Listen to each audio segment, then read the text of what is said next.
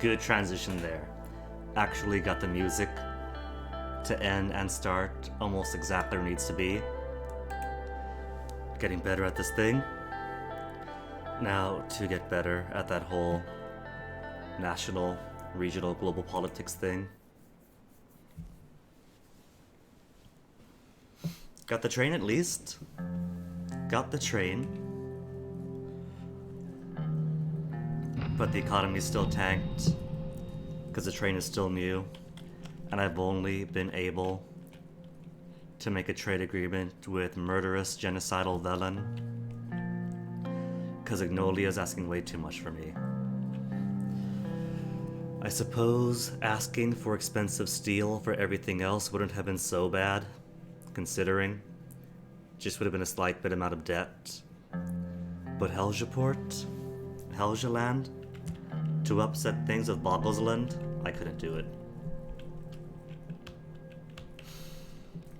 So what am I starting with today? Health, right? We do have polio in Uzuren from the refugees coming in.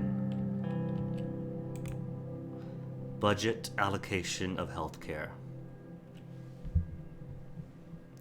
What's his face? My Minister of Health does want minor privatization. I still don't trust privatization because it did promise a planned economy. But I suppose we could hear him out. He just wants a small bit of competition to raise quality and as a revenue stream.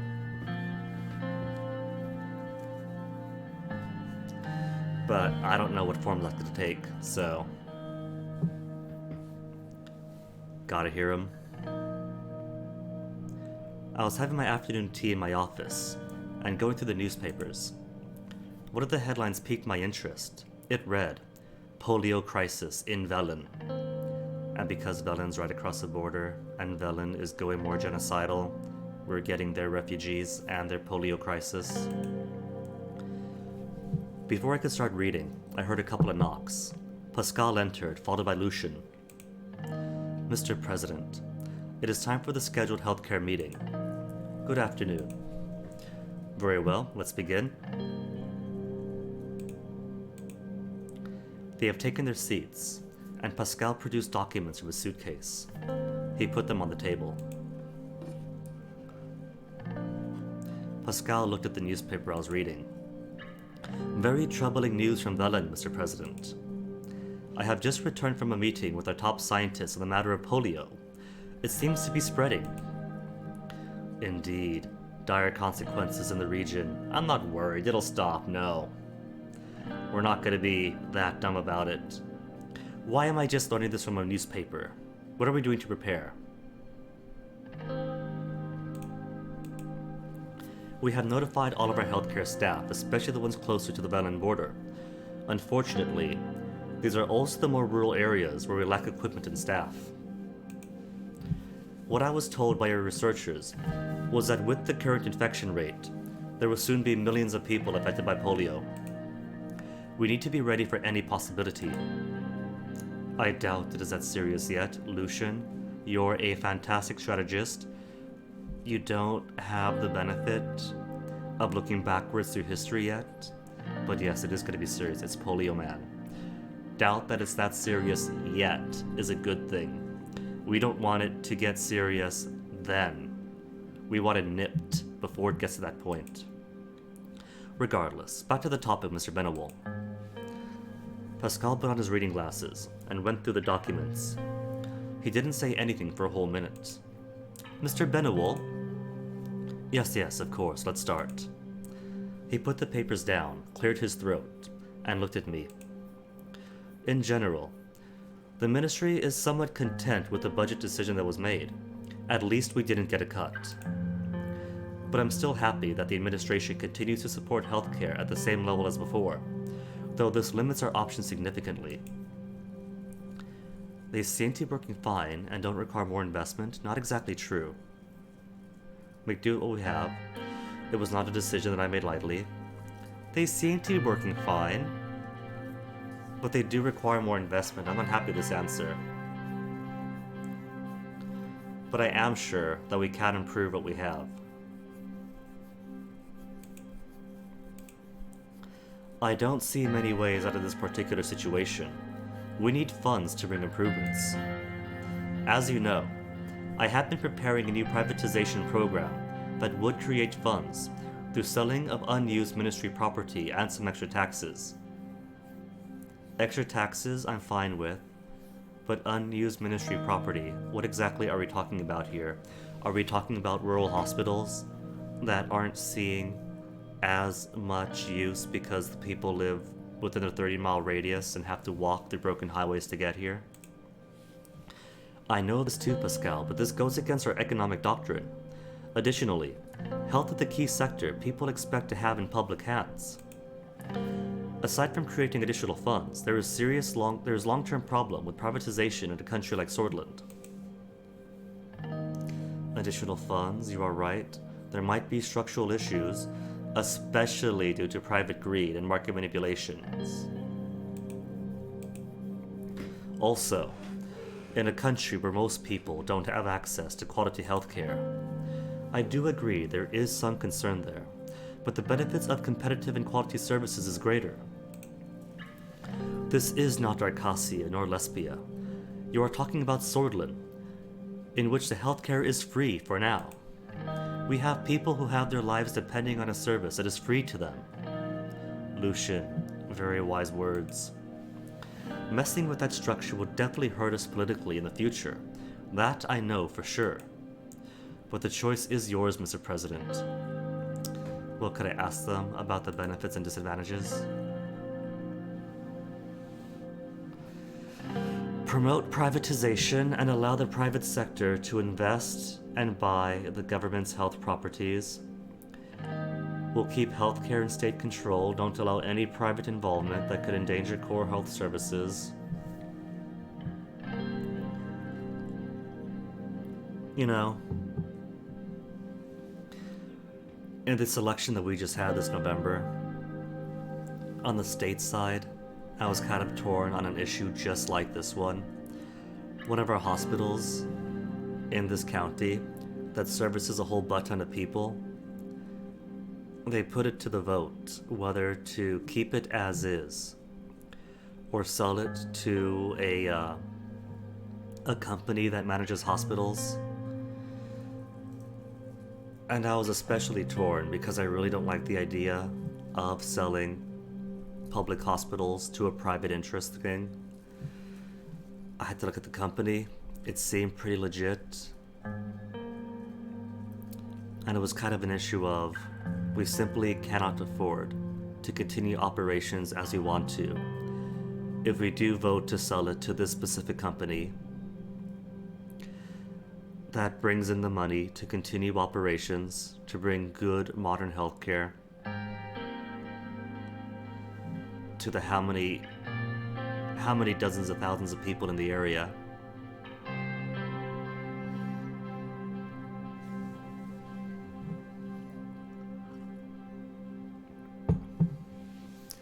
Promote privatization, allow the private sector to invest and buy government's health properties.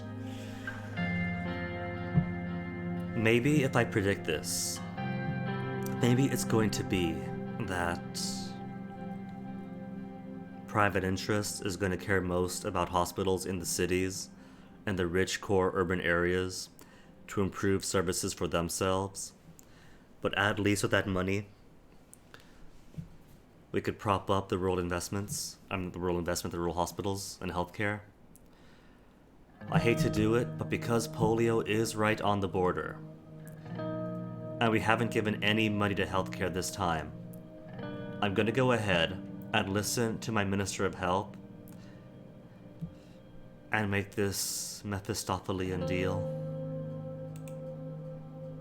Promote privatization, allow the private sector to invest and buy government's healthcare properties.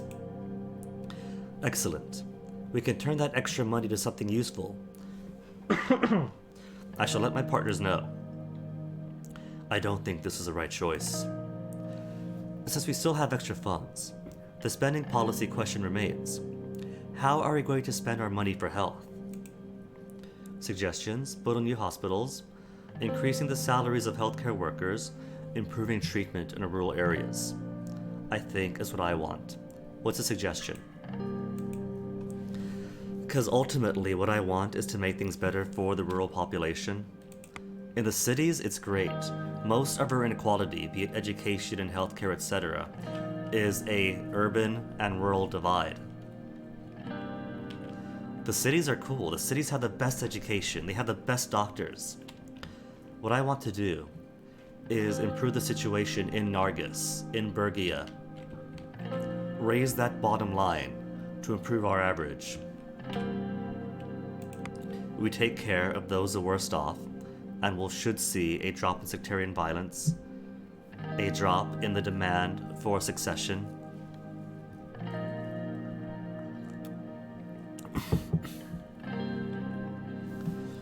We have three options to use a majority of our funds on. We can build new hospitals where needed. We can spend money on increasing salaries for health workers, or we can spend money to improve existing treatment in rural areas. New hospitals is interesting, and also could boost popularity. Salaries should have good effect on doctors, nurses, and other staff who work so hard for our citizens. Improving treatment in rural areas is a must. It would prevent mistreatment, disease, and sickness, and that is going to be the majority of our, our infant and maternal mortality, and other preventable illnesses, especially rural polio. 23 or 27 cases of polio already. Need to improve that rural treatment.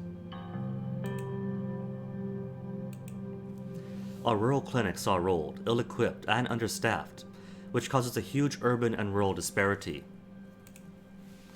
It is one of the causes of maternal deaths and other sicknesses, which I want to solve within this term. Reports have shown that minor epidemics are spreading in certain areas due to old facilities with a lack of hygiene and equipment. See, it's the only good answer. I believe improving treatments in rural areas should be our focus, Mr. President. Yeah, that's why I said it. It would be best to consider the political advantages of each one, as well as the practical advantages before making a decision.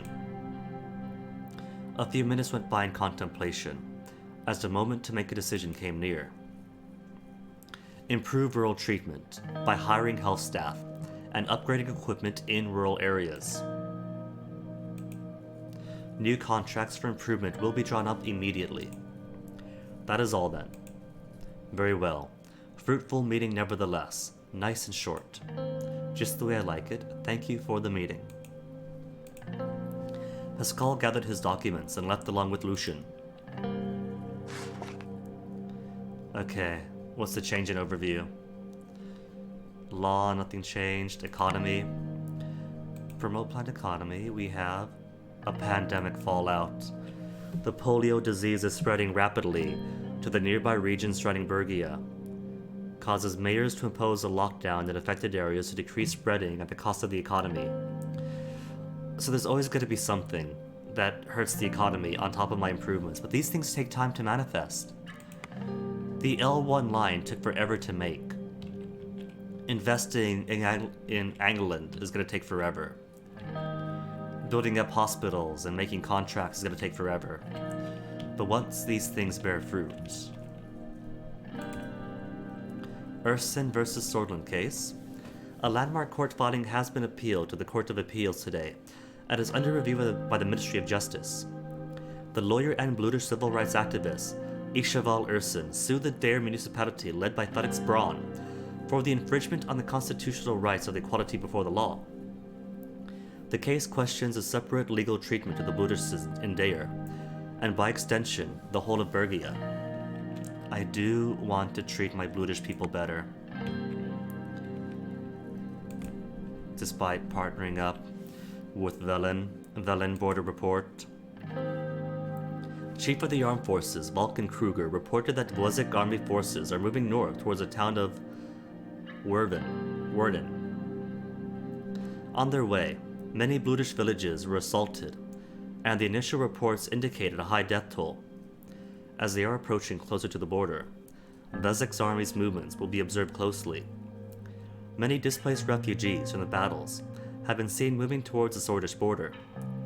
they had been turned around forcefully to ensure the complete defense of the border. Kruger, did I not say to show leniency to refugees who are coming through? I specifically said that, and they specifically said that they will try. And reports on Holsorn, talks with friends Richter on the upcoming vote, which should be fine. Like 90% of the proposed constitution is going to be things that he wants. And radicals are probably going to chew me out for privatization. Real threat to public health care. Reports are coming in that the Reign administration has decided on privatizing the Swedish health system. If this happens, it would be one of the biggest mistakes of the Reign's presidency. Thousands of Sweden's rural citizens are already lacking access to affordable health care. With clinics and hospitals in the hands of greedy corporations, this gap would enlarge even further. But we're doing this for the sake of the rural hospitals. Privatizing some assets, allowing investment to afford taking care of our rural citizens. We must first reform the system we have, rather than promise better care to the rich. The drastic privatization efforts, while systematic issues exist in the system, would only allow the poor to suffer more under the capitalist interest. Also true, but this is the point of my preferred flavors of socialism, using the natural wealth that we build up to take care of the worst off. If we only privatized and used that wealth to let the corporations get richer, the few 0.0001% to get bloated off the deprivation of everybody else, and sure, that's capitalism. But we're using this money right. Isheval Ursen is right. The troubling and justified case of Isheval Ursen is making its way from the lower courts to the Ministry of Justice, and, by order, to the Supreme Court thereafter. The systematic racism felt around the country seems to know no limits, especially when it comes to the largest minority of our nation. The truth is that the situation is very bleak, and the Bludish people demand the long-awaited rights. They're coming. I've already vetoed a bill on my desk that would have denied Bludish religious expression. The Constitution protects the individual rights on paper, but those who uphold and enforce the law pay little attention to such legalities. It gets even worse. When justified legal cases like these are made and appealed to the Supreme Court, the general outcome is always depressingly unjust. Unfortunately, nobody expects otherwise in this case either. Which makes sense, since the Supreme Court is still very highly conservative. Guaranteed reformists, but centrists that may or may not align with the old guard. Government's iron grip on health ends. The administration has decided privatization will be allowed in the health system. We've seen what state-run health has to offer. Long wait times, outdated equipment, doctors who care more about stamping their time card than serving patients. Analysts at The Economist have run the numbers. We've got nothing to lose by allowing reasonable privatization, by allowing the companies to take the reins, and everything to gain. More competition, better services, and greater incentive for medical innovation. The state can't fill all gaps of systems, and therefore, the market should aid in these efforts. President Reign is walking on the path of reason on this matter. Geopolitico, how bad are things at the border? How's the Cantana-Arcasia clash? Thousands protest the new governor of Helgeland. Thousands in Helgeport took to the streets to protest Agnolian government's increasing control over Helgeland administration following the appointment of a new governor. You see, it's not just that Agnolia has 30 years of occupation in Helgeland, but the people of Helgeland reject them. It's not just rivalry with Legosland. Demonstrators protested the Agnolian government's decision to appoint a governor from Agnolian mainland without holding any local elections on the island. Vagoslandian leader Chancellor Hegel was quick to condemn the decision. Majority of the residents of the island still claim Bulg heritage or have Vagoslandian ancestry. Experts say that the increasing tensions between Agnolia and Vagoslan prompted the Agnolian authorities to make this decision with an aim to increase their control over the island. Of course, it could just be classic Russification, like the whole point of Russia's invasion of the Crimea was that, well, there's a huge Russian population here, therefore it should be Russia, which is a pattern that could be repeated in more of Ukraine and in the Balkan states that do have large minority Russian populations. It's all about the geopolitics. Currently, I am favoring the will of the Hegelan people.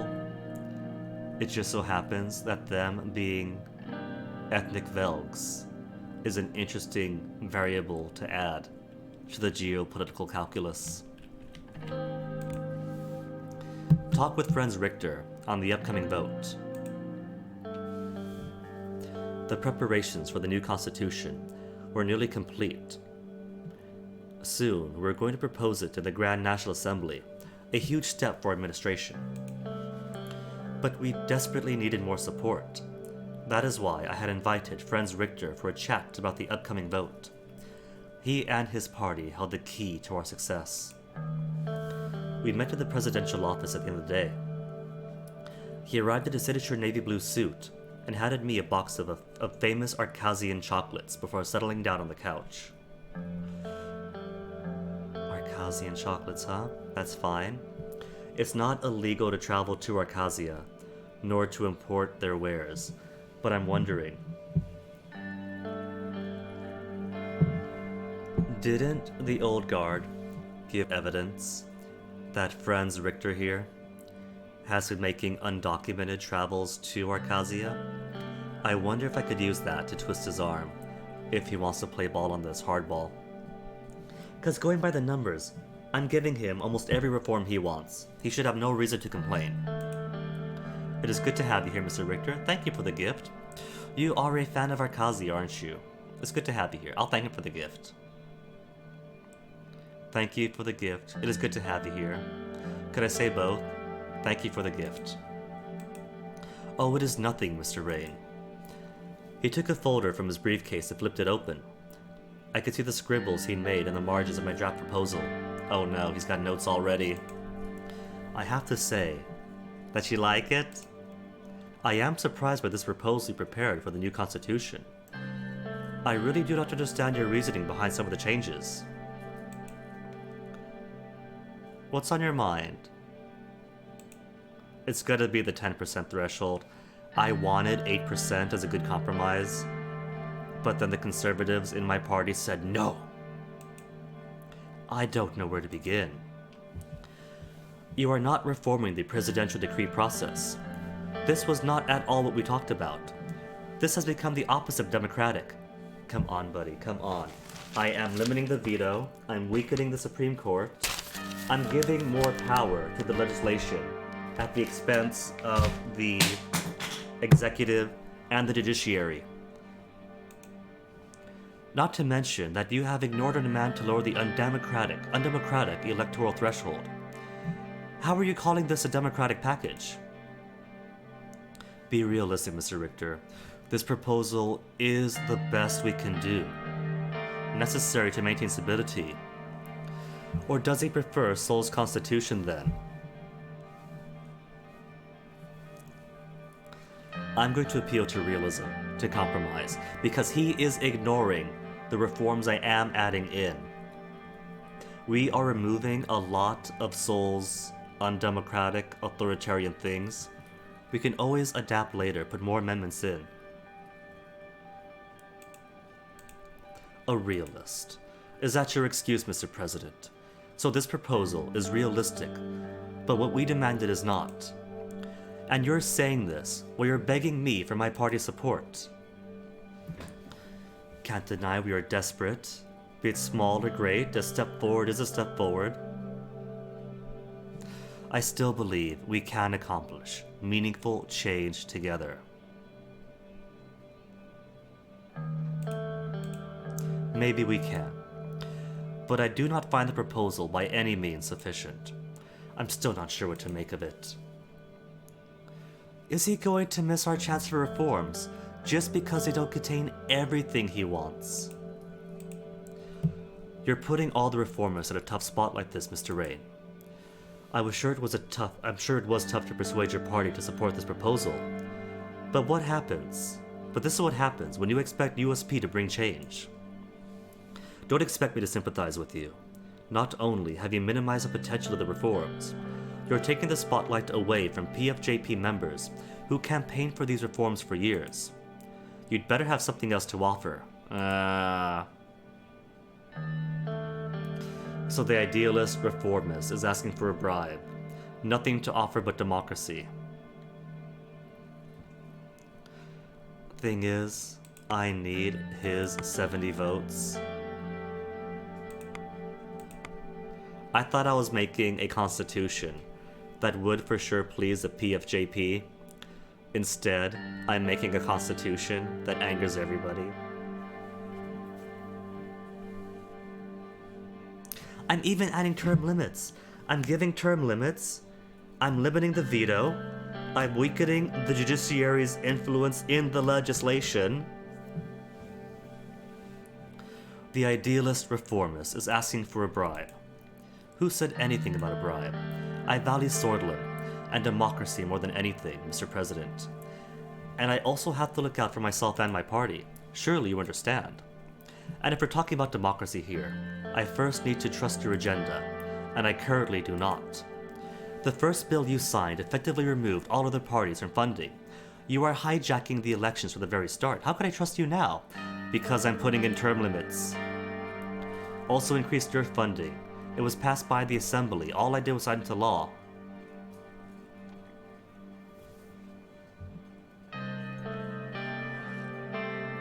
That was my justification.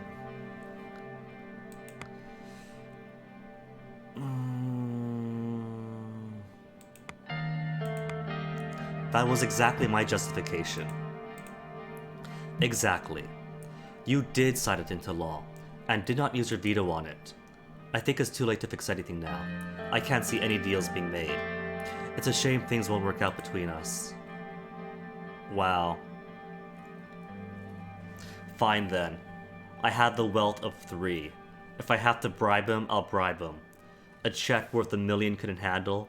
I can't use the information that Hawker gave me to strong-arm him. Bribe! Now you've got my attention. After some back and forth, we agreed on a sum and decided how to transfer it. Friend shook my hand. I'm glad we were able to cooperate, Mr. President. I'll do my best to gather support to my party.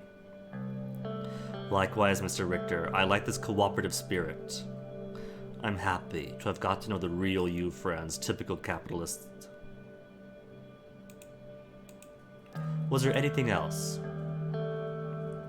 Address a few things I'd heard about you.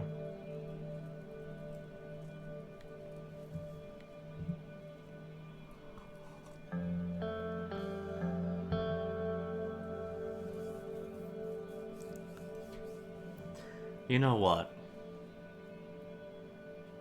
Nah. This time around, I'm going to let it slide. I'm not keen on making enemies with everyone vis-a-vis. They could be a potential young sword. They could be working with the capitalists, lock them up. We've already got way too many political prisoners. If anything shady is going on with him, I'm going to trust my intelligence network. And not just take rumors and photos and timestamps from a hawkish old guard judiciary who has an interest in weakening those who oppose me. We shook hands. It is nice to have a president that we can finally have a dialogue with. He laughed. I'll see you in the history books. Have a nice evening for now. He left the room. personal wealth decreased by 1. That's fine. No reports anywhere. PFJP conference. At yesterday's party conference of the PFJP, Franz Richter announced that he'll be giving his full support to the constitutional changes proposed by the USP. He asked the members of his party to follow him in his endeavor, and set aside their differences for the greater good of the country. Swordland Today, Rain meets Richter. Swordland Today has received an exclusive update about President Rain's constitutional reforms. According to our insider sources, Rains met today with the PFJP head's friend Richter in an attempt to secure the party's votes at the assembly. This meeting could be an indication that the president is truly aiming for democratic reforms, as opposed to paying lip service or using the opportunity to consolidate his own power. We will know more once the results of the meetings are announced. Blockhaven Times. Richter backs Rain's reforms. At a party conference today, the PFJP came out in support of Anton Rain's constitutional changes. Leaders Franz Richter announced that the proposal President Rain had submitted to them met their party's standards for democratic reform. It is time our parties stand together in order to make changes to our outdated constitution, said Richter, calling his party members to give support to the proposal. Despite a complete show of support from the PFJP members, the group's deputy chairwoman, Ms. Solih Suhail, protested Richter's calls for bipartisanship and blamed the party leadership for handing Swordland to President Rain on a silver platter. She was seen leaving the meeting during Richter's speech in protest. It is unclear whether the draft will now go before the assembly. The draft that will go before the assembly is Rain's original one, or if it has been changed with Richter's input. It is also unclear if Mrs. Suhail's protest will gather support within the party against the proposal. What is clear is that with the PFJP's votes, Rain's chance for successfully passing the reforms in the assembly just got a lot higher. Alright. What have I chosen in turn 6? Persuaded friends to support the constitutional changes by bribing him. That's totally not gonna go bite me in the butt later. I should make some notes. Beyond butt. Okay. Wait. I can't type. Oh, there it goes. It was just being laggy for a second. So, L1 high-speed rail, cool. Taurus needs funds, but so does everyone. But so does everyone. Alright, what else do I need? Plan is okay. Danger. Economic crash. Funding, ed equal cool. Funding, fundung. Funding, health equals please. Anything else I need to know? Right. Van Horton, short, hardball, choose expensive steel or Haugeland support.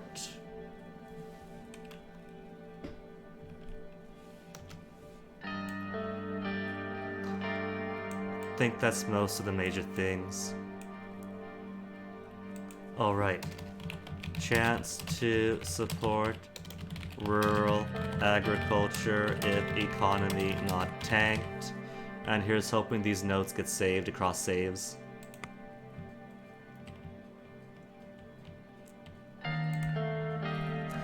Several companies put forward their bids for a new investment project. Sword Estate Corporation is no budget cost. Underhaul will be forced to adhere to the new labor laws. But they'll probably ask for more anyway. Taurus Holding I like. SSC, Underhaul Construction, and Taurus Holding Companies have put forward their bids in the hope of winning the government contract for the new ambitious investment project. And let's face it right. The L1 high-speed rail was going through Nargis and Lockhaven, through Gelsland, through Holsword. That was very ambitious. That is the most ambitious project so far. In comparison, this is just an airport. An international airport in Benfey. So, it's not going through the legal proceedings and many of the things. It's one locality. Should be much less complex. I'll award the contract to Taurus. Again, I'll trust them. Again, I like them. Swordish is cool. They are the state corporation, but they are slower.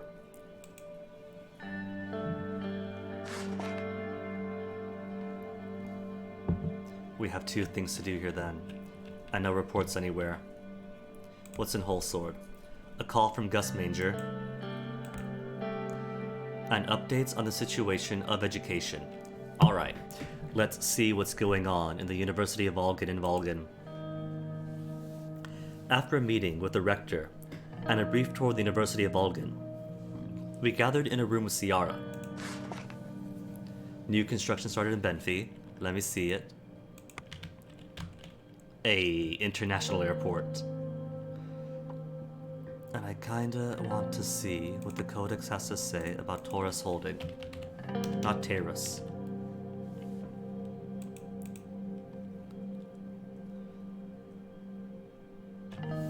Taurus also deals with shipyard building, bridge works, training aircraft hangars, so they do have experience with airports. Great employee perks. Known for their port expansions in Benfey, so they've worked in Benfey already, which is completed with half the budget.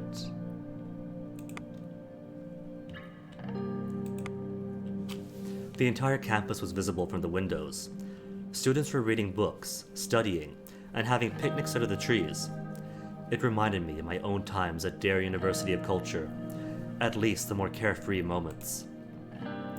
Reminiscing about the past? How were your university years? The usual story. A few friends dead, a couple of them missing after the coups. Oh, and I was almost arrested once. Yeah, same. We all went through tough times back then. Some of us more so than others. Let's not get sidetracked. I want to start off by saying this. It comes as a welcome surprise in Swordish politics to see a president uphold their promises regarding education. I am making sure that the additional funds are being used in the best way possible in order to resolve structural issues. Speaking of, I want to thank you for allowing me to lead your education system in the right direction. By removing nationalist indoctrination and traditional teachings, we have unlocked the potential of the next generation. Gamification of the education. Unlock that potential. The students of now will thank us in the future, President Rain. For we have unlocked the potential of critical thought that this society desperately needed. In this way, you have surpassed all the leaders before you. Sorda needs visionaries like you to reform, to become something better.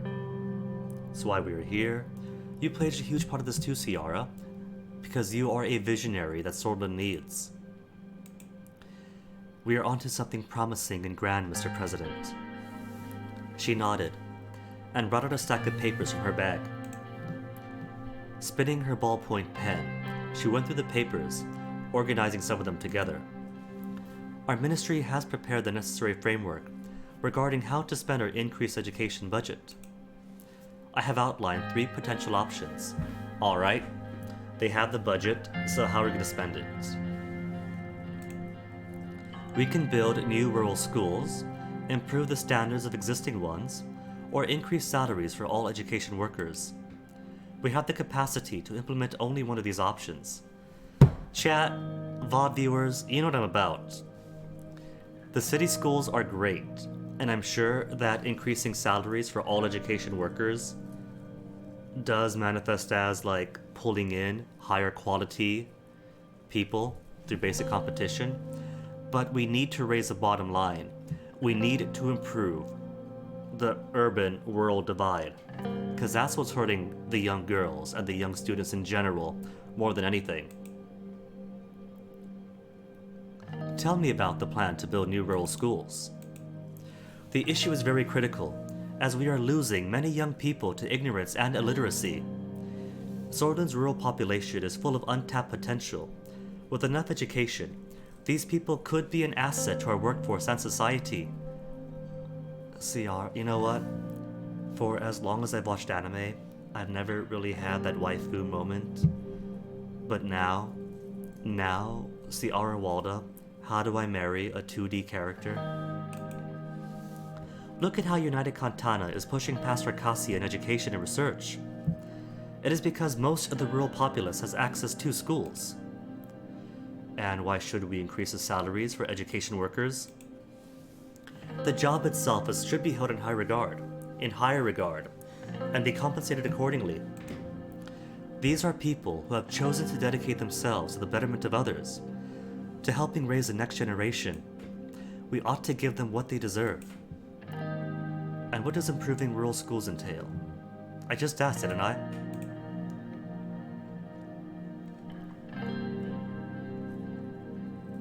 To build new rural schools, to improving rural schools. Okay, so there's a difference. Building rural schools or improving rural schools. Where to start? At the very least, they need new equipment and materials. Many of these schools are facing shortages of desks and textbooks. The ones that aren't haven't been updated since before the Seoul administration. If teachers lack the resources to give Seoul's youth a proper education, it can be as bad as if they didn't go to school at all. I'm ready to decide. She put the pen down and looked at me. Build new schools, increase access to education, or improve the rural schools that we do have with new materials and upgrading the old equipment.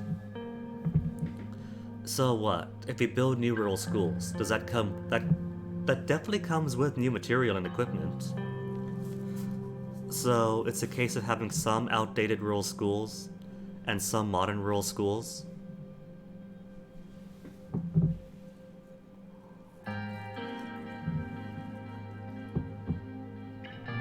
That's a toughie, because I do want to improve rural education.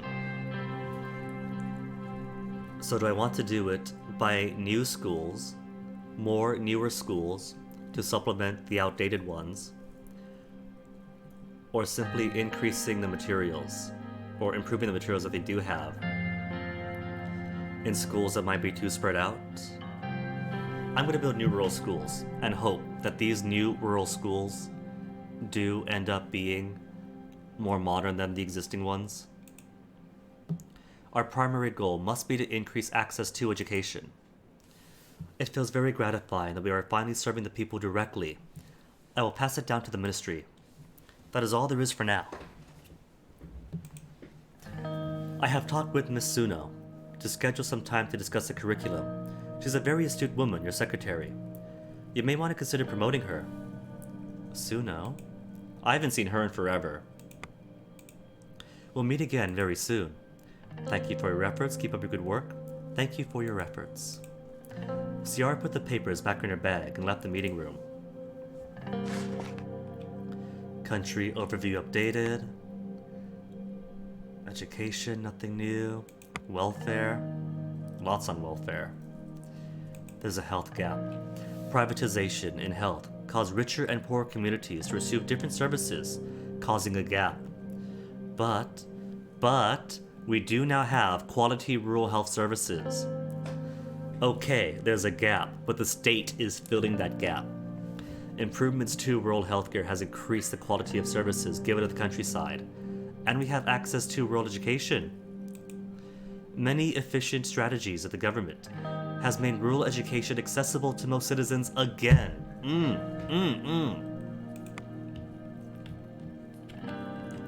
Economy may be tanked, but I'm still pushing through to make things better for all citizens of Swordland, not just the rich oligarchs. What's the news? Whole Sword Report. A new mega project, Benfi International Airport. President Rain has just announced plans for a brand new international airport in Benfi. As per the announcement, Taurus Holding has been awarded with the contract, and they will be taking over the daunting task that will transform the city. On completion, this mega project will provide a much-needed boost to the trade and infrastructure, not just Benfi, but the entire Gruni region. Swordland today. Velen refugees fleeing to Swordish border. As Velen President Viktor Smolak continues his operation against Bloodish insurgents in his country, a wave of people, Vezik, Swordish, and Bloodish, have been attempting to flee the conflict across the border into Swordland. According to reports from the Alliance of Nations, the situation inside Velen is becoming increasingly complex, which means we don't like what they're doing, but we like their money. With many different groups and factions entering and leaving the country. The AN report states that the international reporters are no longer being allowed inside Velen, and the information from the country has become incredibly difficult to obtain. It also explicitly warns the neighboring countries of an upcoming refugee crisis. It remains to be seen how the Raid administration will deal with the influx. A neutral report from Swordland today? Is it because they get to report on minorities and don't explicitly have a reason to damn me in their pages? Someday soon, airport, someday soon. Current curriculum. Alright. Gus has been on hold for a while. I'll talk to Gus first, then we'll be briefed on the curriculum. The sun was setting over Whole Sword. I was in my office working on the preliminary details that Ciara sent over about the curriculum. The phone rang and I picked it up. Mr. President. Yes, what is it? Mr. Manger's on the line, sir. He said it was about an investment. Very well. As you wish. A momentary crackling noise intercepted the line change. Mr. Manger, to what do I owe the pleasure? Mr. President, as your secretary might have informed you, I am calling about what we discussed at the party. I am honestly very glad that I decided to attend to Mr. Vice President's little gathering. A very enjoyable party turned out to be even more enjoyable with the actual results out of it. You are absolutely right, and let's hear the results. Well then, I am very happy to inform you that your investment to procure the vineyard in Ellery has been accepted by the current resident. From resident to president. You are now the owner of a lovely vineyard, a beautiful villa, and sizable land. As I mentioned before, there might be some costs related to refurbishing the winemaking equipment. However, the facilities are there. I will have the deed and the keys sent to you immediately. Congratulations are in order, Mr. President. Thank you, Menger. Wouldn't it be possible without you? You know, Gloss, I am glad I went to the party as well. Now that I have evidence to give Evelyn. Thank you. A simple thank you. My pleasure. I am looking forward to more successful ventures we might do together in the future. Thank you for your time. Let me know if there are any other opportunities now that I know that I do need the bribe money. Thanks again. Thanks again. Anytime. I will be in contact. Have a good evening, Mr. President. The line dropped. Personal wealth increased. A good return on my investment. Order new rural schools. Okay. Briefing on the current curriculum in schools. Construction progress update in Benfi already. Dang, Taurus! They're not wasting any time. Ciara had scheduled a short meeting at the Ministry of Education to discuss the current curriculum taught in schools. The ministry building was located in the government district, right next to the Ministry of Health. It was tall, narrow, and wedge-shaped, like a slightly open book. Near the front gate, there are many statues of world-renowned scientists and thinkers. The largest, of course, was of Artvin Einstein, the greatest scientist of all time. Above the main entrance was a familiar inscription: Istrektin Sis, or Agnikar av Gargianga, Int Ola Almegolwotanet, Int Ola Mexis. Education is a premise of progress in all societies and all families. Since it was used yesterday and today, you get it butchered in 2 different dialects. Inside the building, I was greeted by Ciara's assistants. They led me to a meeting room where she was waiting inside. She stood and gripped my hand. "Good afternoon, Mr. President." "Good afternoon, Robbie. Good news?" "Is it Mario Golf?" "Good afternoon, Ciara." I will cut straight to the chase. Our progressive reform of the Sword education system is well underway, but there is one sticking point. It involves education, evolution versus creationism. As it currently stands, schools across Swordland can decide whether to include evolution, creationism, or both in their curriculum. Rural schools often decide in favor of creationism only, which puts students at a disadvantage when it comes to entering university. The effect is especially notable among young women. As always, the state government now has an alert system for those who want the vaccine and when they can get it. Oh my goodness, Robert, that's incredible. That is very good news. Since I don't even know how my state's doing it, I know there's a plan that they have for how much they want vaccinated within certain time frames. But it's vague for most people. But that yours has decided to have like a sign-up alert thing. Completely glad to hear it. And even better news than that. Let's hear it. My suggestion is to make the teaching of evolution mandatory, and preferably ban creationism altogether. Have both doses by the end of March. Oh my goodness, Robbie. Congratulations. Huge congratulations in order. Don't agree with teaching children supernatural nonsense like creationism. I don't see a problem with teaching our children both theories. Yeah, the problem is that it only enforces the one they like. If they grow up in conservative households, not even a religious household, a conservative one, since most major faiths and sects agree, yeah, evolution is totally real. Might go so far to say that is how the divine creates through the process of evolution over billions of years. I don't agree with teaching our children supernatural nonsense like creationism. If they want to believe in it at home, you know, they have churches. They have sanctuaries, as they call the churches. There is religion in the country. If their religious background wants to teach creationism, fine. In school, they're going to learn about scientific stuff.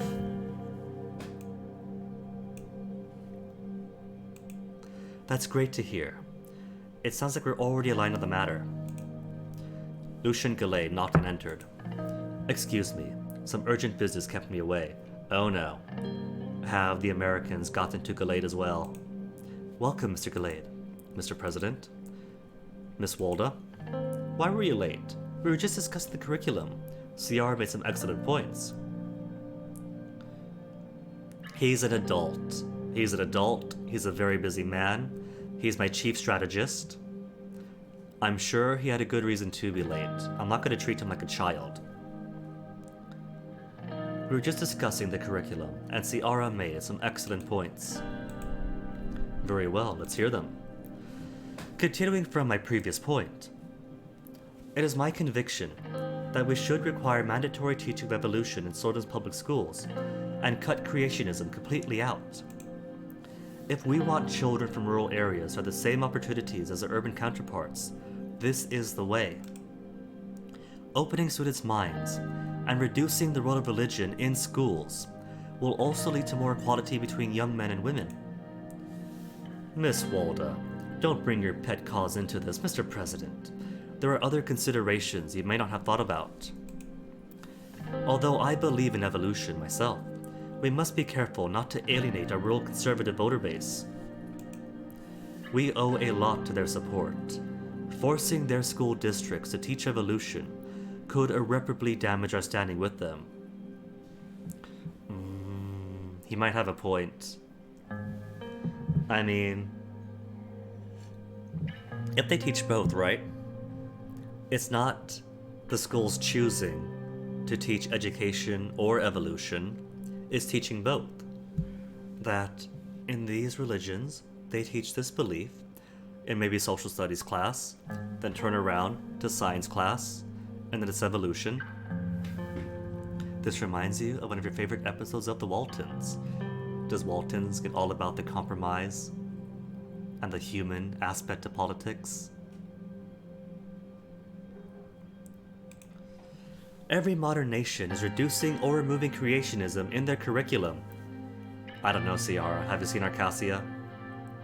Yet we are supposed to allow schools to promote fundamental and yes, sexist ideas from 1,000 years back. So is that what we're doing now? Copying what other nations are doing, instead of just paving our own way? If it works, why not? Look at the analysis. It is clear that the superpowers are doing something right. Should we reinvent the wheel, Mr. Gallade? You speak as if we don't import any influences from other countries. That is not what I said. Their voices start to get louder and louder. I held up my hands for silence. Allow creationism to be taught alongside evolution. Evolution is a way forward. Or teach number 3 straight out. Completely straight out. I do want to teach evolution in schools, even in the rural schools, and we are building new rural schools. The issue is political compromise, realpolitik, and do I want to alienate the rural voters? But here's the thing, right? I am giving them urban hospitals, or rural hospitals. I am giving them rural schools. I am putting so much money and so much investment into our rural citizens in this part of the game. So it should be a trade-off, right? I disallow creationism, but I also give them hospitals, schools, healthcare, while there's a polio crisis forming just around our border that might spill out to Nargis, to everywhere else.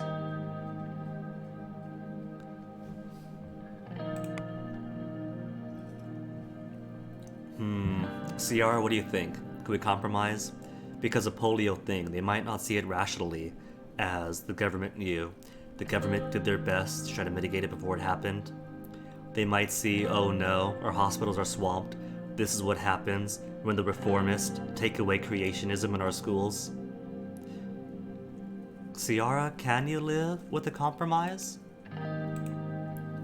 Yes, although I won't like it. I still believe schools are no place for religion. I won't like it either. You'll have to prepare to lose a lot of voters. Ciara looked me in the eye. It is your decision. Don't forget, future generations of Sordis youth are counting on you. Well, if we're going to lose voters either way, then who cares? Lucian, you have just influenced me opposite of what you wanted. You said, compromise, don't take creationism out, and I said, what if we compromise? I won't like it. You lose a lot of voters. Well then fine then. If I'm going to lose voters either way, evolution mandatory. Oh, but schools may promote creationism alongside if they wish. Creationism shall be banned.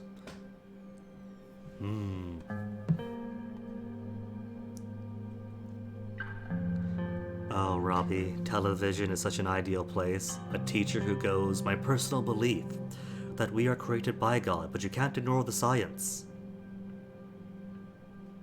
And then the dad dies in a fire. Dang.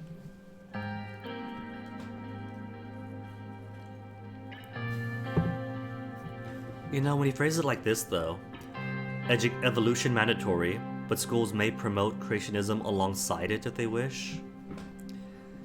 That doesn't sound too bad when phrased this way. You can make anything sound bad or good depending on how you phrase it.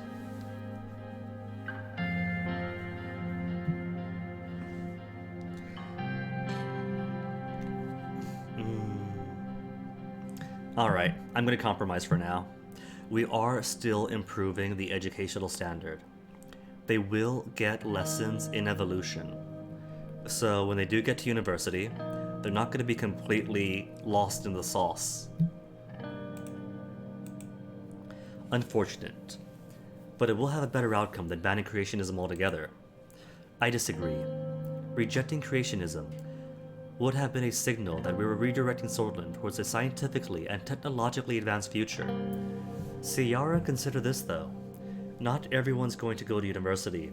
Not everyone's going to be an investor in STEM, a scientist, a researcher, an engineer, any of that. A lot of people are still going to be in the service industry, in agriculture. You know, we gotta consider that we aren't always going to be an industrial nation. We also have to be a post-industrial nation, and that means a lot of workers. A lot of mid and low tier workers we should take care of. They are going to get scientific literacy, but if they don't want to advance that scientific literacy beyond the bare minimum, at least they'll have an understanding. So this is a good first step. And yeah, faith in how we deal with grief is important, not just in religions help with it, but for humans in general. We have that social brain. But it's not like we're banning religion. Religion still exists, like I said. They could still have the creationist belief taught to them from home, from church. I do want to promote protections and equality in the religions too.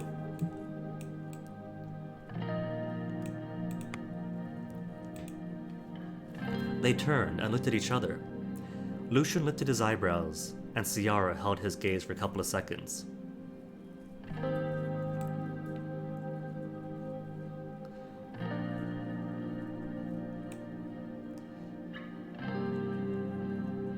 Yeah, Ciara is definitely a lot more secular. It doesn't help that the religious institutions in Swordland are very sexist. Like the speech that the mayor gave over in Benfey was supposed to be a speech to start the festival, and instead is about how the festival is a perversion because the girls walk around half naked. This is disappointing to the Lord, blah blah blah. So I do see where she's coming from. Her beliefs aren't being formed in a vacuum. There's currently gross gender inequality. Conservatives use religion as justification for it. So it's only natural that she would make the connection that these beliefs are holding us back.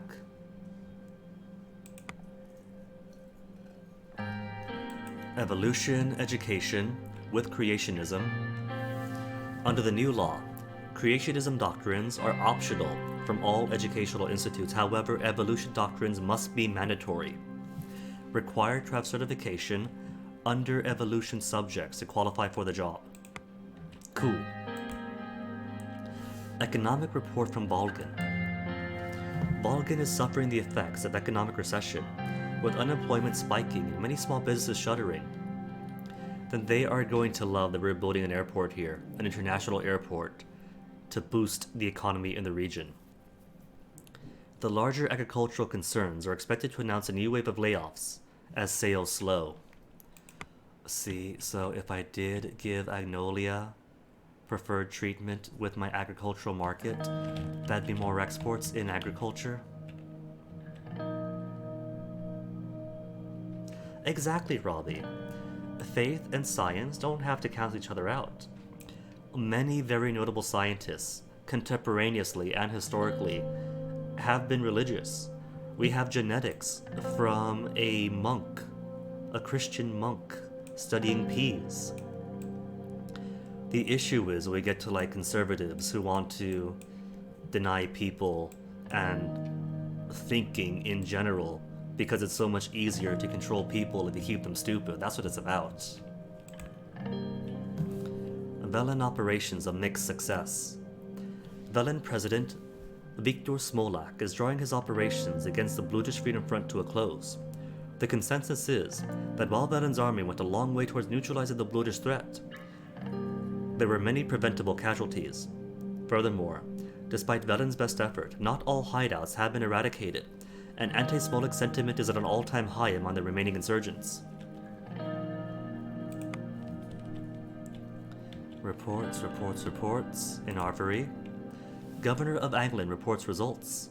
Ooh, are my investments finally bearing fruit? The government of England reports that investments provided by the government have been put to use via various programs for the new companies and technology affairs in Arvery. The opportunity has led to an increase in overall entrepreneurship in the region and revitalized the economy of England, further increasing trade with nearby countries and regions. So fix the economy already. England is getting an economic boom, increasing trade with other countries. The L1 high-speed rail line is improving things between Lockhaven and Holsword, urban and rural-wise. Where is the economic benefit of this? Come on, come on. Language bill prepared by Kessero. Oh. That I'm going to veto.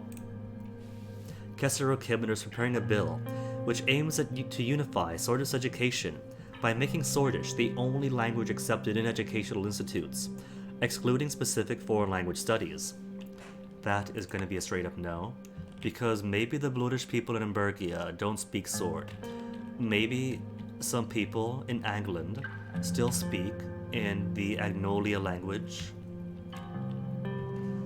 And as cool as assimilation is, I'm all about multiculturalism. Let them be happy in their education, in their commerce, and all be contributing members of society, and not angry, disgruntled ones. Nationalize the Big Four now. As the debate about privatization versus nationalization intensifies in the capital, Whole Sword Post firmly believes that President Rain should come down on the side of nationalization for all of the so-called Big Four companies, including the currently fully private Heart of Swordland and Bergia Steel. Full nationalization would prevent price gouging and prevent CEOs like Marcel Caranti from consolidating power. But even the government taking minority ownership of both companies would go a long way towards ensuring they act according to state interests. Even if the biggest examples of nationalization used tend to be like Soviet stuff, which had their own downfalls. I do like the idea of nationalization. We'll just have to deal with this with nuance, delicately. Overblown rights cases are appealed. Today, the politically motivated and controversial court case by Ishabal Ursin made its way to the Supreme Court to be reviewed. The mayor of Deir, Felix Braun, has dismissed the presence of systematic racism in the region of Bergia, but there is.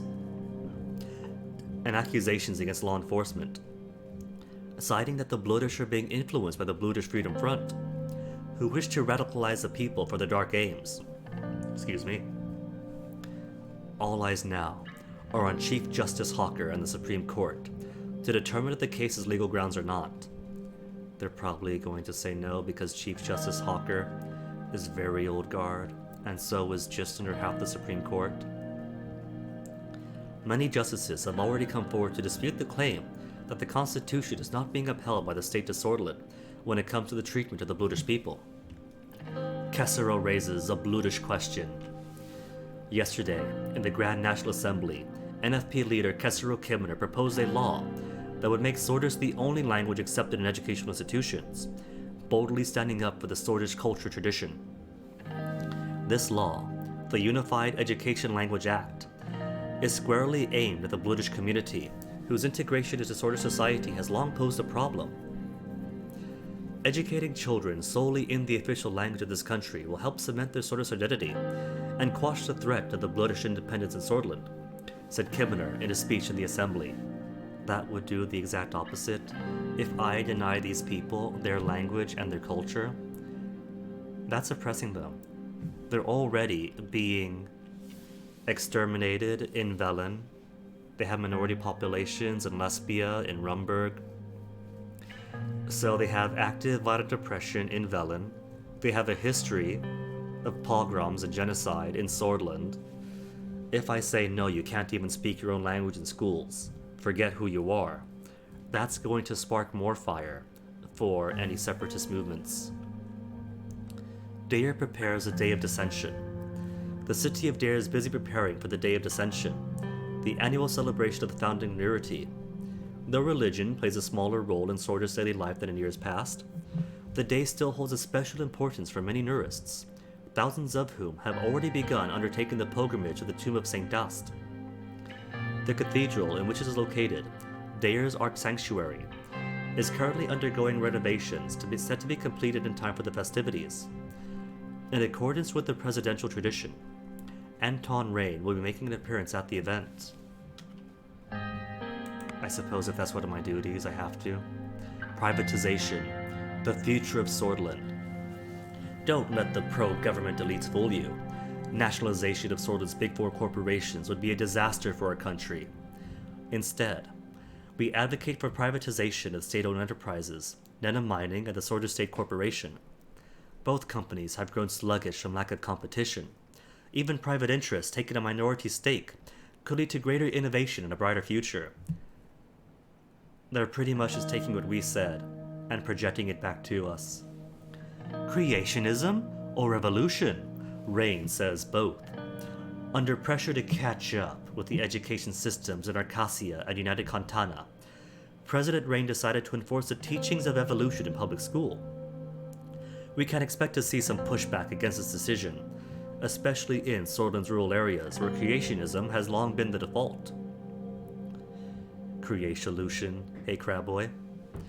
President Rain did specify that the teaching of creationism will still be allowed, but this may not be enough to mollify religious conservatives, who are never satisfied. Forget the evangelicals, I tried to. And it will only anger left-wingers who are gunning for creationism to be banned. Rain's curriculum compromise forces schools to evolve slightly. President Rain, perhaps swayed by the valid arguments of Education Minister Sierra Waldo, made the decision to make evolution a mandatory part of the public school curriculum. This switch is a huge step forward for Swordland's rural youth, who have long been at an educational disadvantage compared to their urban counterparts.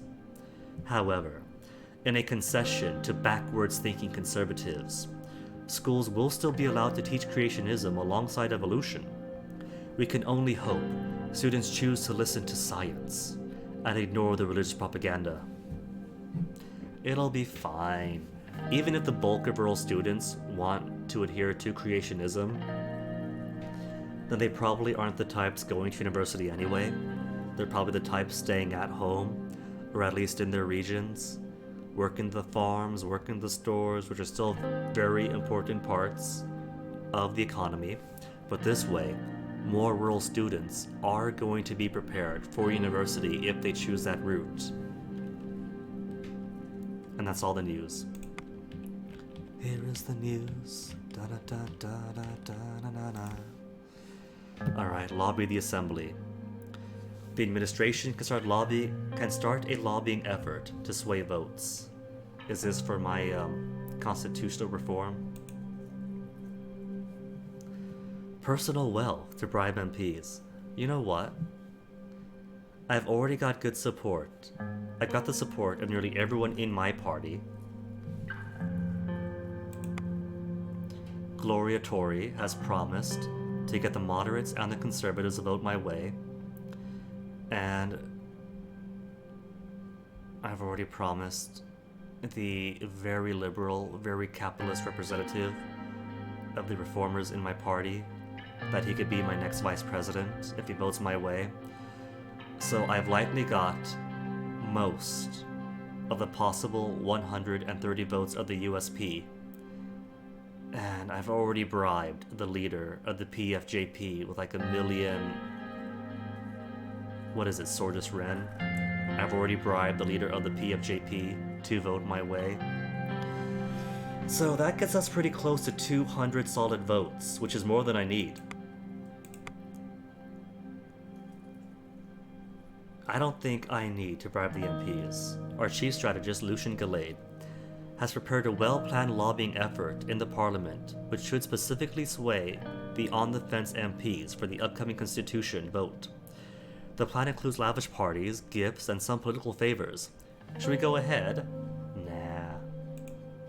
Not this time. And that's it. That's every... You're glowing. Why is the codex glowing? What's updated? Could I see what's updated?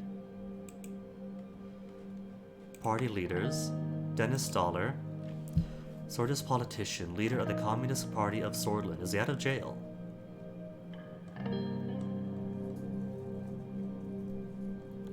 (1950) 53 elections. 1954 was arrested for his alleged ties to the banned organization Red Youth and released 1 year later. Good. I don't want more political prisoners. I just wanted the violence to stop. However, he still suffered another 5 months under house arrest. After being released, he self-published a book named A Year Under a Rock, which rose to popularity in the socialist community in Swordland, and was briefly best-selling title in Vogelsland. Alright. Chapter 2 complete. Chapter 3. Victim of Changes. Isn't that all we are? Trying to ride the waves of change and constantly getting washed up. Da-dun, da-dun, da-dun. What am I facing? Budget still -2. Economy is still the gutter. How does my country overview describe the economy? Recovered trade volume, stagnated production, mismanagement, lack of direction of economic policies along with the recession has resulted in stagnation in production of goods. Average transportation links, increased employee costs. Anglin lacks investment. Still, I invested into Anglin. Take that off. Take that off. Pandemic fallout, tax evasion. Everything's just falling down on me. Reports in Uzuren. BFF recruitment. It is reported that in the villages around Uzuren, a group of Best Friends Forever missionaries are seeking to recruit militants to fight for the Best Friends Forever. Governor Braun reported that the Gendarme forces of the area are now actively working towards eliminating the threat. No. Careful. Don't take this towards more ethnic oppression. It's a delicate issue.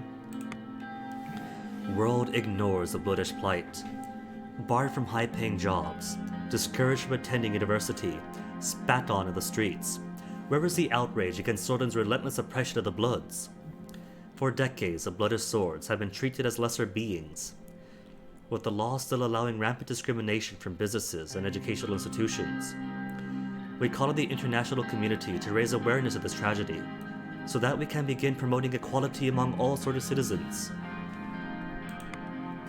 Volgish man shot after burning Agnolian flag.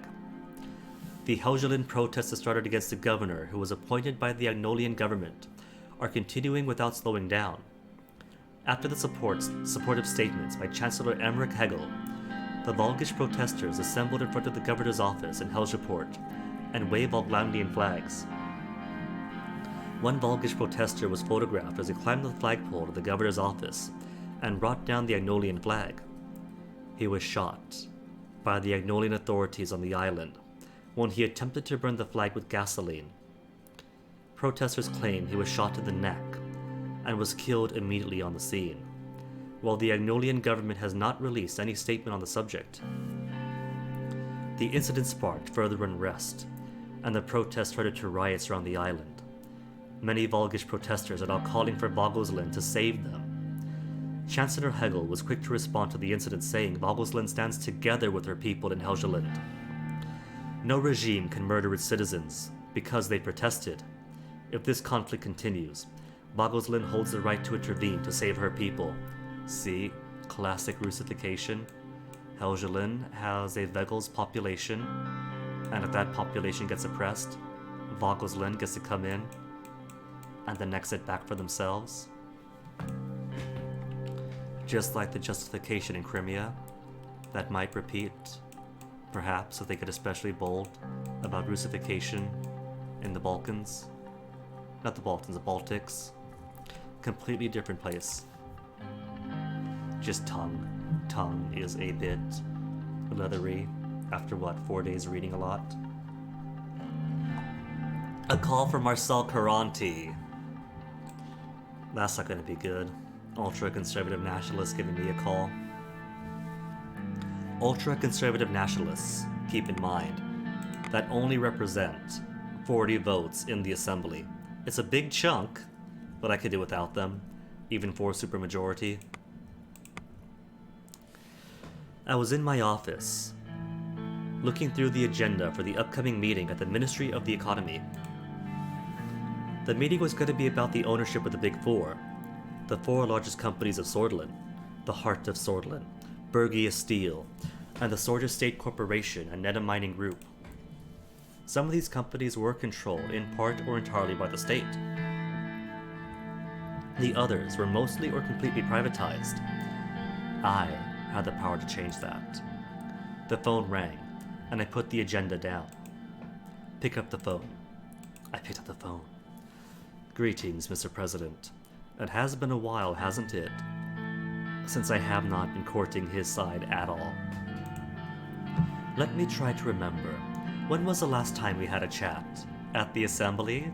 You yelled at me? And I was polite to you? Oh, I remember. Oh, no. I was thinking of somebody else. This is Karanti. Kibbener is who I'm thinking about. That's right. Kibbener is the ultra-conservative nationalists. Karanti is pretty much Rupert Murdoch. It was in Conriat when you refused my gracious offer. Why did you call me? You probably know why I'm calling. It is because of the upcoming ownership meeting. But before we move on to that, he paused for a few seconds. Out of goodwill, I will share a key piece of information. Is this the gentleman's agreement that he wanted before? Because he was going to pull a favor, an unknown favor in the future.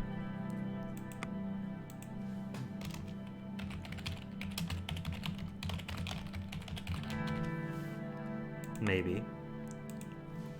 The Lotharberg Group has contingency plans if you decide to do anything rash that will disrupt their empires.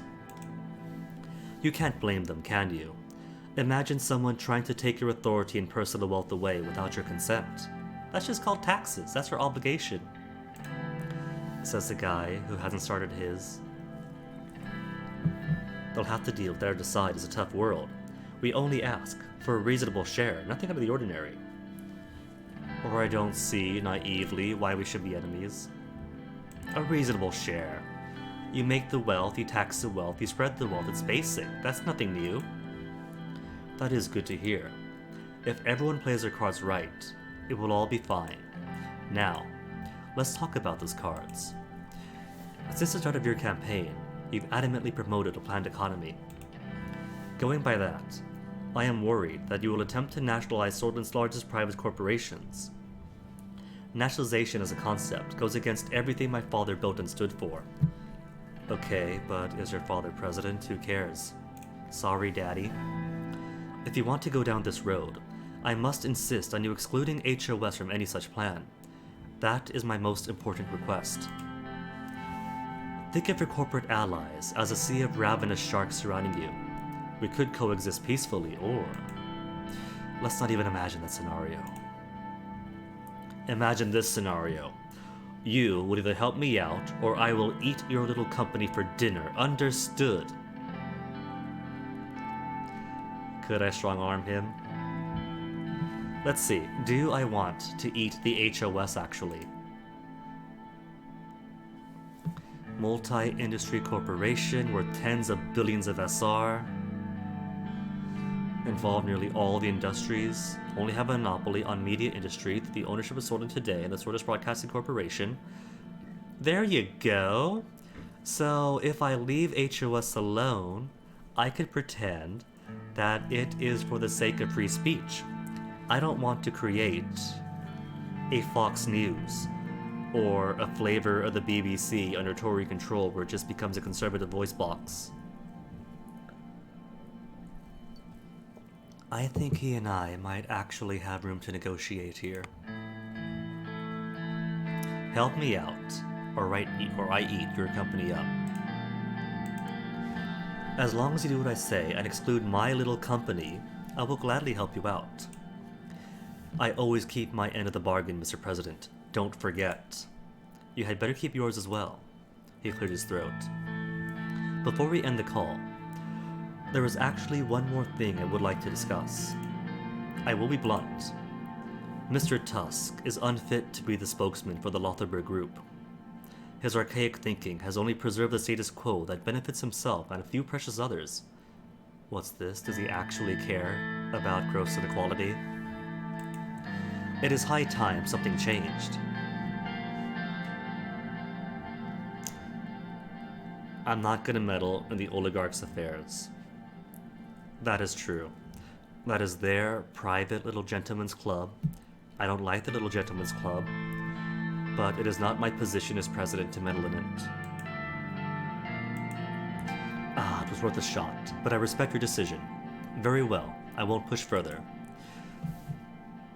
He's trying to appeal to my sense of justice by saying, oh no, in the current leadership, all they're doing is looking after themselves, and they're few. He's gonna tell me we should put him in charge, put Karanti in charge of the oligarchs, so Karanti could be that beneficiary. This has been a productive call. Thank you for your time, Mr. President. Goodbye, Mr. Karanti. After a couple of minutes, I went back to reviewing the agenda. Any reports on backroom calls and deals? Refugees suffer because of rain, as more and more Bloods and Wessex attempt to flee Velen. We are seeing a consequence of Anton Rain's inhumanitarian border policy. Turned away from Swordland, families face homelessness, starvation, and persecution from Viktor Smolek's regime. Some head to Lesbia, where they are accepted but must undergo the country's labyrinthine asylum process. Politicians there are already complaining of a refugee crisis. Rain must act now before more lives are lost. I mean, we accept the Bludish people. We just have a closed border with Velen itself. But I told my dudes to be lenient. Illegal crossings rise at Velen borders. See? See? We're taking them in. Border police have reported an increased number of arrests of Bludish and Vezek refugees attempt to enter the country from Velen. Temporary detention centers have been erected in Uzurin to process the deportation of illegal entrants. My only promise was to turn BFF members away. Why not turn them away if they have ties to BFF? Because sure, whatever, BFF is criminal even in Swordland, but accept everybody else. Huh? Requested meeting of Lucian Gallade. Oh no, am I in trouble? Lucian scheduled some time with me to discuss the potential political repercussions of the upcoming economy meeting. He arrived on time as usual and took his seat right across from me. Good morning, Mr. President. Lucian had dark circles below his eyes. The plethora of political developments must have been weighing even on a workaholic like him. You look a bit tired. Are you getting enough sleep? I am trying to, sir. Well, don't push yourself too much. I will try not to. I must say, you don't look much better. I looked at myself in the small hand mirror. Circles beneath my eyes as well. But they're cute. I booked some of your pre-planned for today's meeting at the Ministry of Economy. Book some of your time to pre-plan for today's meeting. Blah. Political stuff. We need to be cautious. Any grand plans about the economy are also heavily influence our political standing. We would be changing our relationship with the old guard, the oligarchs, and the opposition. As you know, this meeting will give you the opportunity to alter the ownership of the Big Four, the largest corporations in all of Swordland. We could start this process of nationalization or privatization, or we could just keep the status quo. What's the journal say? Told me that he wants to topple Walter Tusk. Again, I remind you that any change will tip an already fragile balance. I personally think we should stay out of this and keep things as they are. There is no need to make new political enemies at this stage in our term. But ultimately, the decision is yours. What are you leaning towards? How should we move forward?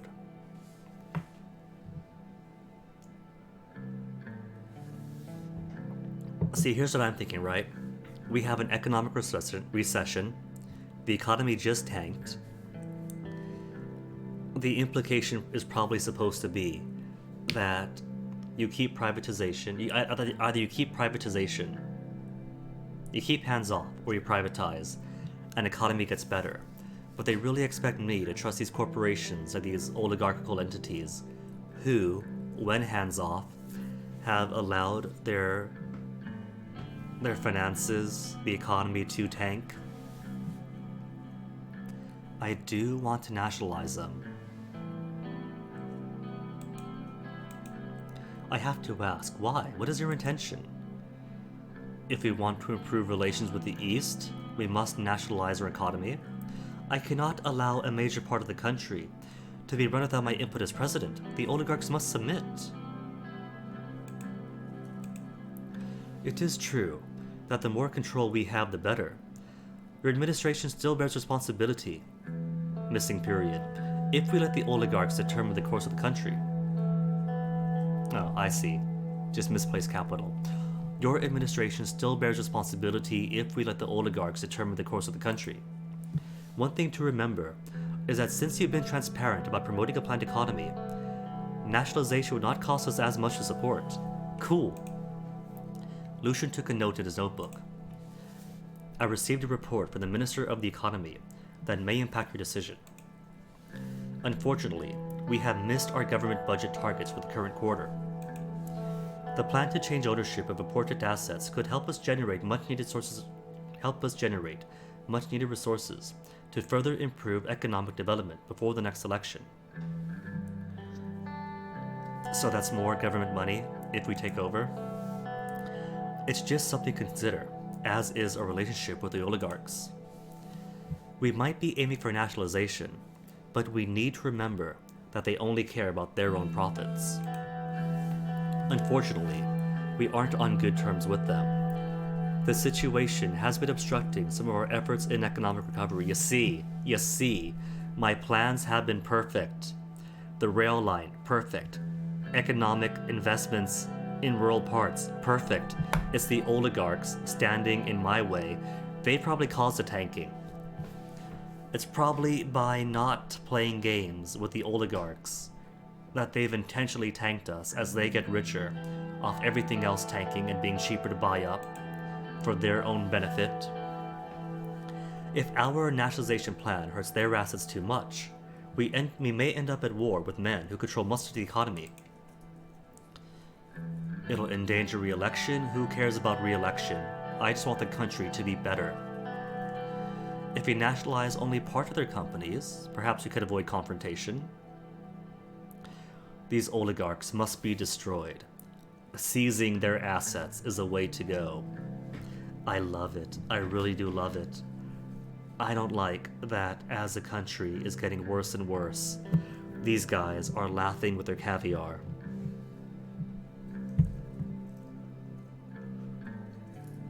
But I also want businessman leadership to actually run the businesses under our guidance and regulations. Because we know what SSR is like. They do good work, but they're out of date and they're slow, which is why I have not been giving them contracts. But then again, loads of assets to spread around the country. Healthcare gets better, justice gets better. I think I should make some enemies. It'll hurt the economy, but it's already as low as it can go. Alright, let's do it. The oligarchs must be destroyed. Seizing their assets is the only way to go. The only way to avoid being damaged by such a dramatic action is a swift surprise takeover. Some of my connections indicate that there seems to be contest for leadership in the Lothar group. It looks like Marcel Caronti is making moves to become a key figure. Karanti probably wants his father's seat as the head of the group, and Tusk doesn't want to let go of it. It is a significant power struggle considering these are the heads of Sordon's two largest private corporations. Because we are going down the path of nationalization, we will have to tip the balance. We will have the power to tip the balance towards either side. Since you have made the decision to nationalize, you need to be decisive in your follow-up actions. Alright. See, I said no to Mr. Karanti because I don't want to do backroom deals with businessmen. But here, as a political national decision, that's a separate thing entirely. That's just objectively doing my duty. Did Marcel or Tusk contact you? I have received a call from Marcel. What did he ask for? I stopped him before he could say anything. Not involving ourselves in the oligarchs' businesses will save us from potential headaches. But with the decision that we are about to make today, I doubt that we could stay neutral for long. At any rate, this internal conflict among the oligarchs puts us in an interesting position. Our relationship with Walter Tusk hasn't been good so far. Any move that we make now has to be calculated and thought through. Lucian looked at his watch. Very well. It is almost time. I will inform Mr. Hall of your plan, of your decision, and he will make the necessary preparations to formulate the plan. I must get back to work now. See you at the next meeting. Thank you for your time, sir. Lucian got up from his chair and left the office. Okay, so now that I know that I do have the power to crush the oligarchs and seize their assets, and that I need and do have potential follow-up plans to ensure it works out, I'm going to crush me some billionaires. Arvery, Bogwuzlan Navy active in Markian Sea. The Helgeland Island has been disputed territory for many years between Agnolia and Bogwuzland. With Sordon standing on the sideline, Bogwuzlan increased navy activities in the Markian Sea are heightening a standoff between the two nations and sharpening the rivalry for each other. Man, you guys are totally missing out because in my internal acoustics it sounds so cool. But coming out from the trachea, through the mouth, it all comes out so nerdy, so dorky even. Ownership changes of major corporations. What's the news say? Sordon today is saying nothing. I guess Mr. Rupert Murdoch wants to stay on my good side and not antagonize me too much. Sordis Kantanan joint drills at Conriat Naval Base. Cool! So we're trading together. It's not just having Kantana's navy refueling here, but we're also getting some military drills that should improve our naval capabilities and readiness. United Kantana, having been granted access to Conriat Naval Base, has been running joint military drills with Sordis ships. The exercise indicative of deepening trust between our country and United Kantana following the deal, during which United Kantana also promised Sordland financial, logistical, and equipmental support, which hasn't manifested yet. Geopolitico, Kantanan ships from Conriat, seen together with Bagoslandian Navy. The enormous show of force against Eastern Mercopa nations, in particular Agnolia, is continuing without any signs of slowing down. Reports from the Markian Sea indicate that the patrolling Bagoslandian fleet was joined by several destroyers and cruisers of United Kantana, which were previously docked at the joint Kantana-Sordish naval base in Conriat. Ooh, so it's because of us that Kantana is able to support Bagoslandian claim to Helgeland. President Walker condemned both United Kantana and Sordland in a speech yesterday at Ventry City, saying what the CSP nation's trying to do in Eastern Mercopan waters is not only a threat to countries like Agnolia and Lesbia, but a threat to the whole of Mercopa. I condemn President Rain for bringing Kantanan ships into the Markian Sea. He will be responsible if anything happens in the seas. Prime Minister Alvarez also condemned the events and demanded that the Kantanan ships should immediately return to their base in Conriat. Tensions rising in the Markian Sea, all in thanks to me.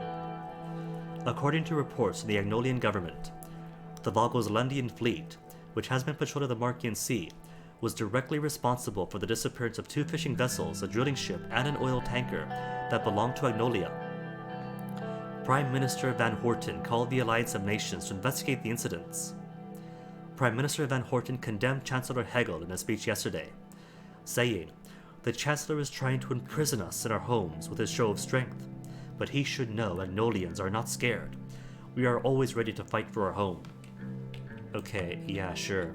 Shooting protesters is one thing, but Mr. Weak Military to fight against Mr. Strong Military with force projection of United Cantana, good luck. Alright, now for the fun part. I was on the fence about nationalization. I was thinking maybe taking minority shares, maybe keeping the status quo, but crushing billionaires with follow-up to ensure that I survive it.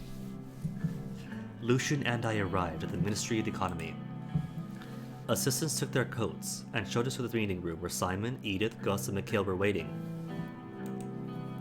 As I entered, their chatter stopped and they stood up. After a few pleasantries, everyone but Simon took their seats. He opened his briefcase, produced a folder, and proceeded to go over some of the documents. Greetings everyone, welcome to the Ministry of Economy.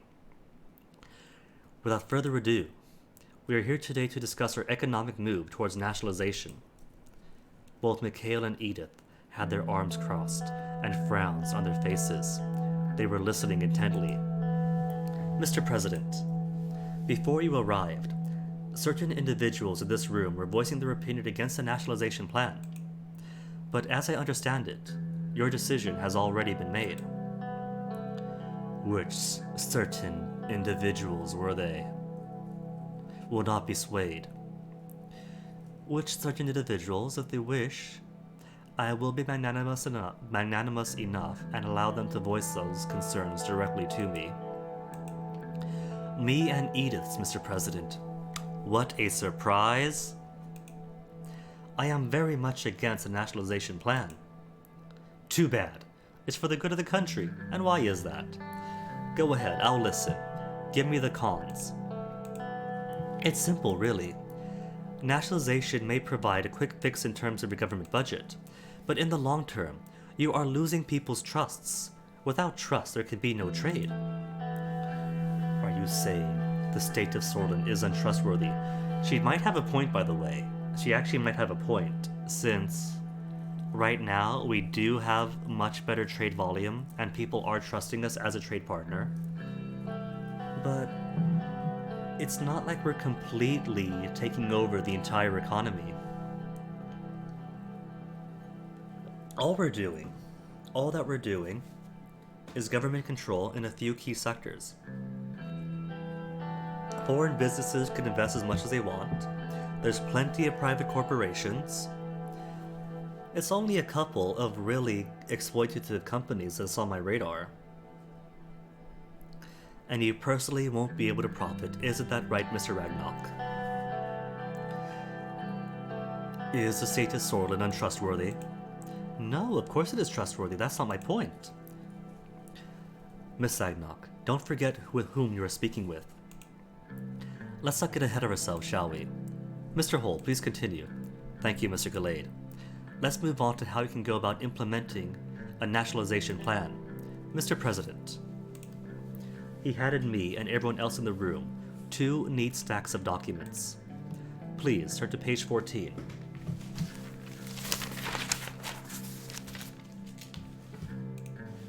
Turn to page 14. I turned to page 14.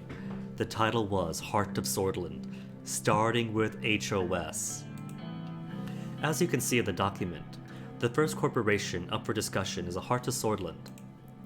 Led by fledgling CEO Marcel Caranti, HOS has recently observed a boost in their revenues. They control many media organizations across Swordland. It is possible to see their imprint everywhere from newspaper stands to convenience stores. In fact, they own more than half of the media products in the country. We all know how much of an effect media has on politics. That is the reason I think if we are to nationalize any corporation, HOS should be our target. Simon, this is exactly why I cannot buy HOS. I don't want a controlled state mouthpiece. I want freedom of political expression, even if it's newspapers acting against me and saying mean things and making me cry. I must add that I myself am against fully nationalizing any of these companies in principle. However, we could partially move ownership of HOS to the state, gaining access to their income to help end the recession and provide for our citizens. I am inclined to agree with you from a political perspective. However, if we are going to nationalize HOS, I think we should go all the way and fully move its ownership to the state. What if we just assume minority ownership? What will be the effects if we fully nationalize? What about a majority share?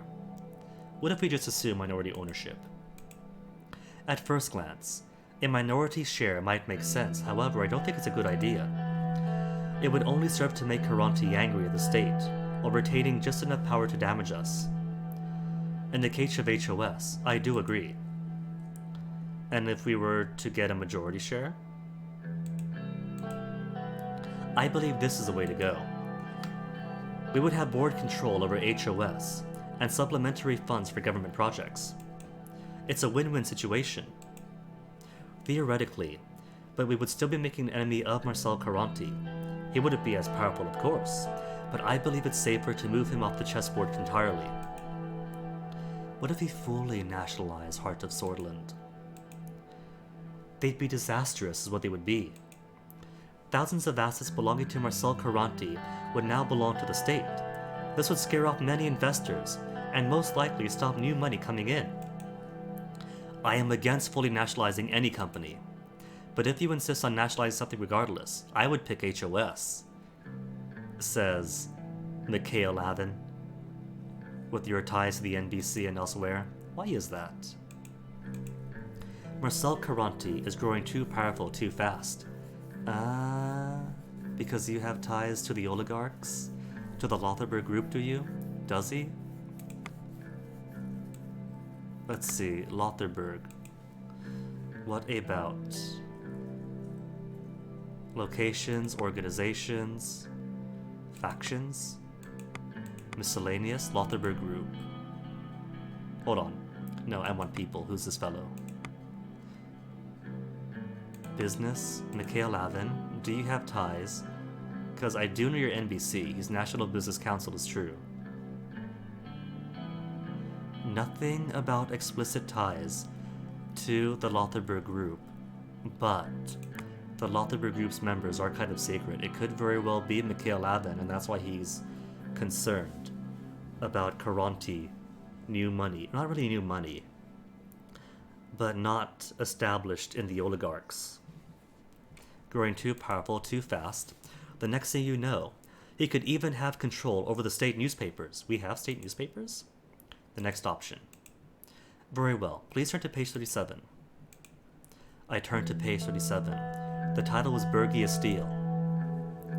Founded in 1889, part of the Big Four, primary steel manufacturer of Swordland, operates mainly in Bergia.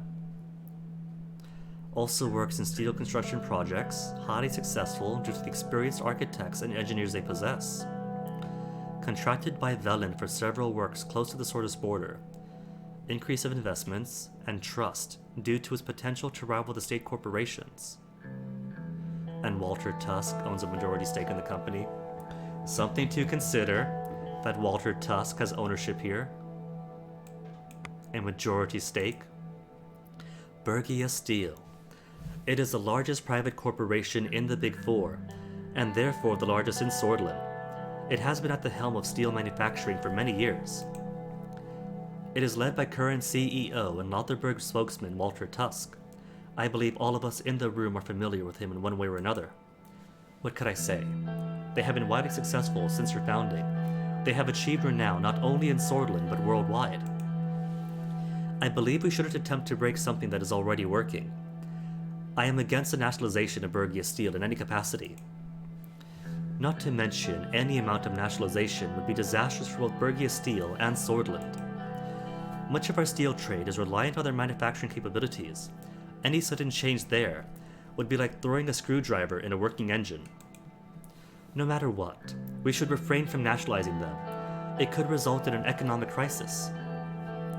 I don't have so strong of an opinion, but I will say that nationalizing both Bergia Steel and the HOS would be quite unwise.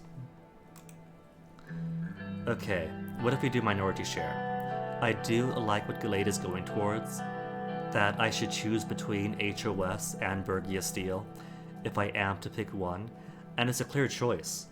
Bergia Steel supports Tusk, HOS supports Karanti, and I kind of do need, if I am going to like really gut the oligarchs, the billionaires, and crush them, that kind of steers me towards needing to support Karanti, just to protect the fallout of it.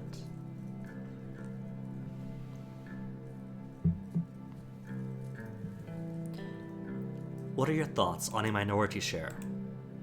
As I mentioned, I am against making changes to Bergia Steel's ownership. We should leave the company as it is.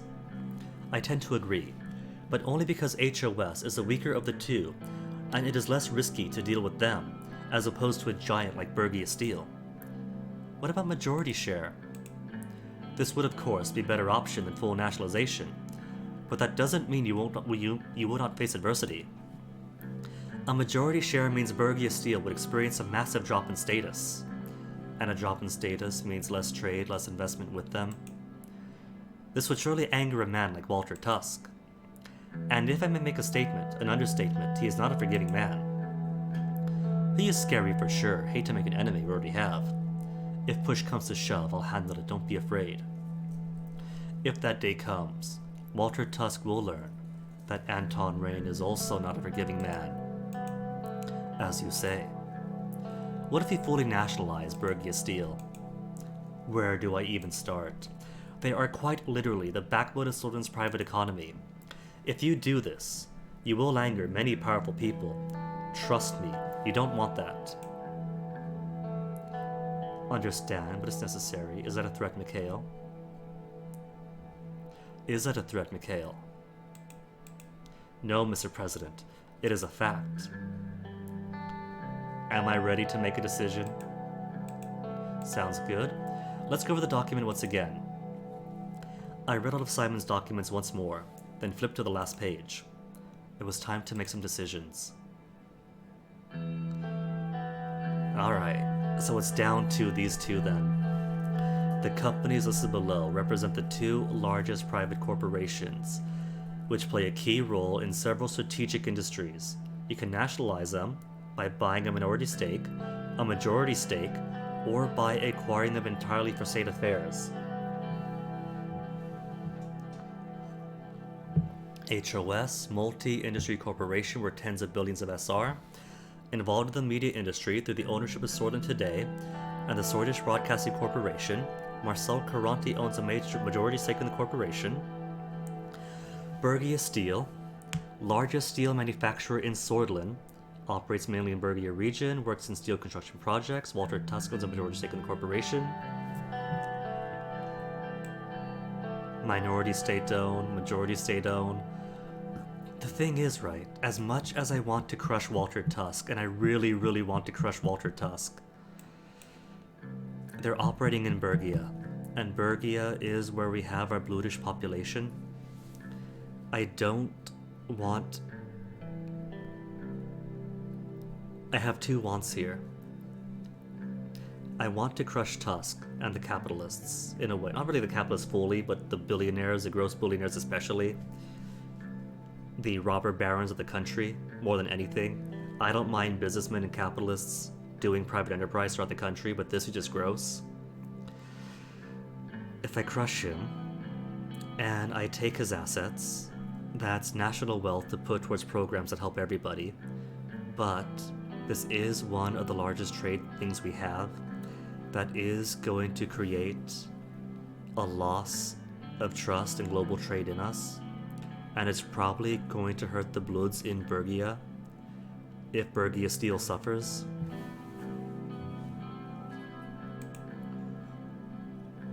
I think I'll make it majority state-owned. This will disrupt Walter Tusk, and make it so he's no longer the head honcho of Bergia Steel. It will disrupt some of the trade trust in us, but it won't be fully privatized or fully nationalized. It'll still operate as a business. Just the state will take financial benefit from it.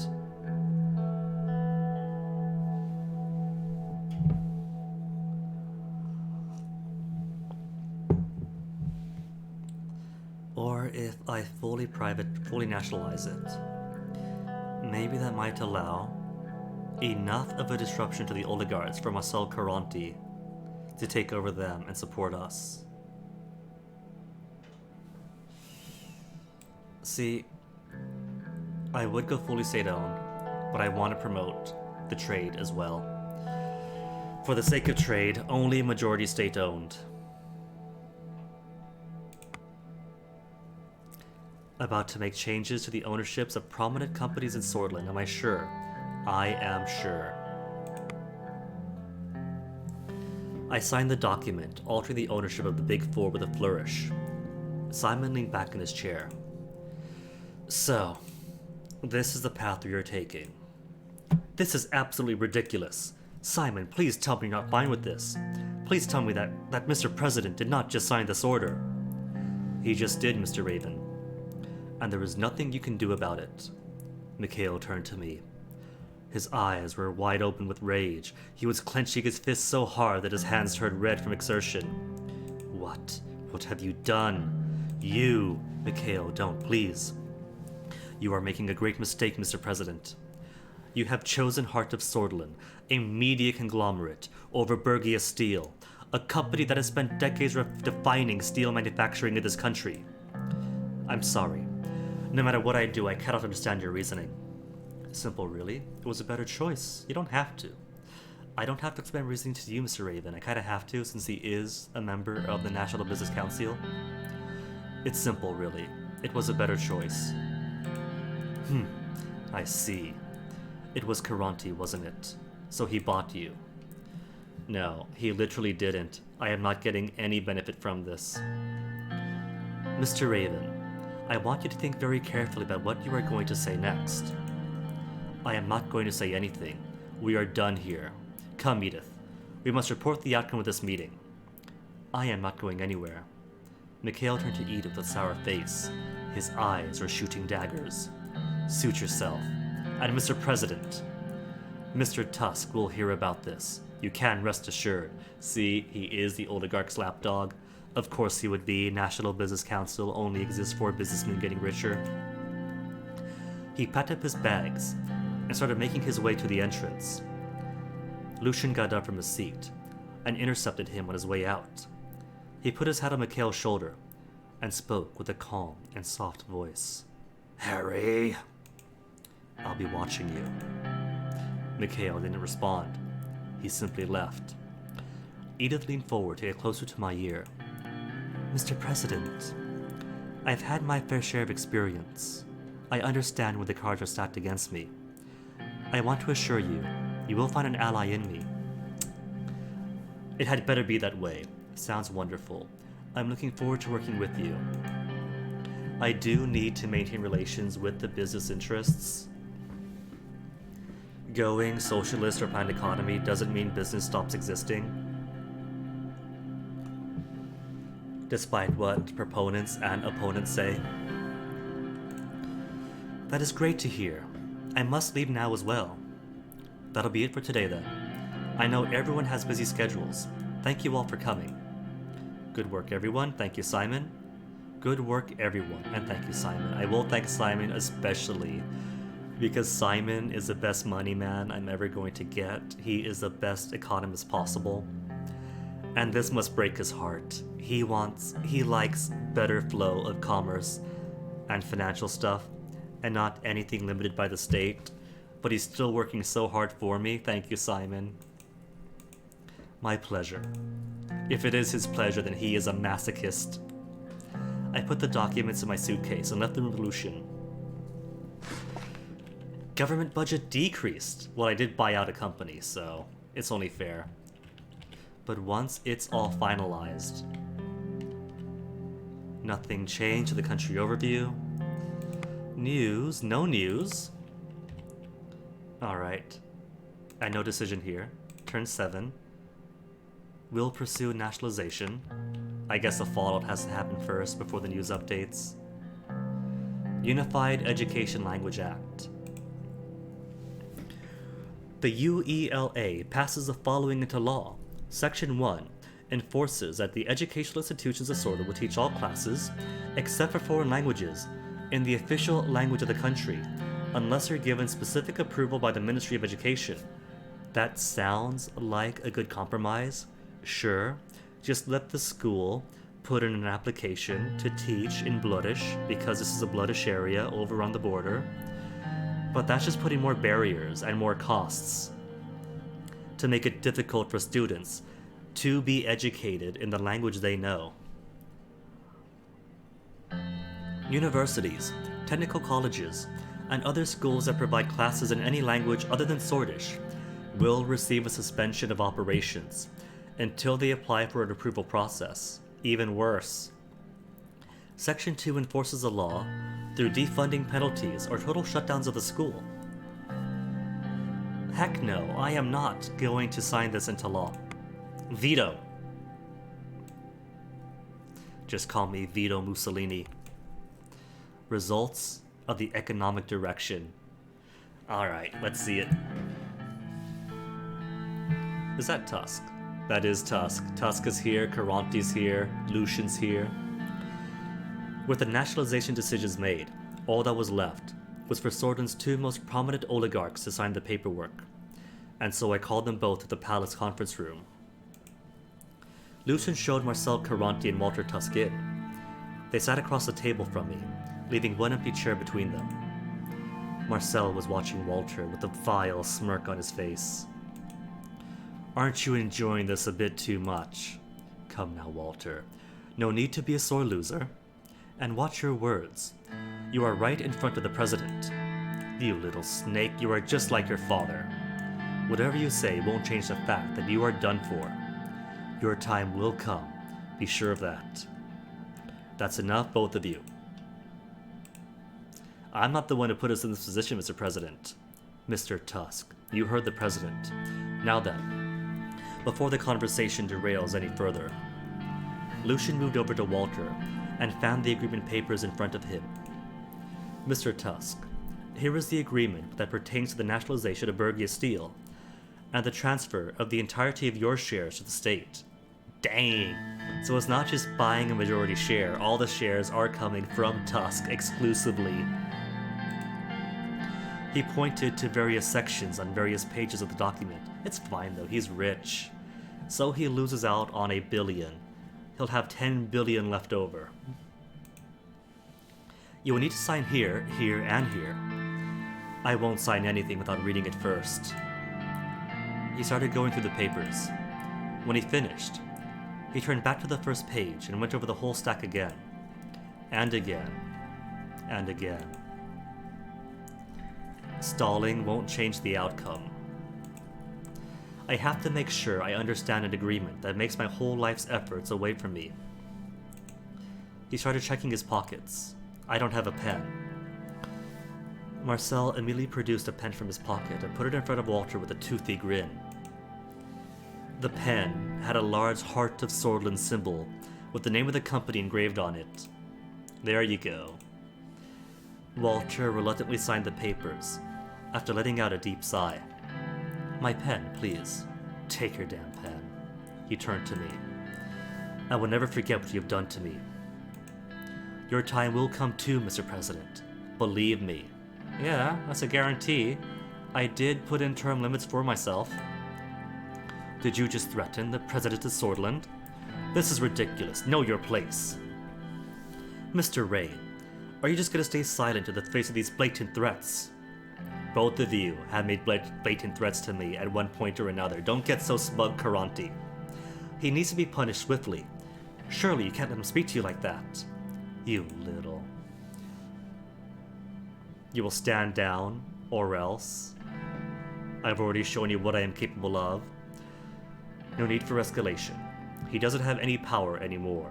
Oof. That's a stab straight to his ego gland.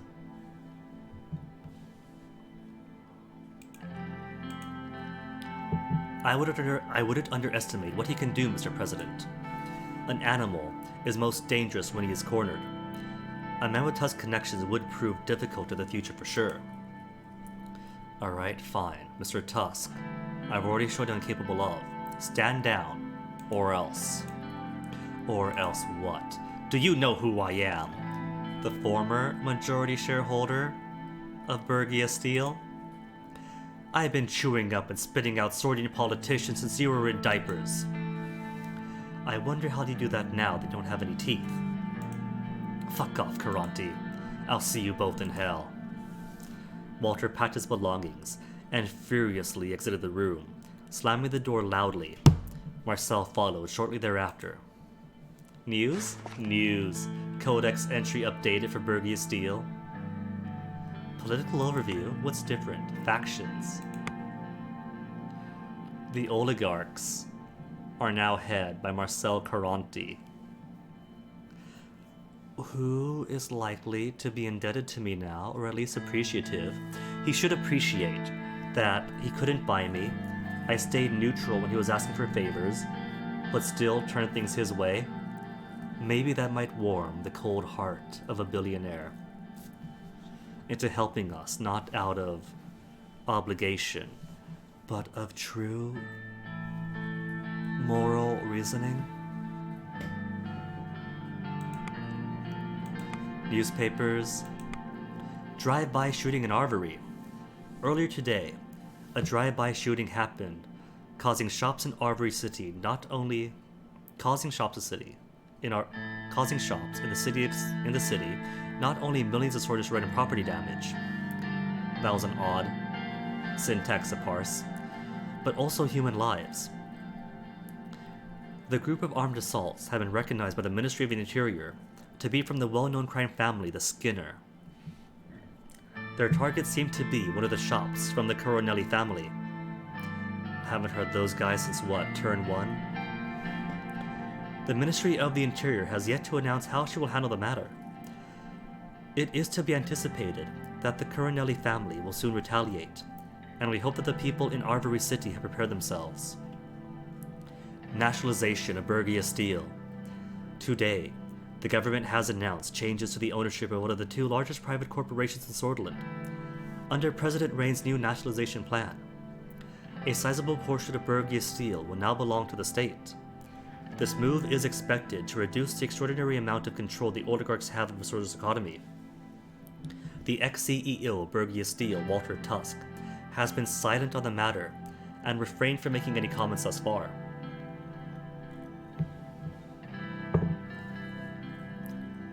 Economist. Rain's hostile takeover. President Rain's never-ending war on the free economy continues as he announced his most ridiculous plan to date: partial nationalization of Bergia Steel. Instead of trying to actually solve the recession, he has blamed everything on one of the largest two private companies of Swordland in a blatant escapism. In the short term, a sizable portion of the assets of Bergia Steel will be moved to state control. In the long term, this decision sets our country back, or at least 20 years. With the state now owning a part of Bergia Steel, the competitive nature of the free market will slowly disappear in Swordland, and it will cause a stagnation. Will it? There's restaurants, there's other companies. Bergia Steel isn't the only company in Swordland. Nationalization has never been the solution when it comes to recession, and President Rain has just doomed his own chance of ending the recession in his term. We'll see. Codex. Walter Tusk owns a share in Bergia Steel, do they? Bergia Steel? Organizations? Corporations? No, that's Nenham.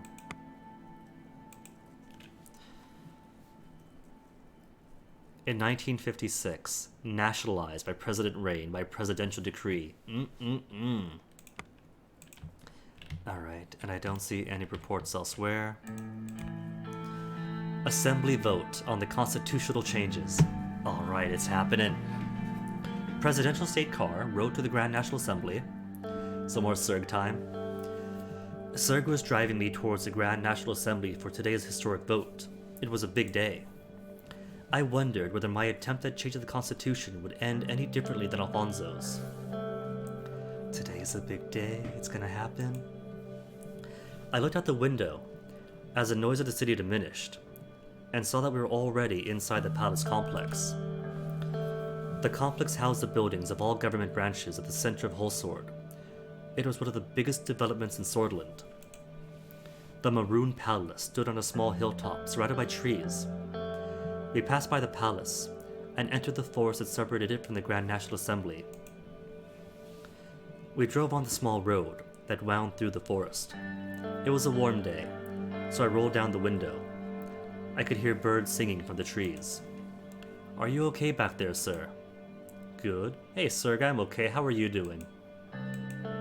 I'm as good as I can be, sir. Serg made a left turn, out the forest, and entered the vast garden area of the assembly. Did you know that Mr. Tarquin Sol came to Holsword this morning? Really? Mr. Member of Honor, coming out to vote against a new constitution that'll strip away his Member of Honor title. I heard some politicians talking about it today. Apparently, this is the first time he's come to the city in the last 5 years. I thought he left the mainland and lived on Durur Island, never to return back to politics. But they were saying he might be here to exercise his Member of Honor rights for the first time. Slow down, sir, are you sure? That's great, maybe I'll meet him. It's troubling. He might stir the nationalists and the conservatives towards his cause. Do you think he's here about today's vote? Yes, sir, most likely. Well, I'm sure he will support you, sir. Oh, Serg, ever the optimist. Sol is definitely going to support me in replacing Sol's constitution and stripping away Sol's exclusive rights. I doubt that, Serg. I'm sorry. I'm going to be honest with you. Serg drove past the gates of the parkway and parked the car. We have arrived, sir. Thank you, sir. We'll talk later. See you. Thank you, sir. I'll thank him. Of course, sir. Good luck with the vote. I walked up the white stone stairs of the Grand National Assembly. The entrance looked like a temple gate from a classical era. The door opened to reveal vast corridors of wood and white stone. I joined the crowd of people who were walking slowly towards the parliamentary hall. Suddenly, I noticed Lucian emerge from the crowd of packed politicians in front of me. He looked relieved when he saw me. Ah, sir, there you are. Have you seen Vice President Vector? He is nowhere to be found. Drunk again with his mistress. The guy's Sol, Crab Boy? No, the guy's name was Sol. I just arrived, Lucian. I'm sure he's among the crowd somewhere. I don't think he'll miss a vote this important. I hope you are right. At any rate, how about yourself? Are you ready to finally face the assembly, sir? As ready as ever, Lucian. But first, Lucian, I've heard something worrying from Serge. We'll address that later, sir. Come, we must go inside. Will it be too late? We followed the crowd into the parliamentary hall. After we were inside, Lucian and I separated to take our assigned seats. I went up to the mezzanine, overlooking the hall, and sat down. I awaited as the MPs took their places inside the hall one by one. After a while, I saw Gloria the Tory walk to her elevated seat at the center of the hall. Ladies and gentlemen, please take your seats. We will shortly begin with today's agenda of the USP's proposed changes to the Constitution of Swordland.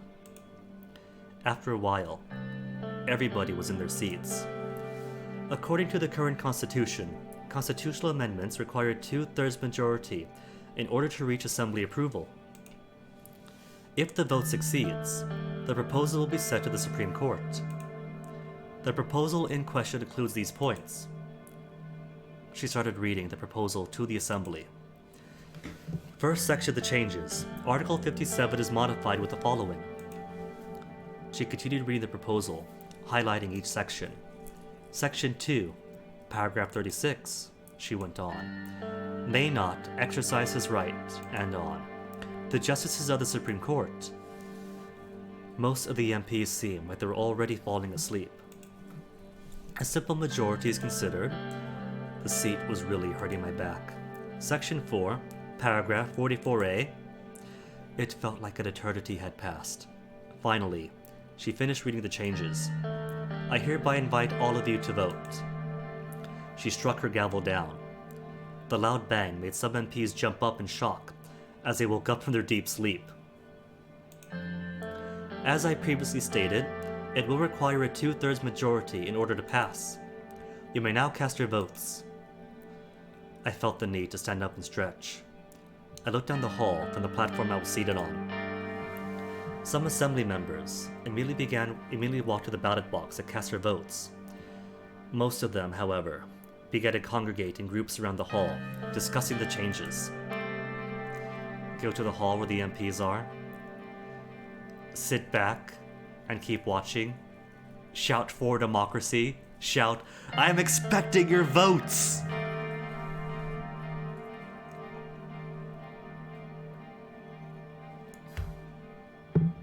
Ever the popular figurehead, I think I'm going to shout for democracy.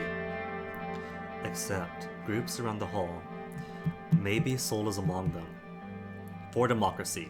For democracy. My voice echoed in the hall. Everyone turned and looked at me with surprise. Join us for change. I'm watching you! Alright, one final rally. Join us for change. Make a slogan out of it. Some USP members started to whistle and clap, while others gave me puzzled looks. Don't make a mistake. I think I've said enough. I'll sit back down and keep watching. I don't want it to seem like I'm influencing them more than I already am.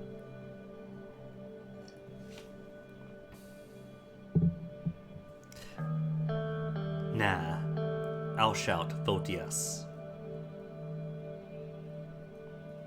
But what if it's reverse psychology and if I shout vote yes, they vote no? For democracy, join us for change, vote yes. Nah, for democracy, join us for a change, and then sit back down and watch. Sat back down and kept watching the assembly. I saw some people cast their votes, but many were still walking around the hall or talking to each other. Then, I noticed Kesaro Kibiner approaching. Nobody with his mustache has been a good person so far.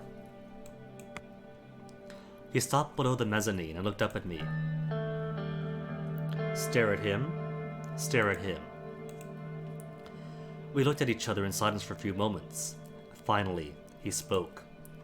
Mr. President, how are you feeling up there? Are you comfortable? Yes, thank you. You seem to be fond of your position. Try to enjoy it while you can. He walked away.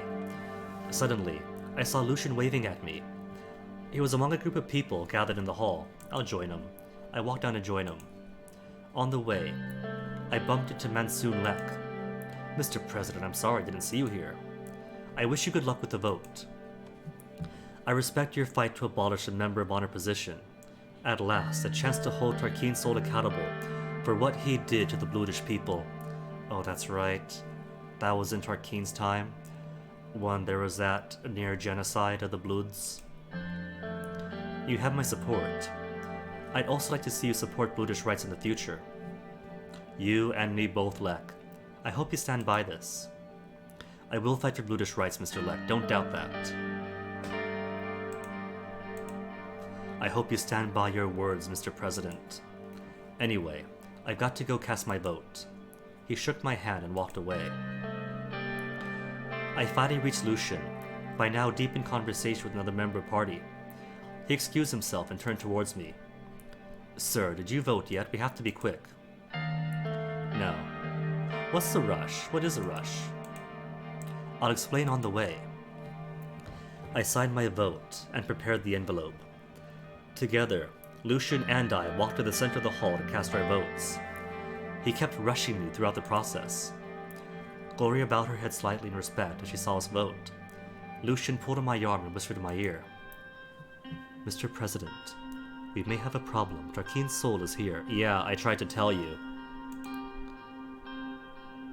"What should we do now?" "I know. You have to accelerate the voting process. We need everyone to vote as soon as possible.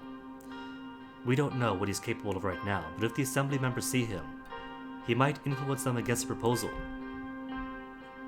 "Alright, we should make the people vote now." "Indeed, sir, but how?" Back to our seats. Any noise will distract. Go ask Gloria to speed up the voting. Let's ask Gloria to speed things up. I walked to Gloria and asked her to speed up the voting. "I can't do that, Mr. President." "Don't worry. There is already a time limit, and we are abiding by the rules. Assembly members are used to this process." Suddenly, Lucian pulled me aside. "Sir, what do we do?" He pointed at the back of the assembly, near one of the exits. I followed his finger to see Tarkeen's soul sitting there. He looked much older than he had 5 years ago, but I could tell he had the same fire in him. Some MPs had already gathered around him and were chattering in awe. The assembly gradually went quiet as people started to notice Soul's presence in the hall. I'll go talk to him. We should refrain from giving him the spotlight he expects. Maybe we could address him after the vote. As I was talking to Lucian, I spotted Kessero Kibbener walking to the back of the hall towards Tarkeen's soul. He bowed in front of Soul and gave him a military salute. Seeing this, more people started to approach him. Suddenly, Gloria came up behind us. "Gentlemen, why don't you go back to your seats? Let's follow the procedure. Oh, by the way, we have 251 members today. As you can see, the Member of Honor is here. He has already cast his vote." "Has he now? So, Miss Tory, how many votes are missing?" "Only a few." Alvin Clavin and 3 other men approached us with envelopes in their hands. "And these must be them." "Good day to you, gentlemen. Madam Speaker." "What took you so long? Good day, Mr. Clavin." "I'm sorry to take so long, Mr. President. There was a friend who needed more clarification for his vote." He gestured at the men behind him. "Let's get this over with, gentlemen." "Well, Clavin, you're the really liberal guy, aren't you?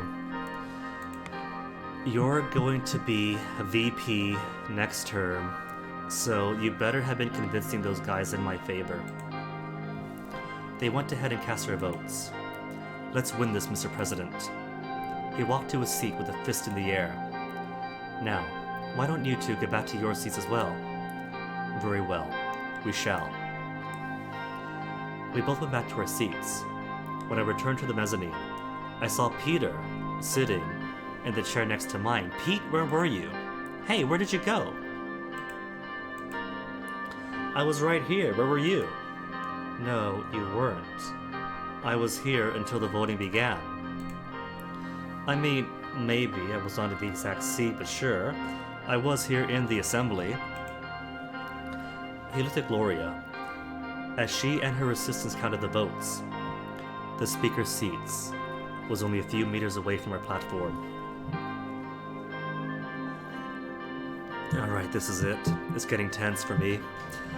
All the politicking, the compromises, the bad compromises, and the bribing, finally about to bear fruit. I really hope this proposal goes through. I hope so too. "Soul is here," I'll whisper to him. "What?" Back of the hall. "He's here to show everyone he's still alive. Maybe he's here to make a statement. I hope he doesn't sabotage the vote." Fuck.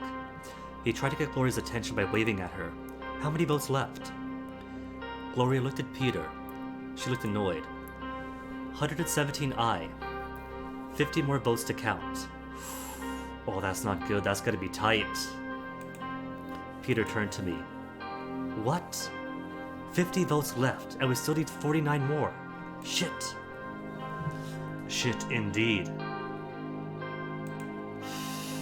Peter looked uneasy. Peter pointed at where Franz Richter was sitting. Look at Franz over there. I'm sure he was behind this mess, but I bribed him. You shouldn't have trusted him. Not over yet. Don't jump to conclusions. Well, a single bang from Gloria's gavel reverberated across the hall. Everyone felt silent. The voting has been concluded. I leaned forward to hear the results. The proposal has 122 ayes and 129 nays. It did not even reach the number of signatures that supported it. The heck? Thereby, the Grand National Assembly has decisively rejected the changes to the Constitution. Dead.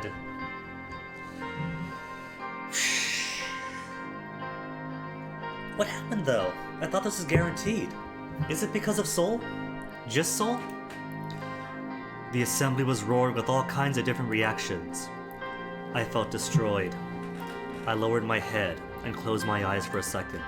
God, I'm sorry. It's okay. Need another plan. The MPs kept shouting in the hall. Among them, I heard Franz Richter's voice. I blame the president for this result. He and his party's weak attitude towards real change doomed him from the start. So he took my money without even voting with me. His unorthodox methods of persuasion, I'm sure, have been experienced by most of us here. This is a corrupt administration we're dealing with. He's just like his predecessors, enjoying the privilege of the presidency while ignoring the responsibility that comes with it. It is time to realize that real change will only come from real reformists. Okay, he is clearly using this moment to pump up his own party. Be strict on Richter's Arcasian activities. If bribery won't work, maybe political threats will. The reformist MP started applauding him. Suddenly, I noticed Harkeen's soul slowly rising from his seat at the back. He seemed to be struggling and using his cane for help. He stood and gazed around the hall as all the members of the Grand National Assembly went silent, watching. He walked out the exit as two of his guards held the doors up for him. Thank God he didn't do anything. Soul or no soul, we are definitely fucked. Neither the party nor the public is going to be pleased. We can't change the Constitution, we're still in charge. Always on our own. Even in the USP. Okay, now I definitely do need a second playthrough at some point, just to get this Constitution to pass.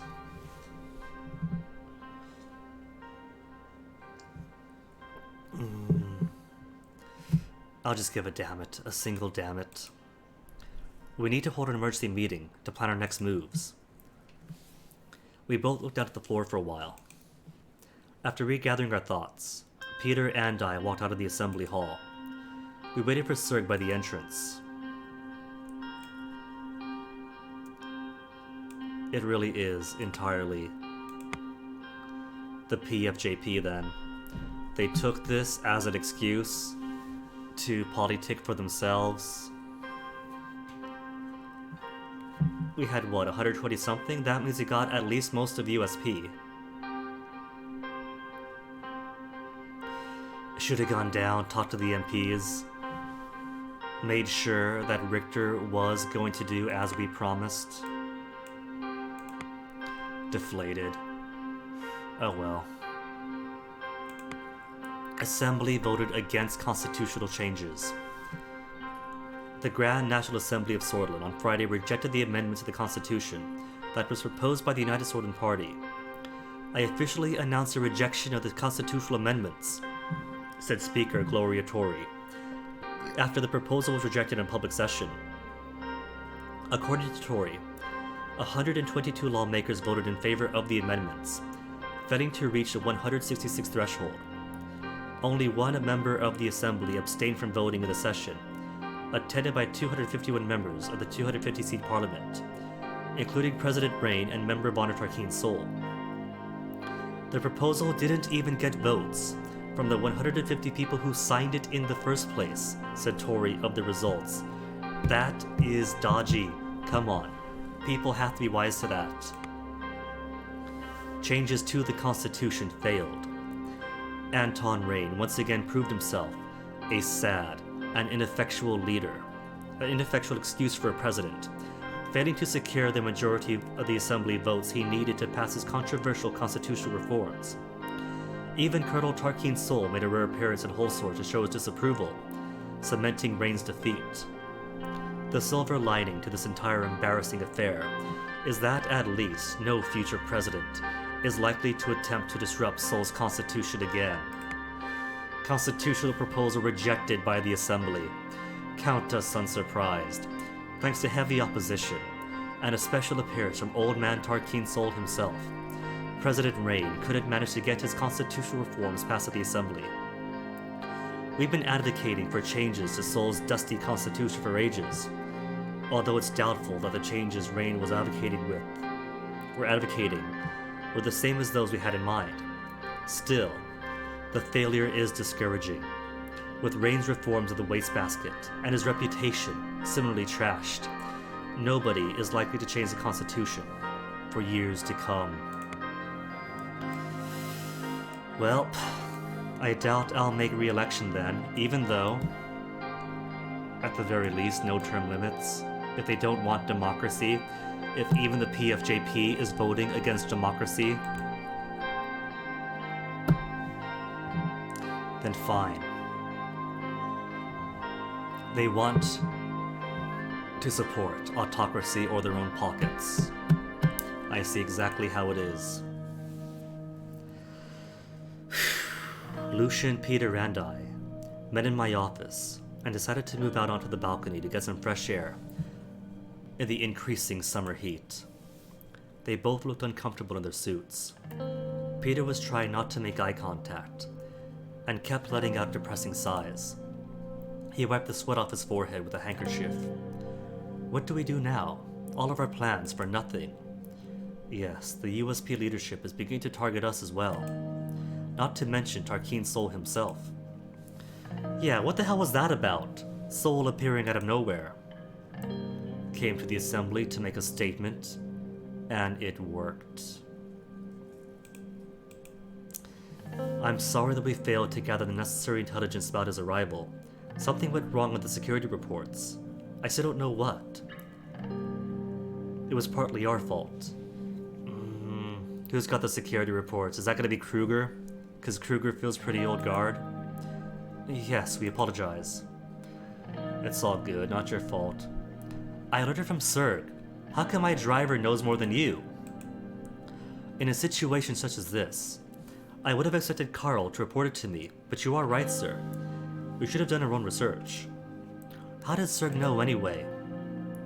He said he overheard some people talking about it around the Assembly. It seems our respected MPs already knew about this. He didn't see who they were, did he? It doesn't matter now, does it? I guess not. In any case, I will conduct proper investigations into this. We should know every hidden Old Guard member who's working with Sol. Meanwhile, we will be organizing a cabinet meeting to discuss our present and future state of affairs. I will try and test the waters with our MPs. We can't let the party slip out of our grasp. Good. A report from each minister. Or the party has to learn to respect me. Tarkeen Sol is not the leader anymore. Don't worry, sir.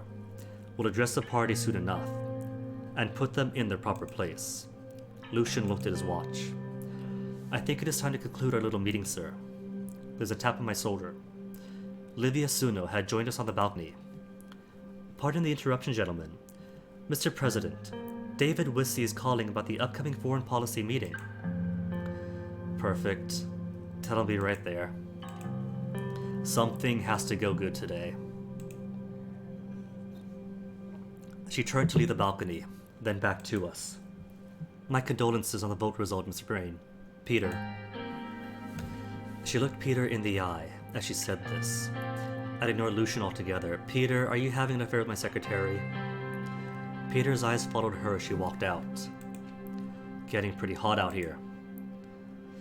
Alright, you both may go. Today's call, let's call it finished. Alright, gentlemen. See you later. They both left. Ellery has what going on? Invitation to the movie premiere. Now, at the moment of my worst defeat, even worse than failing to get a trade agreement with Agnolia. USP meeting criticizes president. In yesterday's internal USP meeting, a large group of party members voiced their disappointment in the failed constitutional vote of the assembly.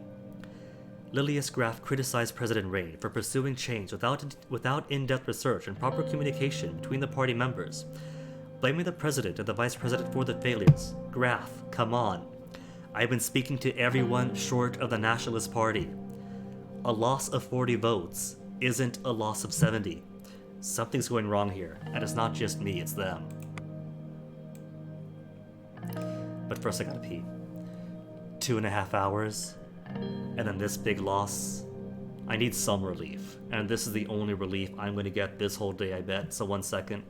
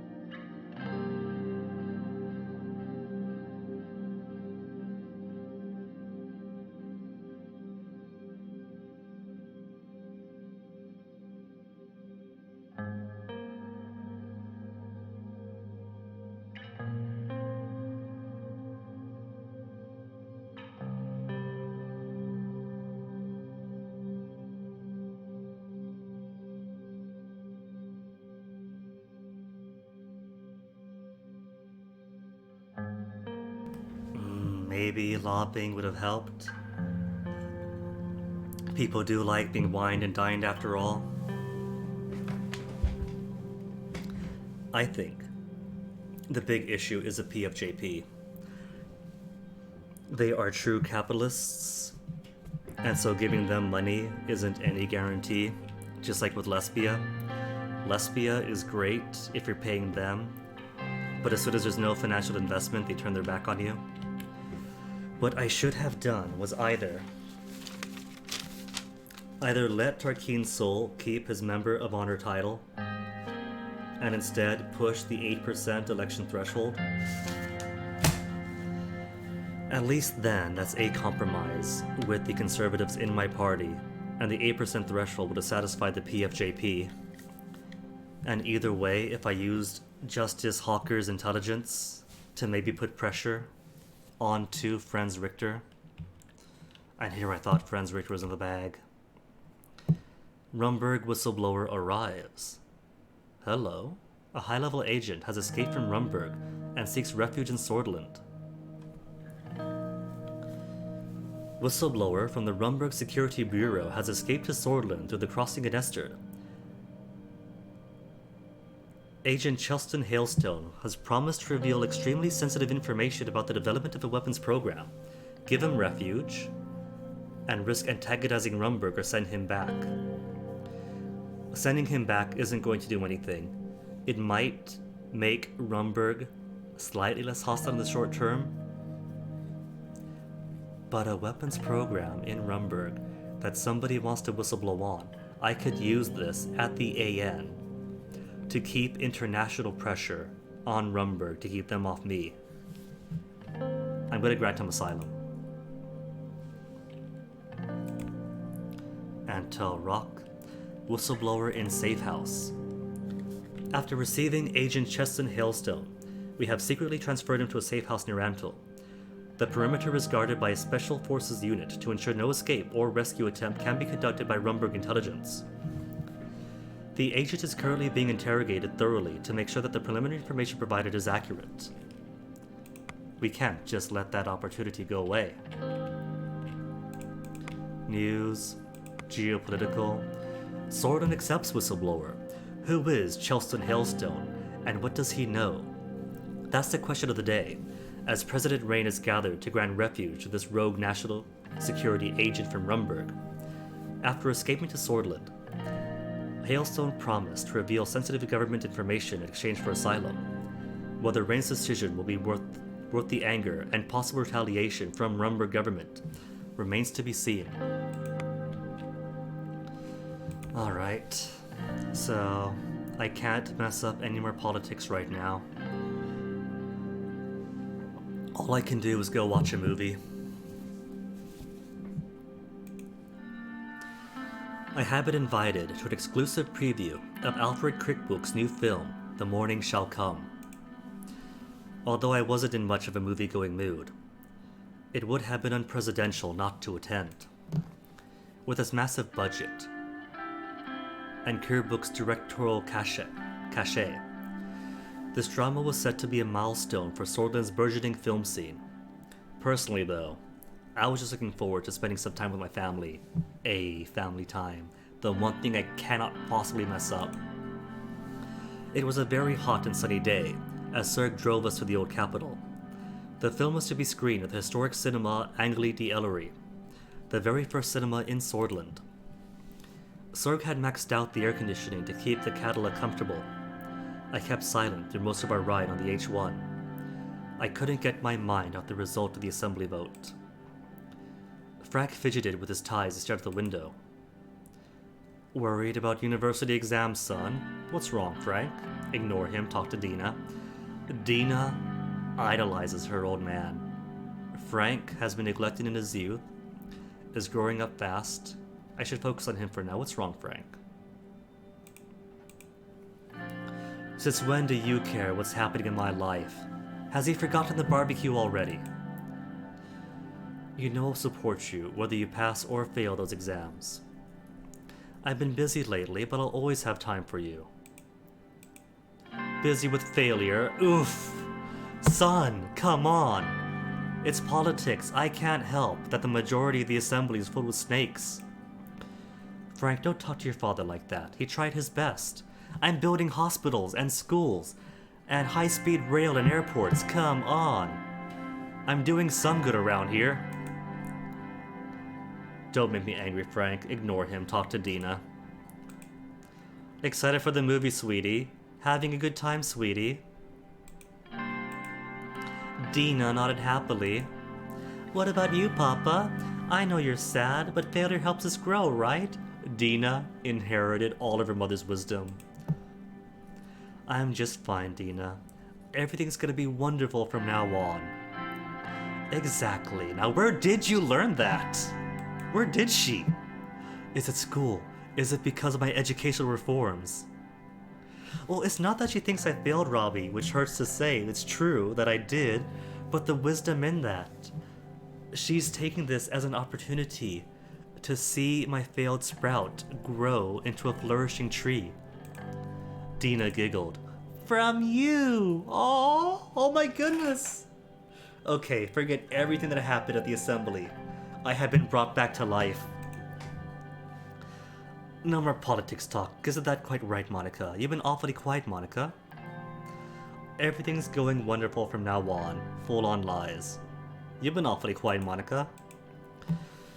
I just want to focus on having a nice time at the movies and take my mind off being married to failure. Monica folded her arms. We drove on in silence. Serg rolled down the soundproof glass between us.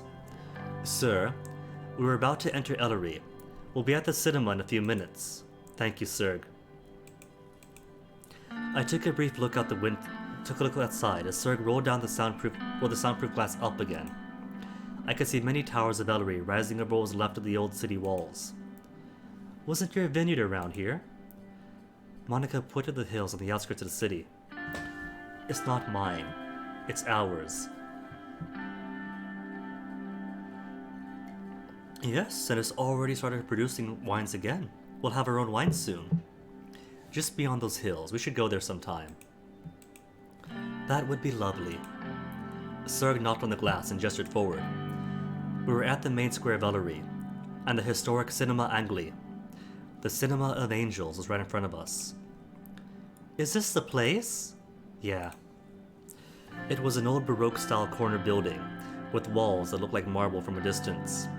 There were exquisite ornaments on each side of every window. Serg pulled the car to the entrance of the building, which was lit by vivid neon stripes in many colors. Come on, let's get out. Serg opened the doors, and we exited onto the red carpet.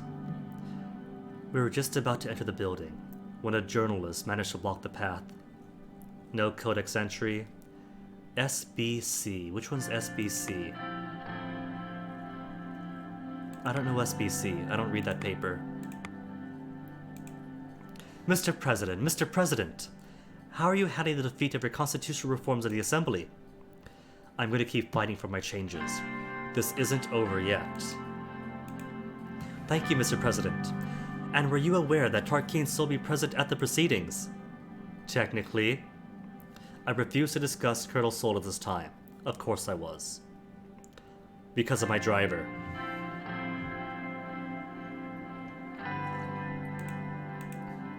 Before she could ask anything else, the guards ushered us inside the theater. In contrast with the cinema's Baroque-style exterior, the inside was modern and sleek, with bare walls painted in black, red, and white. The film's cast and crew were already in the foyer, with glasses of champagne in their hands. We approached the crowd and were welcomed by the producers and the event organizers. A man walked up with quick steps. Who are you? Alfred Creep. Oh, the film director. You have an entry. Journal. Granted asylum. Reform package failed. 122 to 129. Why did they even give me the 150 votes to put it before the assembly if they weren't even going to vote for it? That doesn't make any sense, which means it has to be the PFJP. They agreed to bring it to the assembly, to publicly embarrass me, pretend that the reforms weren't going to be democratic, and then saves time for the USP to go to the wayside to see an increase in PFJP votes.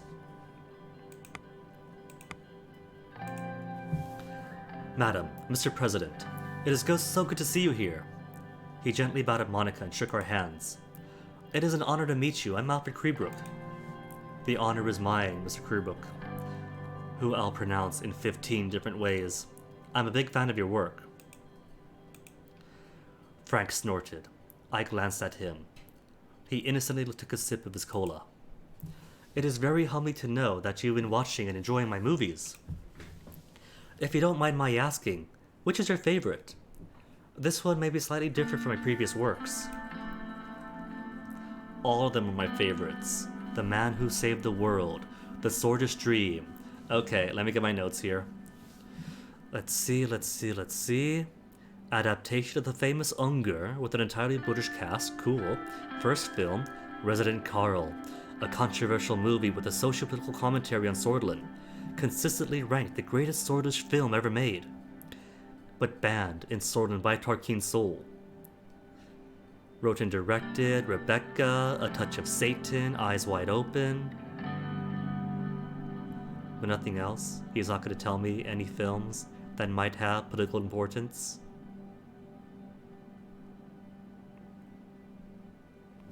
Alright, The Swordish's Dream was my favorite. Oh, really? Then you might enjoy this one too. I'll admit, I didn't expect you to be such a cinephile. Frank looked me in the eyes and struggled not to laugh. Why don't we take our seats? It's about to start. We entered the screening room, the lights dimmed, and the film began. It was a period drama set in the 1870s, about a sort of soldier who pursued a doomed romance with a widowed brutish farmer during the conquest of Bergia. Do I hate movies? No. I just don't know what I was making. As the credits rolled, I made an early exit to use the men's room. I was washing my hands when I heard an unmistakable voice behind me. So, what do you think? Oh no, Robbie. Frank is a teenager. He's like a sophomore or junior or something in high school. He's laughing because cinephile sounds dirty.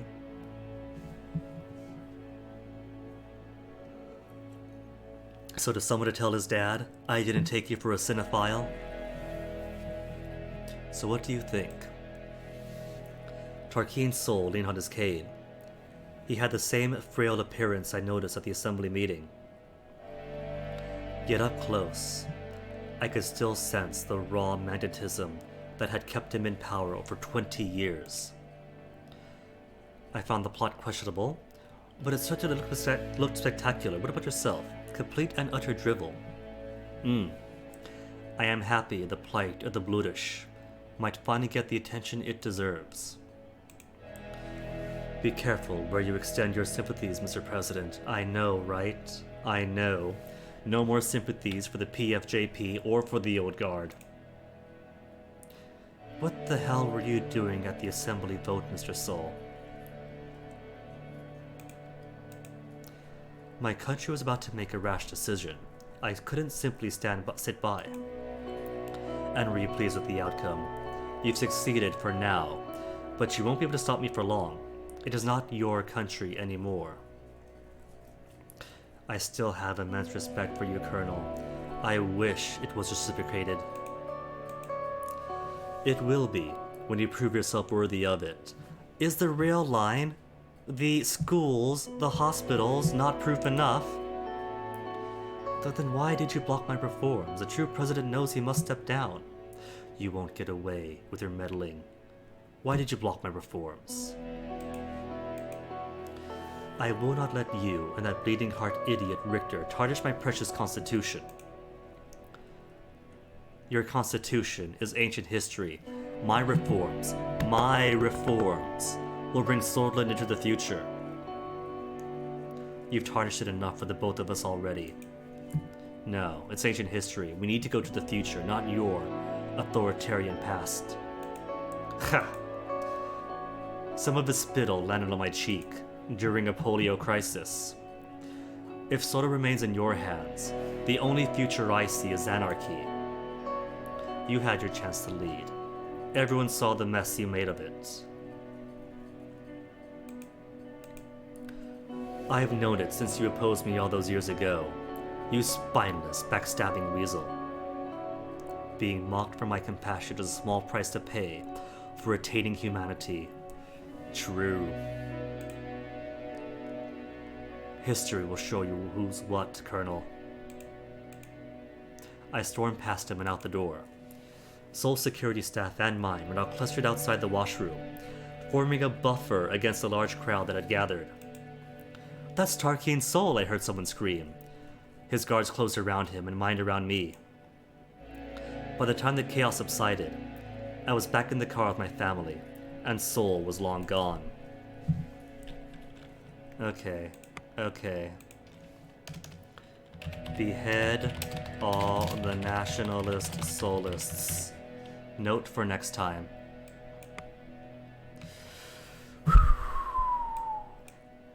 True. I'm sure there are more bathrooms. It's only one. It's like a theater, right? A theater would surely have more than one bathroom in it. There's no way that an institution of culture like that just has the one. Rain and Soul meet at Kerbook screening. The recent exclusive screening of Alfred Kerbook's new film, The Morning Shall Come, was attended by an unexpected guest, former President Tarkeen Sol, rarely seen outside of his home in Duru Island since his 1949 resignation. Current President Anton Rain was also in attendance, and the two men were seen together. New law on the Swordist language vetoed. The Unified Language Act has been voted by President Rain after the approval of the Grand National Assembly by majority vote on Thursday following a 3-hour debate. Kesaro Kibbener, who campaigned heavily for the bill, criticized President Rain for his decision to veto the act, saying it contained much vital new rules that would have unified Swordist education and protected the integrity of Swordist language and identity. Well, that's a local theater. This is an institution. The first and the grandest cinema in all of Swordland. Maybe it had 2 stalls, boys and girls, back in the 1800s. But this is the modern era. This is 1956. I'm expecting high volume, so they probably do have, like, at least one on either side of the lobby? Maybe? Rain to keep fighting for reforms, following Assembly defeat. Despite the Grand National Assembly voting down his planned constitutional reforms, President Anton Rain declared he would keep fighting for changes he had proposed. Speaking outside the historic Cinema Angli in Ellery ahead of exclusive preview of Alfred Kerbook's new film, Rain did not provide any details as to how he would challenge the Assembly's final decision, merely stating, "This isn't over yet." Only one per floor? Even the big old theaters? I imagine there might be some renovations over time, as the country modernized, as cinema became a big boom thing. Peaceful protests. Wave of protesters poured out onto the streets of the country, asking for rights as citizens of Swordland. Such demonstrations are the result of piled up resentment over past budget decisions, bills, and reforms. Fortunately, it seems that the situation is not as bad since they remain mostly peaceful. I am doing that right at least. Banning the young swords and red youth was controversial. I am still not satisfied that it's making more political prisoners, but between that and vetoing or passing laws that support ethnic and religious minority rights to exist and putting money into rural areas, I think people are going to be very happy, even if I only last one term. Only 1 or 2. Well, that's fair. At least, if nothing else, we were only blocking the bathroom for as long as it takes for Tarkeen Sol and myself to spit at each other and then walk out. So like 5 minutes max, hopefully. People could hold it in 5 minutes. It's a theater, there's plenty of soda, so I don't know. One film, 2 very special guests. An exclusive screening of Alfred Kerbook's new film, The Morning Shall Come, made a splash, but not for the content of the period drama itself. Instead, the film was overshadowed by 2 political figures in attendance. President Anton Rain, who made the trip from Holsword with his family, and the former President Tarkeen Sol, barely seen on the mainland since 1949. It is rumored the 2 of them spoke in the washroom following the film. Washroom Summit. What are Rain and Sol hiding? At a screening of Alfred Kerbook's overblown sob story The Morning Shall Come, President Anton Rain and former President Tarkeen Sol were seen exiting the men's room together.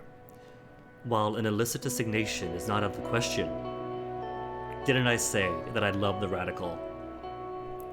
It is far more likely that the 2 invertebrate politicians were making backroom deals about which the Swordist public, as usual, be kept in the dark. The radical is committed to getting to the bottom of this meeting, and will keep readers updated as the facts emerge.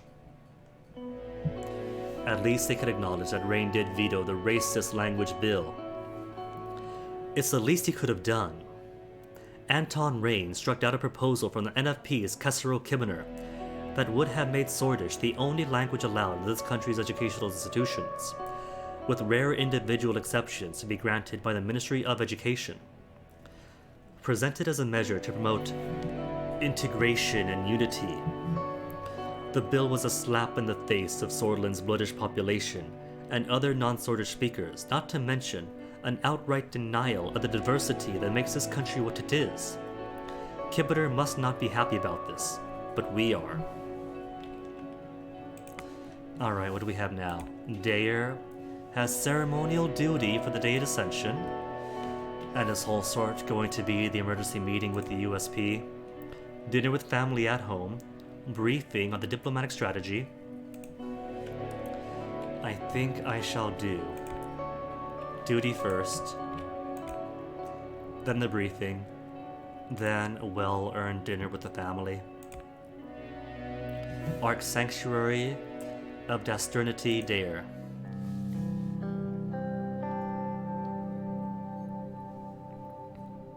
Morning haze surrounded the city of Dayer as the sun dawned on the day of Ascension, the holiest day of the Nuriti religion. It celebrated the first message received from God by Saint Dast and his 30 disciples. As per tradition, the celebration was held inside the Ark Sanctuary of Dasternity, close to the public eye. This year, however, for the first time ever, it was going to be televised. That was Lucian's idea, as he saw it, granting the people a rare glimpse of the grand ceremony and showing them how seriously the president took this holy event would ease any tensions that lingered in the region. And so we arrived at the largest cathedral in Swordland. A huge crowd gathered around the convoy as our car pulled up to the entrance. This will work out well. Trust me, sir. Of course, that's only if prayer is done completely correctly. Please don't forget the order. First. Okay, alright. There is no way they aren't going to quiz me on this later. Grasp the holy scepter with your left hand. So 1. Scepter, left hand. Then touch altar with right. Touch altar right. Kneel before the archpriest. Kneel, archpriest. And wait for him to put the sword to your shoulder. Sword, shoulder. Then, touch the sword with the hand you touch the altar with. Right altar hand to sword. Hand the scepter to the archpriest. Scepter to archpriest. And receive the sword before passing it to a disciple. Receive sword. Give disciple. And my handwriting is complete chicken scratch, but just the act of taking notes helps cement what I'm supposed to do. Like university, just but never studied. Because taking notes was part of using that knowledge. The very act of studying was the note-taking. Pretty straightforward, isn't it? It's just a ceremony, whatever. I didn't understand a word you just said. I got it. Yeah, sure, without the disrespect. Very good. You will have to go first. I will come inside later, and we'll meet up after your part is done. Good luck, sir. I exit the car, and I was greeted by a chorus of cheers and camera flashes. I waved to the people as I made my way to the grand gates. The Ark Sanctuary was a sight to see, with its towering visage. It cast a shadow over the large portion of the city. I had to crane my neck to see the narrow spires at the top. Just standing next to it made me feel awe and dread in equal measure. As I reached the gates, I spotted my welcoming committee. The archpriest and his disciples were waiting for my arrival. At my approach, they all bowed their heads in respect. The archpriest gave me an infectious smile as he straightened back up.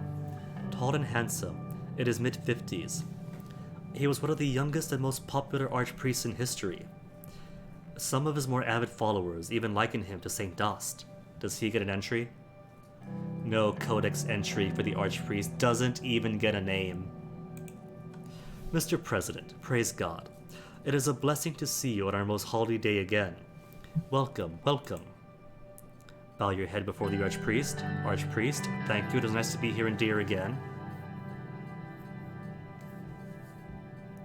It is nice to be here. The crowd was still cheering loudly. I said their town name. The Archpriest turned and raised both of his hands, and everyone immediately fell silent.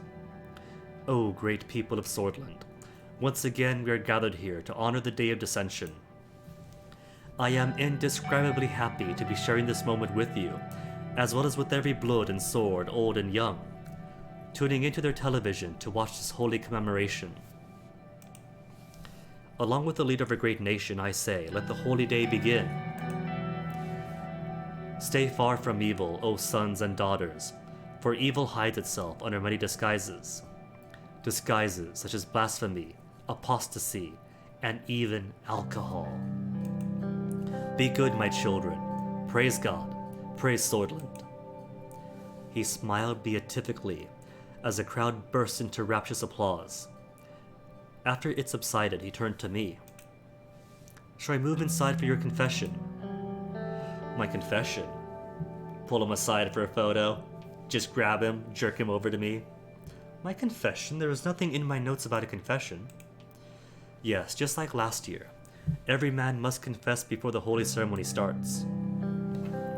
He led me through the main hall, which had a stratospheric ceiling and nearest icons lining the walls. We walked up a creaking spiral staircase to the top floor, and finally arrived in front of the confession chamber. Right this way. He gestured towards a chair in the dark room. The room smelled of old mahogany and scented candles. The Archpriest proceeded to light each and every one of the candles, one for each virtue and vice. I will be right with you. He left the room.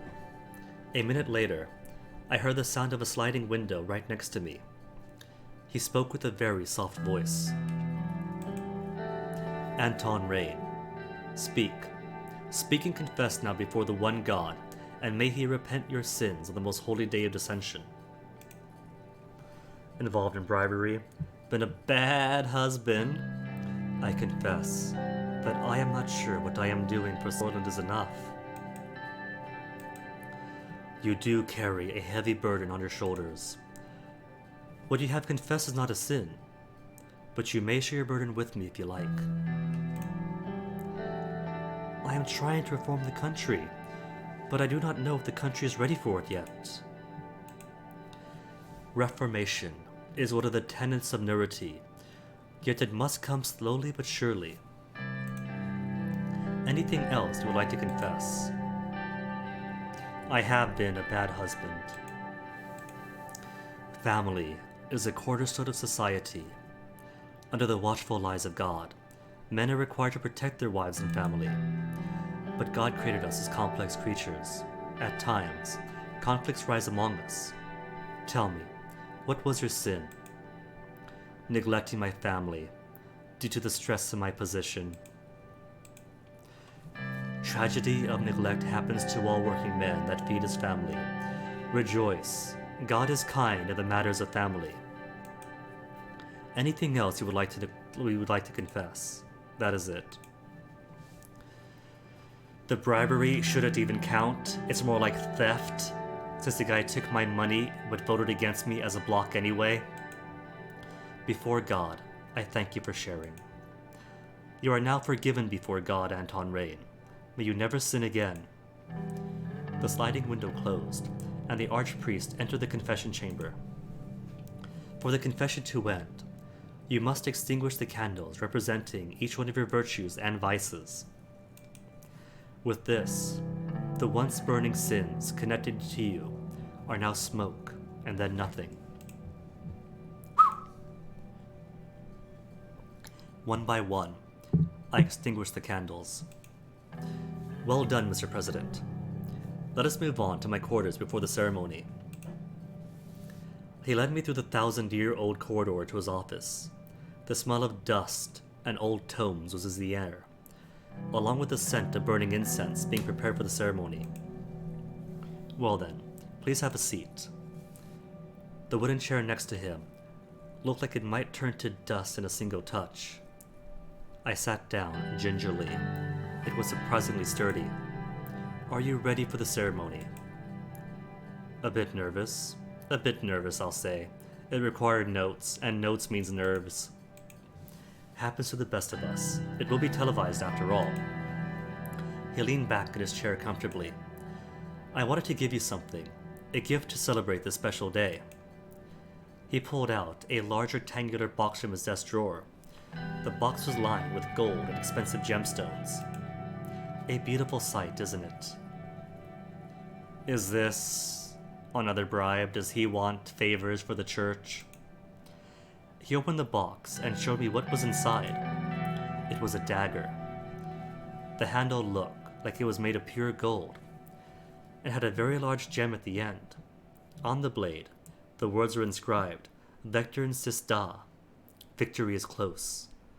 On the other side, another set of words, King Edmund. Is he suggesting this is a knife that carved out the holy prepuce of King Edward? This dagger belonged to King Edmund. It is a very important artifact of the Kingdom of Swordland era. It is now yours, Mr. President. Wait. This is not part of the ceremony. Why is he giving this to me, though? It'd be cool, but I cannot accept this. This is a relic of the country. It doesn't belong in my private possession. Yes, you can, sir. It is now yours. Think of the past, and think of who we are. Traditions are what brought us to this point. Now then, it should be right about time. A couple knocks were heard on the door, and a young boy came in. He bowed before the archpriest, then me, before letting us know that the ceremony was about to begin. We made our way downstairs, where the ceremony was already in progress. The choir sang angelically as the archpriest took his position beside the altar. When they finished their hymn, unexpected silence fell over the room. It was time for my part. All right. I started my walk, bowed, and approached the altar. Scepter with your left hand, altar with your right. I grabbed the scepter with my left hand. See, don't even need the notes, now that I wrote them. Then touched the altar with my right. Kneel? It's kneel, right? It's kneel before the archpriest. Kneel. Scepter in hand, I knelt before the archpriest. The archpriest laid the sword to my shoulder. Touched the sword with my right hand. I mean, heck, my left hand has a scepter, doesn't it? Grabbed the scepter with my left hand, so how on earth am I touching him with the left? I touched the sword with my right hand. Then hand the scepter to the archpriest, receive sword, then sword to disciple. Right? Scepter to archpriest. I handed the scepter to the archpriest, and waited for him to give me the sword. The archpriest handed me the sword, which I passed to the disciple. I passed the sword to a disciple. I got up and proceeded to my designated spot next to Lucian. He leaned over and whispered in my ear, "You just messed it up entirely." Compared to last year, that went surprisingly well, sir. My eyes met the archpriest, and he very slightly nodded. Achievement, first step to Golconda. I have no clue what that means. My eyes met the archpriest, and he very slightly nodded. The ceremony went on for another hour and a half. Finally, the noon bells chimed, marking the end of the cathedral service. We left the cathedral to greet the waiting crowd. As I stepped outside, I heard everyone cheering and chanting my name. Lucian's gambit seemed to have been a success. We waved proudly for a minute or two. "See, sir, I told you it would work." We entered our cars, and drove back to our suites in Dare. News. No additional reports anywhere. Lockhaven Times. President attends the Day of Dissension. As part of the grand ceremony, the Day of Dissension has begun with festivities in Dare. President Rain was in attendance, along with His Holiness Archbishop No Name, who together performed the sacred ritual. The momentous occasion was celebrated by everyone, regardless of their rank and status. Sorden has, once again, felt unity amidst chaos to come together, forget their differences, and celebrated the Word of God. Alright, what have we got then? Briefing on diplomacy. They're probably going to ask me to favor Vogelsland or Lesbia. Lesbia, who we have nothing in common with. The doors to the White Room, like everything else in the Maroon Palace's main nerve chamber, were painted white. I took a deep breath before pushing them open. Time for yet another meeting. At least this time, it was with people who liked me. Ouch. The attendees rose up from their seat. I wonder if that always says that, or if that's because of how things went at the economy meeting, or with the vote. Who do we have? Wessie, Yosef, and Best Boy Lucian. The attendees rose up from their seats. Mr. President. Yosef nodded. He and Lucian sat down, while David remained standing. Now that you are here, let us talk about our diplomatic strategy. David cleared his throat. Mr. President, if I may, I would like to provide you with a short overview of where we are right now. Go ahead. Although we did not make a trade deal with Agnolia, we succeeded in making one with Velen, which means we have increased our presence in the region. These deals were important pieces of leverage and significant first steps into the global arena. We must now look towards the future. Go on. David sat down, pulling out a few papers, and started going through them as he kept talking. Velen and Agnolia were practice runs. We must begin improving our relationship with the greater... relationships with the greater nations. We need to elevate our international standing, especially with the threat of Rumburg looming.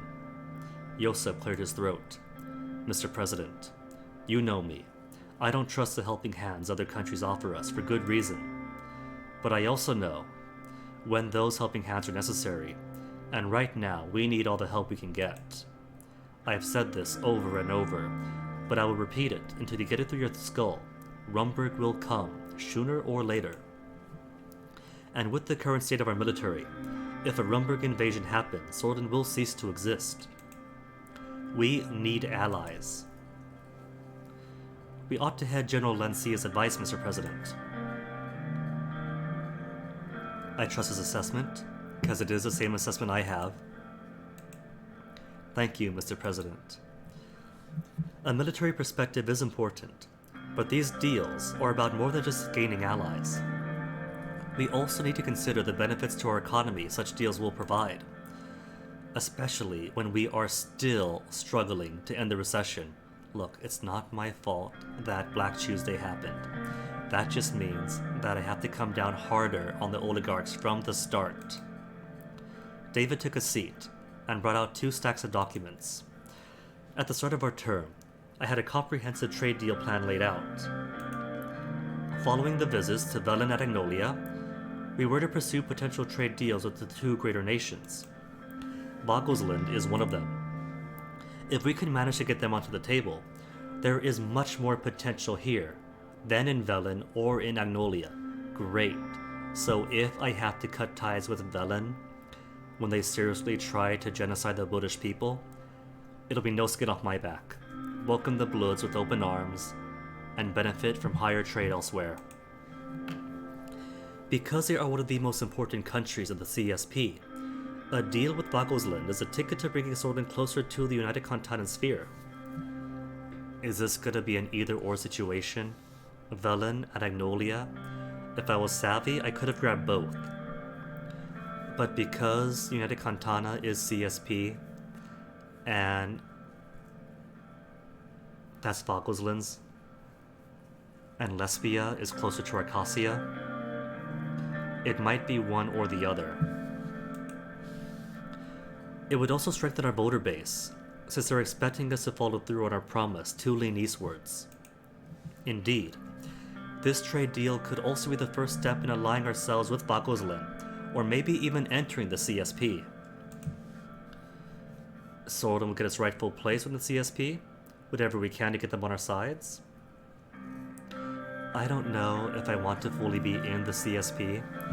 I'm thinking, right, that if I was a better president, it'd be possible to become the regional power, maintain trade agreements with Velen, Agnolia, get a good strong ally, a strong economy, a strong military, and then you wouldn't need to be part of any global defense organization, just out on your own.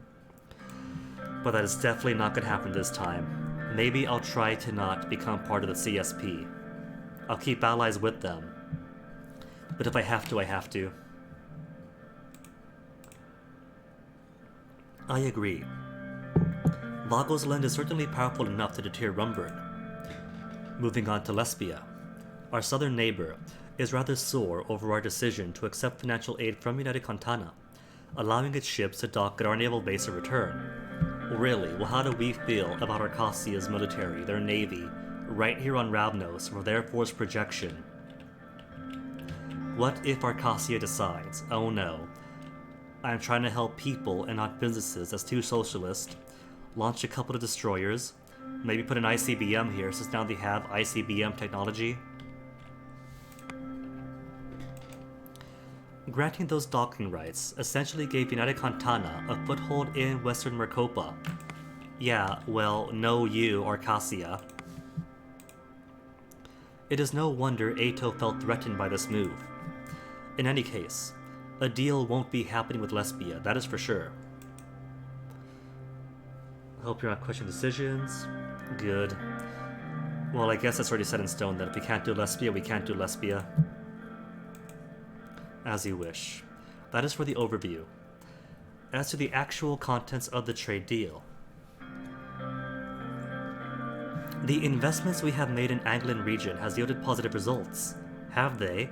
So could I get more budget or more economy then? Lucian? Lucian put out a small notebook and quickly flipped through the pages until he landed on the right one. Looking at my stats here, the investment helped increase the fishing output in the region. We now have a surplus. Yes. Which makes an excellent resource for trade. But let's not get ahead of ourselves. I need to know your decision before we can proceed. What should we do? Before you say anything, remember what I said. We need allies, not just a trade deal. If Rumburg attacks, we will fall. Well, it'd be stupid at this point to not make any trade deals. We can't do Lesbia, because Lesbia isn't just ideologically opposed, they are organizationally opposed. They're Ato, so they can't abide by our Cortanan warships. So it's Vogelsland or nothing. Begin negotiations with Vogelsland. Excellent news. I'll begin at once. That was all I had for today. Thank you for coming. Thank you, gentlemen. Yosef saluted as we left the White Room. News reports in Laren. Healthcare quality improved already. Though economy is still tanked. Budget still tanked. Reports from hospitals and clinics in Laren indicate a significant rise in the quality of healthcare since additional funding was channeled into the rural areas. Mortality rates appear to be decreasing, while patients are reporting a higher level of trust in physicians and medical facilities. Dayer. Velen trade report. The trade deal stuck with Velen continues to bear fruit, as Bergia sees an upward trend in agricultural exports. manufacturing industries are also celebrating the decreased production costs that have resulted from the uptick in importation of Wessex oil in the aftermath of Operation Bear Trap. So even if I bought majority share in one of the biggest manufacturing industries in Bergia, the Velen deal is still making it work. Lockhaven. Port of Lockhaven gains new importance. Following the completion of the L1 high-speed railway between Holsworth and Lockhaven, the port of Lockhaven has been experiencing higher traffic than ever. An increasing number of businesses are now choosing to ship their goods by boat as a result of the more efficient transit process. Gelserd. Recession hit workers. As in the rest of Sordland, the workers in Gelserd are bearing the brunt of the recession. The manufacturing sector hasn't hit particularly hard, as a record number of factory workers filed for unemployment over the past month. So all this great stuff happening in the fisheries and the manufacturing with the rail lines, Lockhaven booming, and it's just not manifesting in returns on the investment or the economy improving. I think something is keeping the economy artificially down.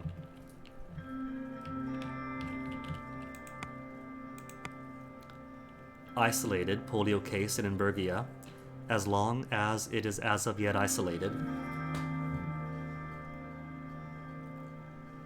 Several villages in Bergia have been safely placed under quarantine after a few polio cases were diagnosed in the region. The outbreak is largely confined to Velen, and there is little chance of further infections occurring in Sordland. Even if there was, the disease's most notorious symptom, paralysis, is only seen in a minute percentage of cases, and there is no need to alter Sordish way of life, as Health Minister Pascal Benewal has suggested with his vaccination program, in order to prevent its spread. Who is writing this drivel? Holsworth Post. No, we're getting vaccinated, all of us. Every man, woman, and child, assuming no allergies, is getting the polio stab. Polio cases explode in Bergia. Isolated cases don't do anything. Cases explode. Concerning news from Bergia, several cases of polio have recently been diagnosed in the region. The outbreak, thought to have originated across the border in Velen, is currently confined to just a few villages, which are now under strict quarantine. However, Health Minister Pascal Benewal has called for swift action, including countrywide vaccination, to prevent the case numbers from multiplying. We concur that this disease, which is known to cause paralysis in severe cases, is a serious threat and must be contained at all costs. Rain to visit Vogelsland for trade deal. President Rain has scheduled a visit to Vogelsland in order to discuss a possible trade deal with the General Secretary Emmerich Hegel. Exactly what would be on the table is unclear. Hegel has been known to want Sordland's aid in retaking the island of Hegeland, currently under Agnolian control, but Rain would risk international ire for interfering in this decades-long dispute. An alliance between the two countries is also not out of the question.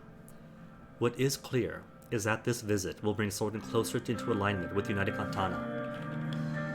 Alright, so Vogelsland is probably going to ask me to support them militaristically here if we're going to have any sort of trade agreement or alliance, but because currently we are pursuing planned economies, have stuck with it, or are leaning towards United Cantana, we might have enough political clout that we could maybe wiggle something with them without needing to bring an international incident onto ourselves.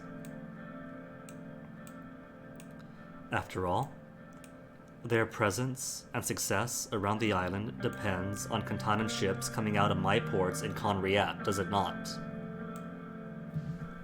In a way, they're already indebted to me.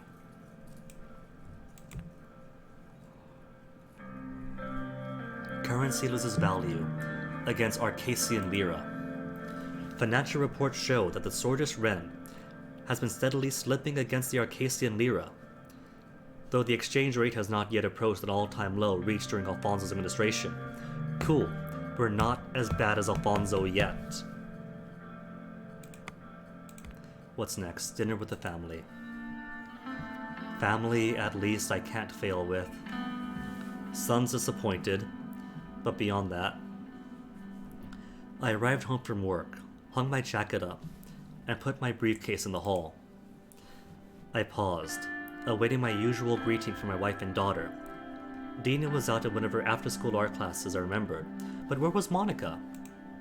From the living room, I heard a muffled sob. Monica? I entered, to find Monica sitting on the sofa, a letter in her hands, and the look of despair on her face. Is it Frank? Did something happen to Frank? Did he run away? Darling, what's wrong? Monica briefly rested her head on my shoulder, then handed me the letter. It's from the Department of Education. Frank's university exam results are in. I knew it. This was foreshadowed at the theater. Frank isn't gonna pass. That's why Monica's weeping. But I love my son anyway.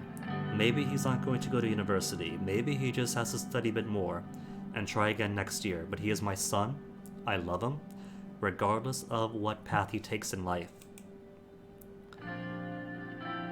How did he do? See for yourself. I looked at the page. Below Frank's name and address, his score was written. 435 points out of a total of 1,000. At the bottom of the letter, the word failed was stamped in red. All those years of effort, all those private lessons, all down the drain. Monica, not true, not true. Is there no possibility of retrying next year? 435 is a good starting point to retry again. We can get up to 600, 700 maybe. You know what this means. He's going to have to join the military. He could die, Anton. Maybe it'll be good for him to learn from his mistakes. Does he know the results yet? No, but he should be back from school soon. I just don't understand. Frank's a smart boy. Why would he sabotage himself like this? I heard a key turning in the front door. Frank stomped in, and was about to go straight upstairs when he noticed us both in the living room. Mom? Dad? What's going on? Have a seat, Frank. He took a seat across from us, and I handed him the letter. He started reading it. Oh, shit. Oh, there was an option. Oh, come on. I was afraid of this whole game. You know what? No. I want to speak to my son. I don't want the game to take over for me.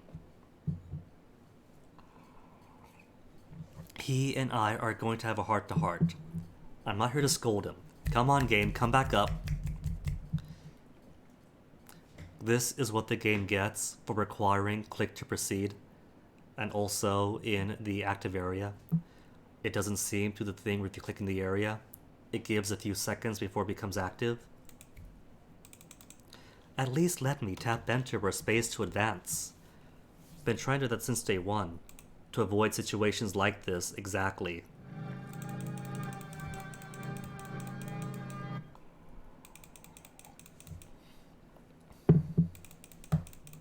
Quickly, game, quickly.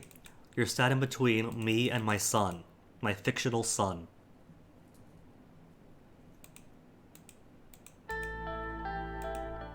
Stealing my inputs from me.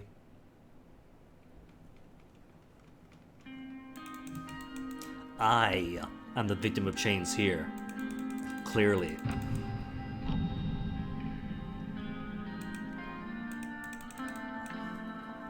Who's it from? What's wrong? How did he do? Does he know the results? Have a seat, Frank. Okay, what are my options? Frank language, all you have to say, son, we're not angry with you. You are a disappointment to the family. They denied me the chance to say, son, we're not angry at you. Son,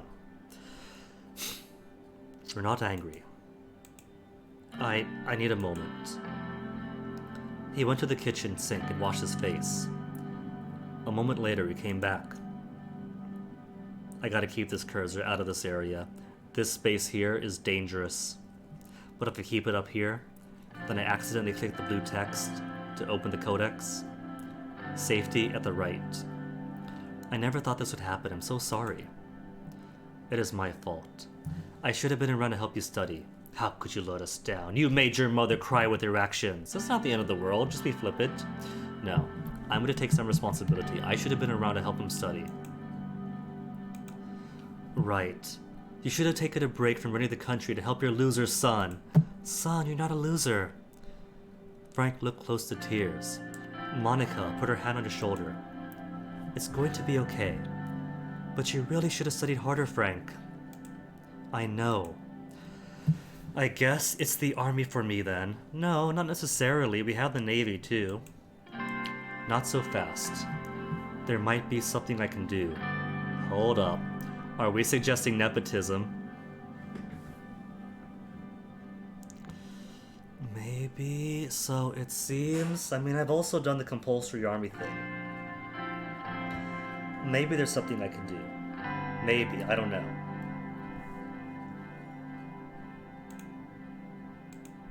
Yes! Monica surprised me with her enthusiasm. If Alfonso could get his dim-wit son into King's Hill University, I'm sure Whole Sword State would have room for my bright boy like Frank. Whole Sword State? We're not gonna send him to Dare University of Culture like his old man? Not gonna take life lessons from you, old Alfonso. Connections with the board. Would be nice to have him closer to home. I suppose it would be nice to have him closer to home and off the front lines, huh? I mean, heck, the whole point of the security detail around the family is to keep my children safe. I can't have a security detail follow him into the army, can I? Whole Sword State would be amazing. A bunch of my friends are going there. I could still come home to do my laundry. Come on, Mom is not the laundry machine. Well, you could study abroad. I won't influence your life. Got to live with what you've done. Terrific, Whole Sword State. He could study abroad. What do you say, son? Would you like to? I don't know. It sounds like he does want to go to Whole Sword State. But what about the possibility of studying abroad? What do you think, son? I kind of feel like that's exiling him, you know? My son failed to live up to my standard, so I'm going to send him overseas. With enough money, I could get you into Harvard and Arcasia, one of the best universities in the world. I do have a wealth of three. That sounds great, actually. Anton, I wanted to stay in Swordland.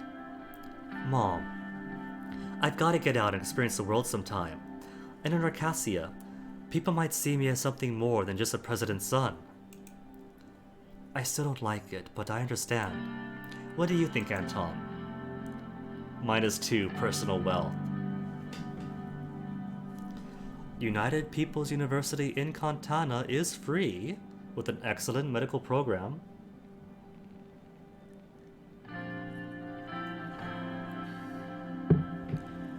What do you think, son? Raise you for capitalism would give you lots of freedoms? Or United Contana and a medical program? I do like the idea of my son, one, not just being raised in here's how you could exploit the proletariat to funnel all the money to the top, but also medical degree. Communism, I can dig that. Not exactly how I was expecting to spend my student years, but anything's better than military. This is the future of our boy, Anton. What should we do? Okay. So I can't say, son, what do you pick? My son is just gonna go with anything that daddy chooses for him. United Contana to become a doctor.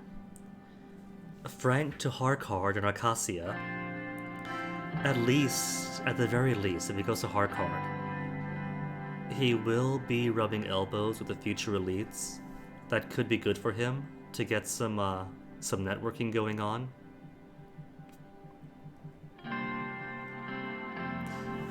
Alright, Harcard University it is. Take my money. Send Frank to Harcard. Thanks, Dad. Whole Sword State still would have been my first choice. Then why are you just going with everything I say, son? Come on, come on. Not only yours, but it's your call to make, after the way I messed up. Monica let out a long exhale. What a day. Who's hungry for dinner? Monica disappeared to the kitchen, Frank to his room. I went to my office and began making some phone calls. Personal wealth decreased, but that's fine. I got a vineyard. I got what I need. Narble, new school completed already. Narble celebrated the opening of its newest secondary school. A 2-story building with 50 classrooms and state-of-the-art teaching equipment. The school was funded as part of the government initiative to improve rural access to education. So see, they aren't just getting more schools, but every new school they get is modern. News. Court strikes down Urson v. Sordlin. Chief Justice Hawker of the Supreme Court made an announcement after a majority of the justices voted against the violation of constitutional rights for British citizens as proposed by Urson. The landmark case, which was politically charged with the support of WPB and even PFJP establishment, caused a major disagreement between the Ministry of Justice and the Supreme Court. Criticisms were handed over to the Minister of Justice, Nia Morgna, who filed a concurrence. Chief Justice Hawker highlighted the importance of impartial justice once again. Impartial, he means, as long as it agrees with the old guard. Ashraf anniversary. Watani Ashraf. Hero to some, enemy to others. He is for sure one of the most controversial figures who have ever lived in their country. As our anniversary is approaching, there is one question that is shared in everyone's mind. What will the administration do? Every year, people gather in Erzurum to hold a vigil and solemn anniversary of his death. They light their candles in his memory and hold cultural festivals. What is different this year, however, are the claims that the Bloodish movement will be holding the largest rally yet in Erzurum during the anniversary. Perhaps it is time for the administration to let bygones be bygones and take a step back to display unity for Sordlin, to the people who very much need it. Quite possibly, I do want to integrate the Bloods into the national identity by better promoting them. Justice failed once again. As expected, the Supreme Court ruled against Urson versus Sordlin case. The massive rights case has struck down any further precedent for an argument to be made against the constitutional rights violation of individuals to legislative action. Chief Justice Hawker argued that legislative actions and constitutional acts are not to be confused, and that the Buddhist people are equal under the law. The soulless constitutionalist justice are going as far as they can to bend the truth, to hide the inequality of our society. The fight for justice will continue.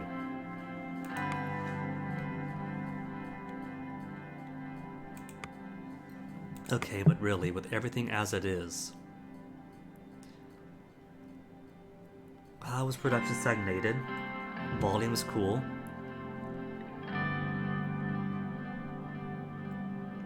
Unemployment crisis, but it's not letting me put people to farms. Tax evasion. A long way to go still, but the administration is still not over yet. Supreme Court has filed a 6-5 dissent and closed the Urson v. Sordlin case today. Chief Justice Hawker dismissed the concurrence of the Ministry of Justice, citing that the treatment of British people has been equal before the law. It has not been. Further press releases were made criticizing the words of the Vice Minister of Justice. British constitutional rights won't be in question for some time, but I could still help them. Cabinet meeting for the result of the vote. Alright, here is where I stop chopping heads.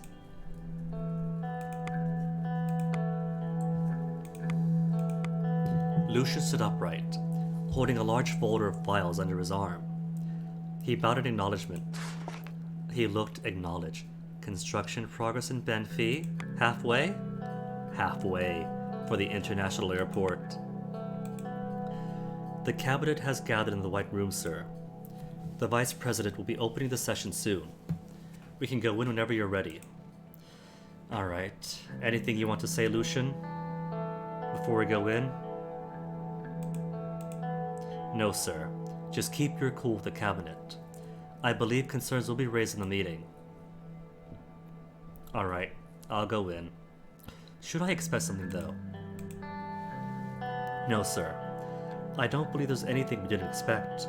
However, our failure of the reforms had a huge impact on public opinion.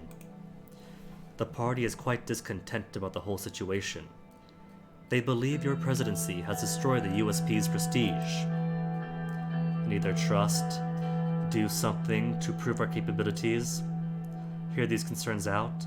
They don't even have the guts to face me. If the party doesn't fall in line, we must consider radical changes. Such radical changes towards the end of our term is not advised, sir. But we could talk about these in the meeting. He gestured at the door with the files he held. I think we should go, sir. The Vice President must have started the session already. Lucian held the door for me, and we both left the office for the White Room.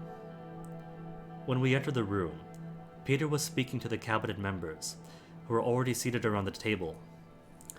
As soon as they noticed me, they all stood up, gestured to their seats. Good day, everyone. Please have a seat. Peter turned toward me. Everyone except him took their seats. He stood right next to my chair in the middle. And here's our president. He held out my chair for me to sit down and smiled. Please. I sat down. Let Peter talk. Well, he did say, and here's our president, so that's introducing me. That must mean I've got the table. What's our agenda? We'll be discussing our current status and planning the remainder of our term. Peter walked to his seat but didn't sit down. He looked at the ministers. Now that Mr. President is here, we can begin the meeting. I know that some of you have had your concerns about our style of governance so far. There will be a time to speak up about these at the meeting today. But I must also thank you all for your hard work so far. We are very lucky to have a team like this. All of you have been invaluable to this administration. Lilius grimaced at his remarks. Having said that, now we have reached a critical point of our term. We are nearing the end. We have worked long and hard, but couldn't reform the Sortis Constitution. Our organization was flawed. Our party was not united. The very parliament we controlled has denied us our reforms.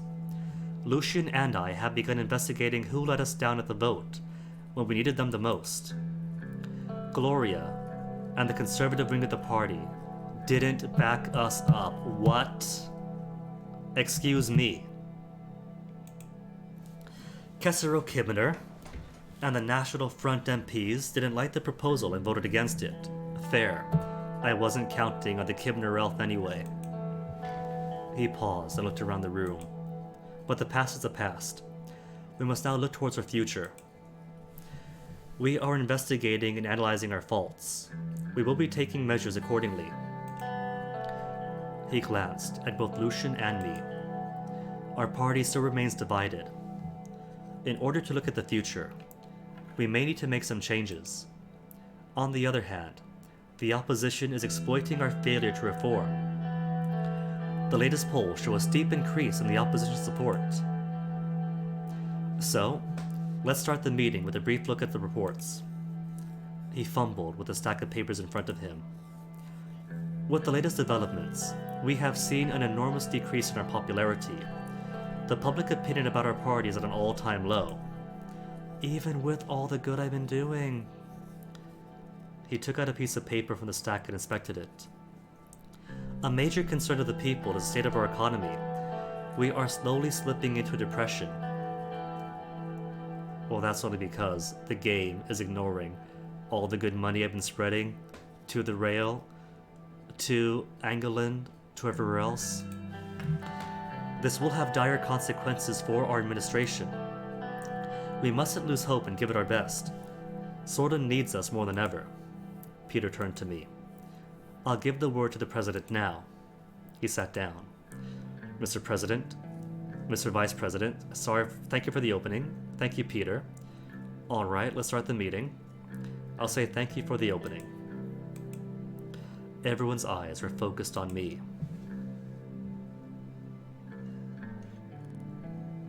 First, I want to hear brief reports from each ministry. Peter gestured at Simon, and he immediately stood up. Mr. President, dear colleagues, Mr. Vice President was pretty on point with the summary of the current economic status. He also used the word depression. He couldn't have been more correct. Our GDP has shrank by 3% last year. This downward trend has broken our economy over the last years. If we cannot contain this in time, we will end our term, in the truest of sense of the word, in a depression. Our debt is also very concerning. Our total national debt has increased about 20 billion SR. On the other hand, unemployment has greatly declined. Then why isn't this reflected? Economy. Unemployment crisis. Come on, come on. We're estimating a further decrease in the near future. See, all these seeds I've been planting, just waiting for them all to sprout. Where is my economic miracle? He paused for a moment. Terrible, stay silent. He paused for a moment, stay silent. Well, one major concern is our nationalization decision. Our expenses have increased, and it did not send a very positive signal to the market. I believe this will have a negative effect on our growth. And unfortunately, the benefits from our first infrastructure project don't look set to offset that loss. But apart from all that, I'll finish with an update on the latest project. The manager reported that everything is going well and very fast with the Benfi airport. I'll keep in brief for the sake of the whole meeting, and end my report on that note. Thank you, Mr. Hull. Gus stood up as soon as Simon sat down. He asked for a private audience, which the cabinet respected. It was just the two of us in the room.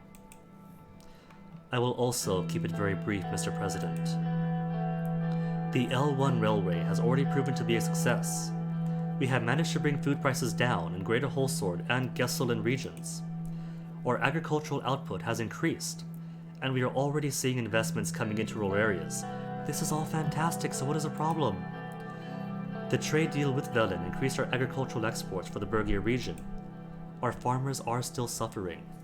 Our ministry did its best by giving out subsidies to local farmers, but our agricultural production remains the same. Additionally, I bring in good news regarding our investment. The vineyard has begun producing some wine. I have also arranged several wine tasters to sample and give ideas on how to improve the quality. Gus, that is the least important thing on my mind right now, country first. In a few years, the vineyard may even challenge the regional samples. It would need further attention to reach those goals, however, by which he means money. That would be all for me, or not. Thank you, Mr. Manger. Gus invited the cabinet back in and sat down. Some were obviously opposed to such behavior. Next up was Pascal. Mr. President, our state facilities require immediate attention. We are experiencing long lines in front of hospitals everywhere. We are also currently investigating some reports of a small polio outbreak in the village called Hamer. I believe we can get in more details in our policy meeting. These reports keep getting shorter. Joseph stood up. The Ministry of Defense has a very important report regarding our situation with Rumberg. The investigation showed that Rumberg was in fact weaponizing rebels against our state. We have learned that they have been aiding Bludish rebels in Velen too. Our military must stand ready for any possible attack coming from Rumberg. We have gathered intelligence regarding their military research and production. They are building a massive army. Our military forces don't have the budget to prepare against such a force. We cannot let them treat us like this, threaten us like this. make the necessary arrangement, Miss Lancia. Have to use whatever we have to its limit. Of course, sir. David stood up. Mr. President, Stallport has agreed to begin deal negotiations. We will be moving on with that very soon. So that's still more trade from us then? We get something from Stallport after all? Cooperation between Velen and Swordland has increased to a new level. However, we are seeing its negative impacts with Lesbia. The region is very unstable. With the incitements at Rumburg, Velen and Hegelen, we must be very cautious. Or, now that we have proof that Rumburg is financing bloodish rebels in Velen, in Swordland, if we put international AN pressure on Rumburg vis-a-vis that, then what? That's greater stability? If, big if, we get something done about that? About their foreign financings? We could talk more in more detail at our foreign policy meeting. Thank you, Mr. Westy. Ciara was next. Our ministry is working day and night to improve our education system and increase its accessibility. We have since built about 100 new schools and improved accessibility. We have accomplished a lot with the new curriculum. Our reforms will be greatly improving our output as a society. Lilia suddenly stood up. Mr. President, we have important equipment missing from several of our major police departments. See, corruption. That is why I haven't given you more money. The police probably still financing young sword violence or attempted violence. We might need to implement some new measures soon. We will provide you with a more detailed report later date. One last thing. I would like to transfer the Gendarme under the Ministry of Interior to improve internal security efforts. So far, I don't like this. Now that we know for sure that Rumburg is arming and financing bloodish rebels, I don't want to see military police shooting at our minority populations and instigating more things. We need to look at who's corrupt in the police, clear out the court backlogs, go after the tax evaders that are sapping the economy. I haven't heard of this before. I don't see Joseph accepting this. I haven't heard of this before. I'm still working on the proposal and have legal backing for it. I was going to mention it later. The Ministry of Defense shouldn't be meddling with internal security affairs through the Gendarme. I agree. Okay, alright. So this takes away Ministry of Defense power in civilian stuffs. I'll weigh them against each other. We had several incidents where they were too violent, too quickly, and assumption military officers giving reckless orders at times. Alright, all the more reason to separate this internal police force from the military. If the security situation gets more problematic, it might be necessary. Military is always a little too harsh, Yosef. And it results in more unrest. Our police forces are trained to remain calm and suppress protests. Are they, Lilius? Who was firing tear gas grenades and water hoses at just peaceful protesters earlier this year? Will you transfer the Gendarme to the Interior in the future? Alright, I will support you in the Gendarme authority transfer. Now it is your turn. Excellent. Lilius smiled faintly. Thank you for your reports. Do you have anything to share, Mrs. Morgna? Nia shook her head. Justice Department? Not at this moment, Mr. President. You are already well aware of what's going on. I will update you on our next steps in the judiciary in another meeting. Thank you. Nia took her seat. Alright, next. Want to talk about a new focus and some of my plans moving forward. Focus on changing the party as a whole. A new vision to our manifesto. Public opinion is concerning. Focus on campaigning for the next election already. Okay, alright. I think what I'm going to do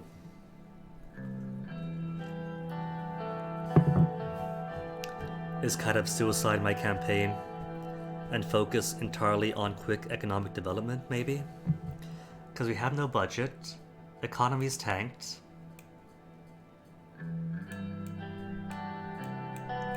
I'm just worried that at this point, if I want to rush economic prosperity, that it might demand more privatization, a freer market.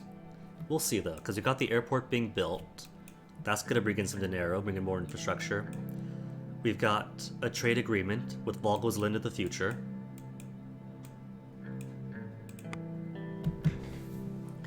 I think we need to work on the party, because the party is not supporting me at all. Time to focus on changing our party as a whole, add a new vision to our manifesto. The cabinet looked uneasy. Lilia spoke with a concerned look in her eyes. I'm sorry? It is time USP shifts away from soulism. If they want to be conservatives and nationalists, there's a party for that. Reform our party platform. I see. And the party leadership will agree with that? You see, I am the current chairman, Mrs. Graff.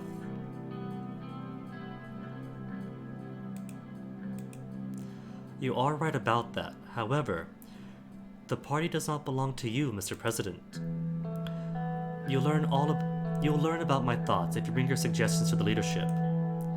That was the extent of my comments. We can move on. Thank you for your comments. I turn to the others.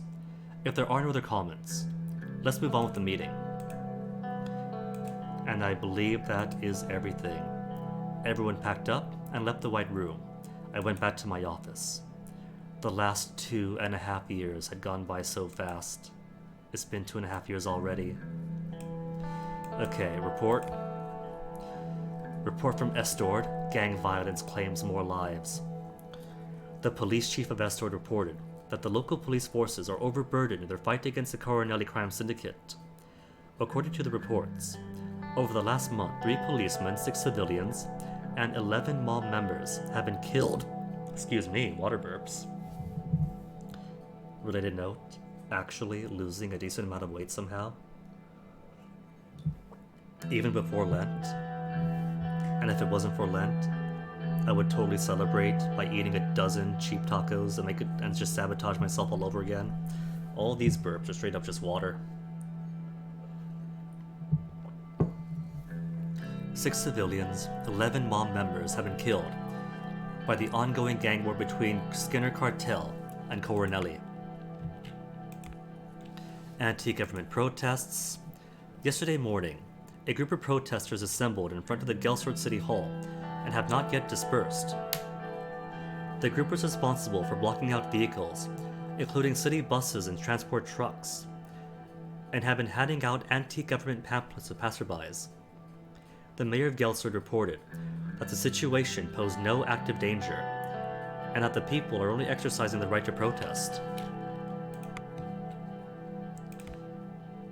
Whistleblower agent report. Agent Hailstone has revealed intelligence about a secret nuclear weapons program developed in Rumburg, which I would so love to bring to the international community's attention. Our intelligence has verified the details related about a heavy water facility in the north of the kingdom and a ballistic missiles test site. The agent will be provided security under the protection program and will be given resources to transfer further intelligence to our units. Until request A, due to the recent crash, the number of unemployed citizens from the city of Antel has increased up to 35.23% of the population. The reason for this is that more than 31.53% of the population travels to nearby city of Conriat and Holsworth for work. The crash has left most companies and shops closed down. The streets of Antel is now filled with homeless families, and the crime rate has increased twice since. And yet, the agricultural production in Bergia is stalling, so why can't I move these unemployed citizens from the cities to the country? That's all I've ever wanted since day one, and they haven't let me ever. Address the nation speech. Okay. Lucian and I walked into my office in the Maroon Palace to make my address to the nation speech. It was unusually crowded today. Cameras, lights, and microphones were set in place, and the crew was standing by, ready to start filming. Are you ready, sir? Yes, let's do it. Good. I think the crew is ready. As soon as you take your seat, we can go live. I took my seat and arranged my notes on the desk as a crew member powdered my face with a cotton puff. After everybody was ready, the director gave the sign to start filming. I looked directly into the camera. My fellow swords, my fellow citizens, brothers and sisters. I soared to election on the winds of change. Change that was desperately sought and called for by you, the people of Swordland.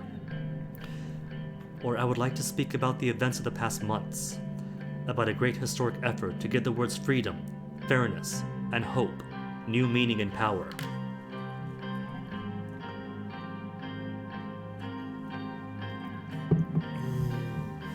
They both seem to touch on about the same themes so far. Winds of change, desperately sought and called for by you, dear people.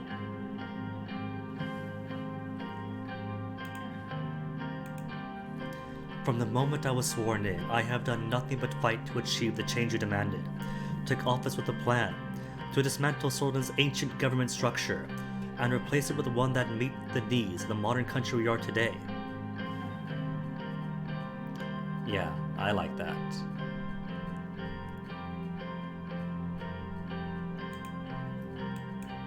However, due to circumstances beyond my control, my plans were thwarted.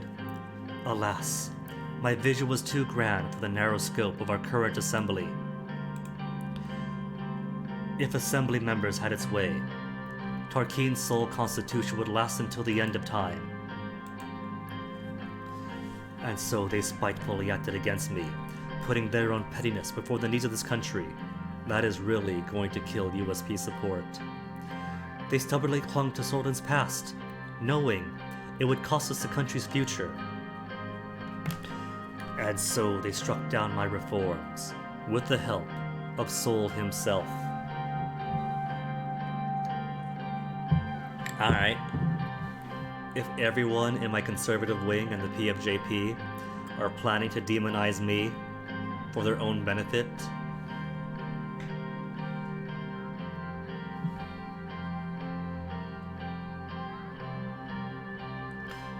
stubbornly clung to the past, costing the future, they struck down my reforms with the help of Sol himself. But I will tell you this, I am not done fighting for you. Anton Rain will not let himself be so easily cowed. I don't know, that makes me sound like the focus of this. I am not done fighting for you. Historians shall look upon this as but a minor hurdle in Swordland's path to greatness. It is time to put this setback behind us and focus on the challenges ahead. I have not given up on my commitment to equality and justice. Nah, give it the historical flair. The future is in our hands. The future lies in the socialist movement of the East. Actually, I should have said our hands. Whatever. I promised greater alliances with the East, and I'm steering us towards socialism anyway, so might as well. Maybe not name-dropped. The Malanaeavist Revolution must slowly put more power into the hands of the working class, which the capitalists formerly oppressed. Or lead Swordland with democratic socialism. With or without the Assembly support, there is no end to what we can achieve. Together as a country, there is no end to what we can achieve. I took a deep breath. Lucian's shoe to fly away from my forehead. Oh no, did I get Mike Penced? Or was it Pence? Or was that Giuliani? Either way, they've both been like drippy and fly. That was Pence's head. Begin by focusing on the economy. With the reform now off the table, shall keep following through my promise to improve Sorden's education system. Start by focusing on eliminating internal and external threats. That does sound like the start of death squads and greater sectarian violence as we push hard on the sectarians.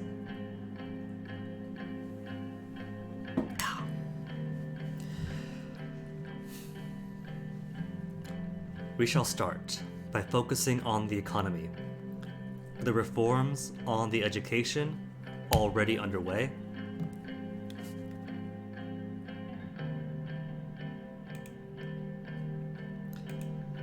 Thank you for standing by me, your president, both in good times and bad. I'd like to thank my wife and children for standing with me. Thank Peter Lefechtern, Lucian Grand, Galad, sorry. Thank you, the people, for standing by me in good times and the bad. Morgna Vescor. The director gave the cut signal, and the cameraman stopped filming. My speech was finished. No news, no anything. Continue. Oh, that's it. That's it for this turn. Alright. Ending that turn on a somber note. Revelations. Where it turns out Peter is a plant. That Franz Richter is an Arcasian asset. That all the conservatives had ties to the oligarchy, and that's why they turned on me.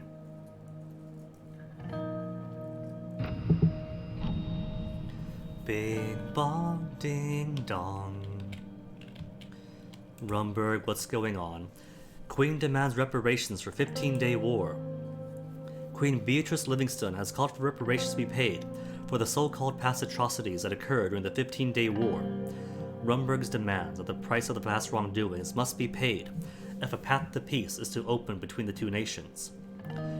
The Ministry of Foreign Affairs is analyzing the situation and coming up with a plan of action. Veserd, Gendarme police issue. A massive miscommunication between the Interior and the Gendarme has resulted in a failed raid in Veserd. The Ministry of Defense and Interior have both put blame on each other. There will be a gathering soon to solve the ongoing dispute within the security. Anything else going on? Whole Sword. Departure of the President's son from home. And news. Queen Beatrice demands reparations for centuries-old alleged war crimes. Queen of Rumberg, Beatrice Livingston, brought up the Esterd incident of the 15-day war, igniting the forgotten century-old debate of Sordish war crimes. She spoke about the need for peace and change in Eastern Marcopa, and that the way forward can only be walked if past atrocities are settled. Queen Livingston claimed that the Sordish army in 1870 had massacred 8 ethnic Rums, with the plan of committing genocide. Sorlin still hasn't claimed any responsibility for the past war crimes, said the Queen, and demanded reparations to be paid. Hundreds killed in Helgeland. According to reports, the riots in Helgeland has already resulted in the arrest of thousands. The number of deaths is believed to have surpassed 100. Agnolian government has not yet released a statement about the bloody conflict. The riots in Helgeland have exploded out of proportion in the aftermath of the murder of a Volgish Helgelander. The majority of arrests and deaths belong to the Volgish community in the island. Governor of Helgeland claimed that the riots were being incited and supported by the Valgoslandian government. Alright, well, time to see my son off.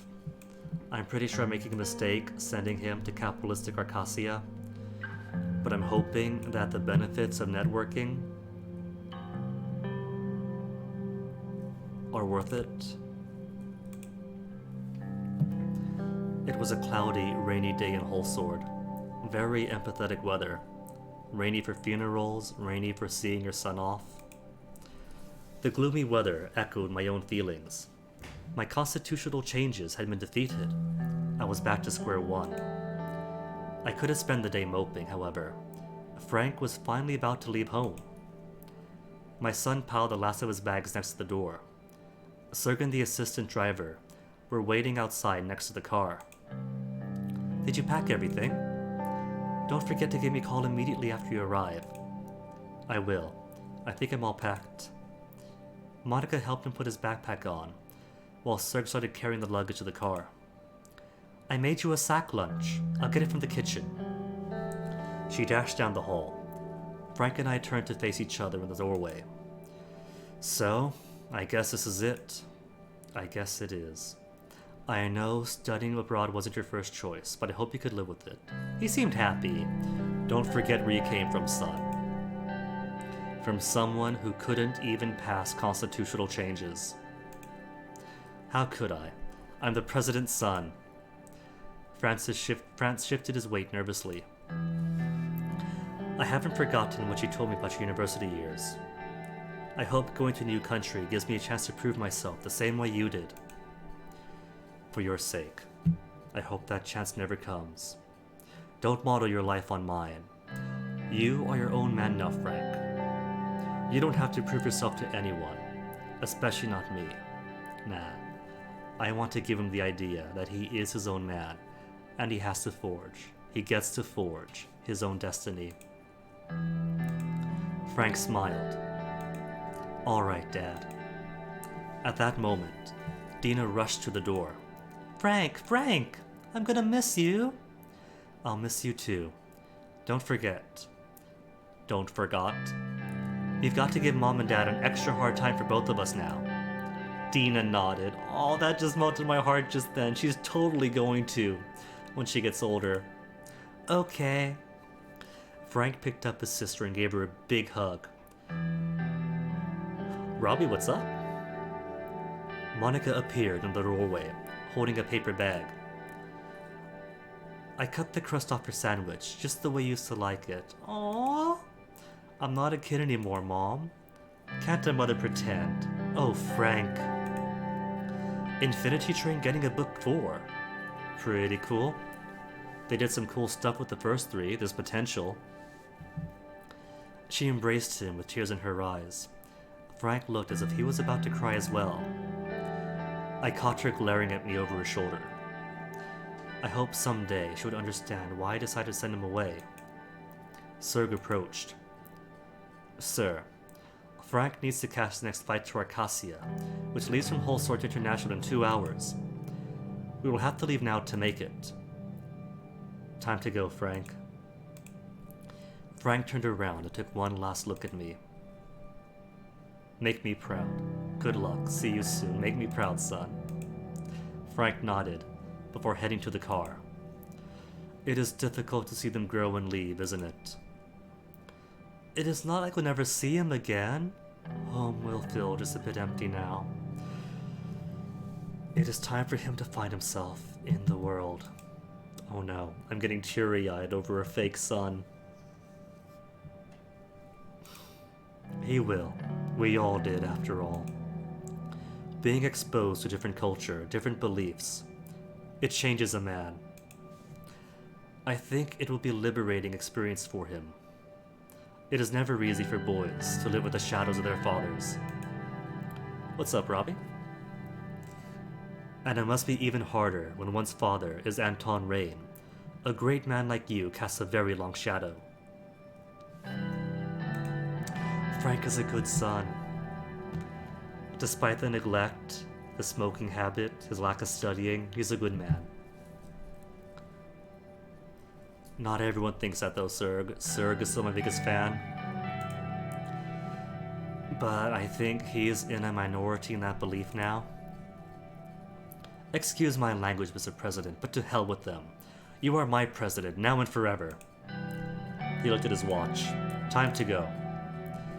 Frank waved his hand as he entered the car. The engine started, and they were on their way. Monica stood next to me as he drove away. Her eyes were teary. There he goes. It already feels different. She put her head on my shoulder. He'll be fine. We have each other. We can make more children. He will be fine. Comfort her on that. I know he will. With the defeat of your reforms, I hope it will be alright. Monica. It's gonna be great. Even if the presidency fails, not only did I give the country high-speed rail, an international airport, investments and everything else, hospitals, schools in the rural parts of the country, but we have our own vineyard. Our own vineyard to retire to, our own Corvo Bianco. I'm not gonna replace him this soon. After all, Dina already promised to make up for his absence by giving us twice a hard time. We watched for a few more minutes, even after the car was no longer in sight. Then news. 7 news, overview panel, oh no, how bad is it? Budget hasn't improved, economy hasn't improved. Military, just the Gendarme. Dispute with the interior, that'll have to deal with. Reports, what do we have? Odd gathering at Treestock Farm near Dayer. A gathering of 9,000 to 10,000 individuals was spotted in Treestock Farm near Dayer. Oh, I get it. The first reports indicate that they are currently peaceful. More reports indicate that they are playing music until dawn and handing flowers to the police units and security members deployed to the area. A few of them were put under arrest for public nudity. We are unsure how to proceed, and we will keep watching their movements. Large-scale protests during FC Gelserd versus FC Enrica Derby. A large-scale protest has broken out during the derby match between FC Gelserd and FC Enrica. Hooligans from both sides caused extensive property damage to the stadium with their protest against the police. To prevent the incident from expanding further, extra police units have been deployed. So far, there were 42 injuries and 4 burnt cars outside of the stadium. Over 89 arrests were made in relation to the events. In Lockhaven, protesters walking from Lockhaven to Holsword. Why? We have a brand new train they could take. Electric, smoothest ride ever. A new type of anti-violence protest is gaining traction in Lockhaven. The protesters said they are going to be walking from Lockhaven to Holsword in a display for peace. We have squad cars following the crowd to ensure the safety of our citizens. Further reports will be issued if there are any updates. Cool. I like this brand of protest, as compared to the violent shootings and bombings we had at the start of the administration. Intelligence reports Lagosland might be preparing for a major invasion. Military intelligence has reported a massive buildup of landing vehicles and navy ships at the port of Vilburn on Lagosland. Our agents are suspecting a massive naval military invasion of Heji Island, or Agnolia, in the near future. It is not fully confirmed, as the buildup could be a mock exercise to divert eyes from elsewhere. Our covert agents will monitor the situation on the ground for as long as possible. Our future allies, ladies and gentlemen, and everybody. Gentlefolk, beware of new youth. But if we don't have new youth, we don't get new olds. A new militant organization named New Youth started to emerge in Holsword State University.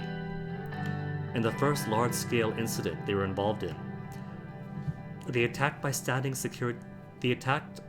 bystanding security forces, and even went so far as to burn a police car. As a result of their actions, many students and members of the police forces are now injured. Exercise caution, and be on the lookout for potential new youth members. Do your duty, and report them to the police. Summer of Love. Summer of Love has begun. Amidst the rising unrest, a large group overtook a small farm near Dayer called Treestock Farm. They're from every corner of our society, students, lawyers, actors. They are generally dressed in floral clothing, and some of them were even spotted with nothing on them, in an attempt at public indecency. As if it is despite the current situation in our country, they are dancing and singing songs. They proclaim that peace is the message, and that this summer will be the summer of love. Radical has 3 articles for me. Make it hurt, Radical. President sends dimwit son to Arcasia. Following rumors that young Frank Rain had failed his university exams, We were disappointed, but sadly not surprised, to learn that the president's son would be attending Harvard University, the most prestigious and expensive school in Arcasia. It is true that money can get you everything over there, especially if you happen to be related to a world leader.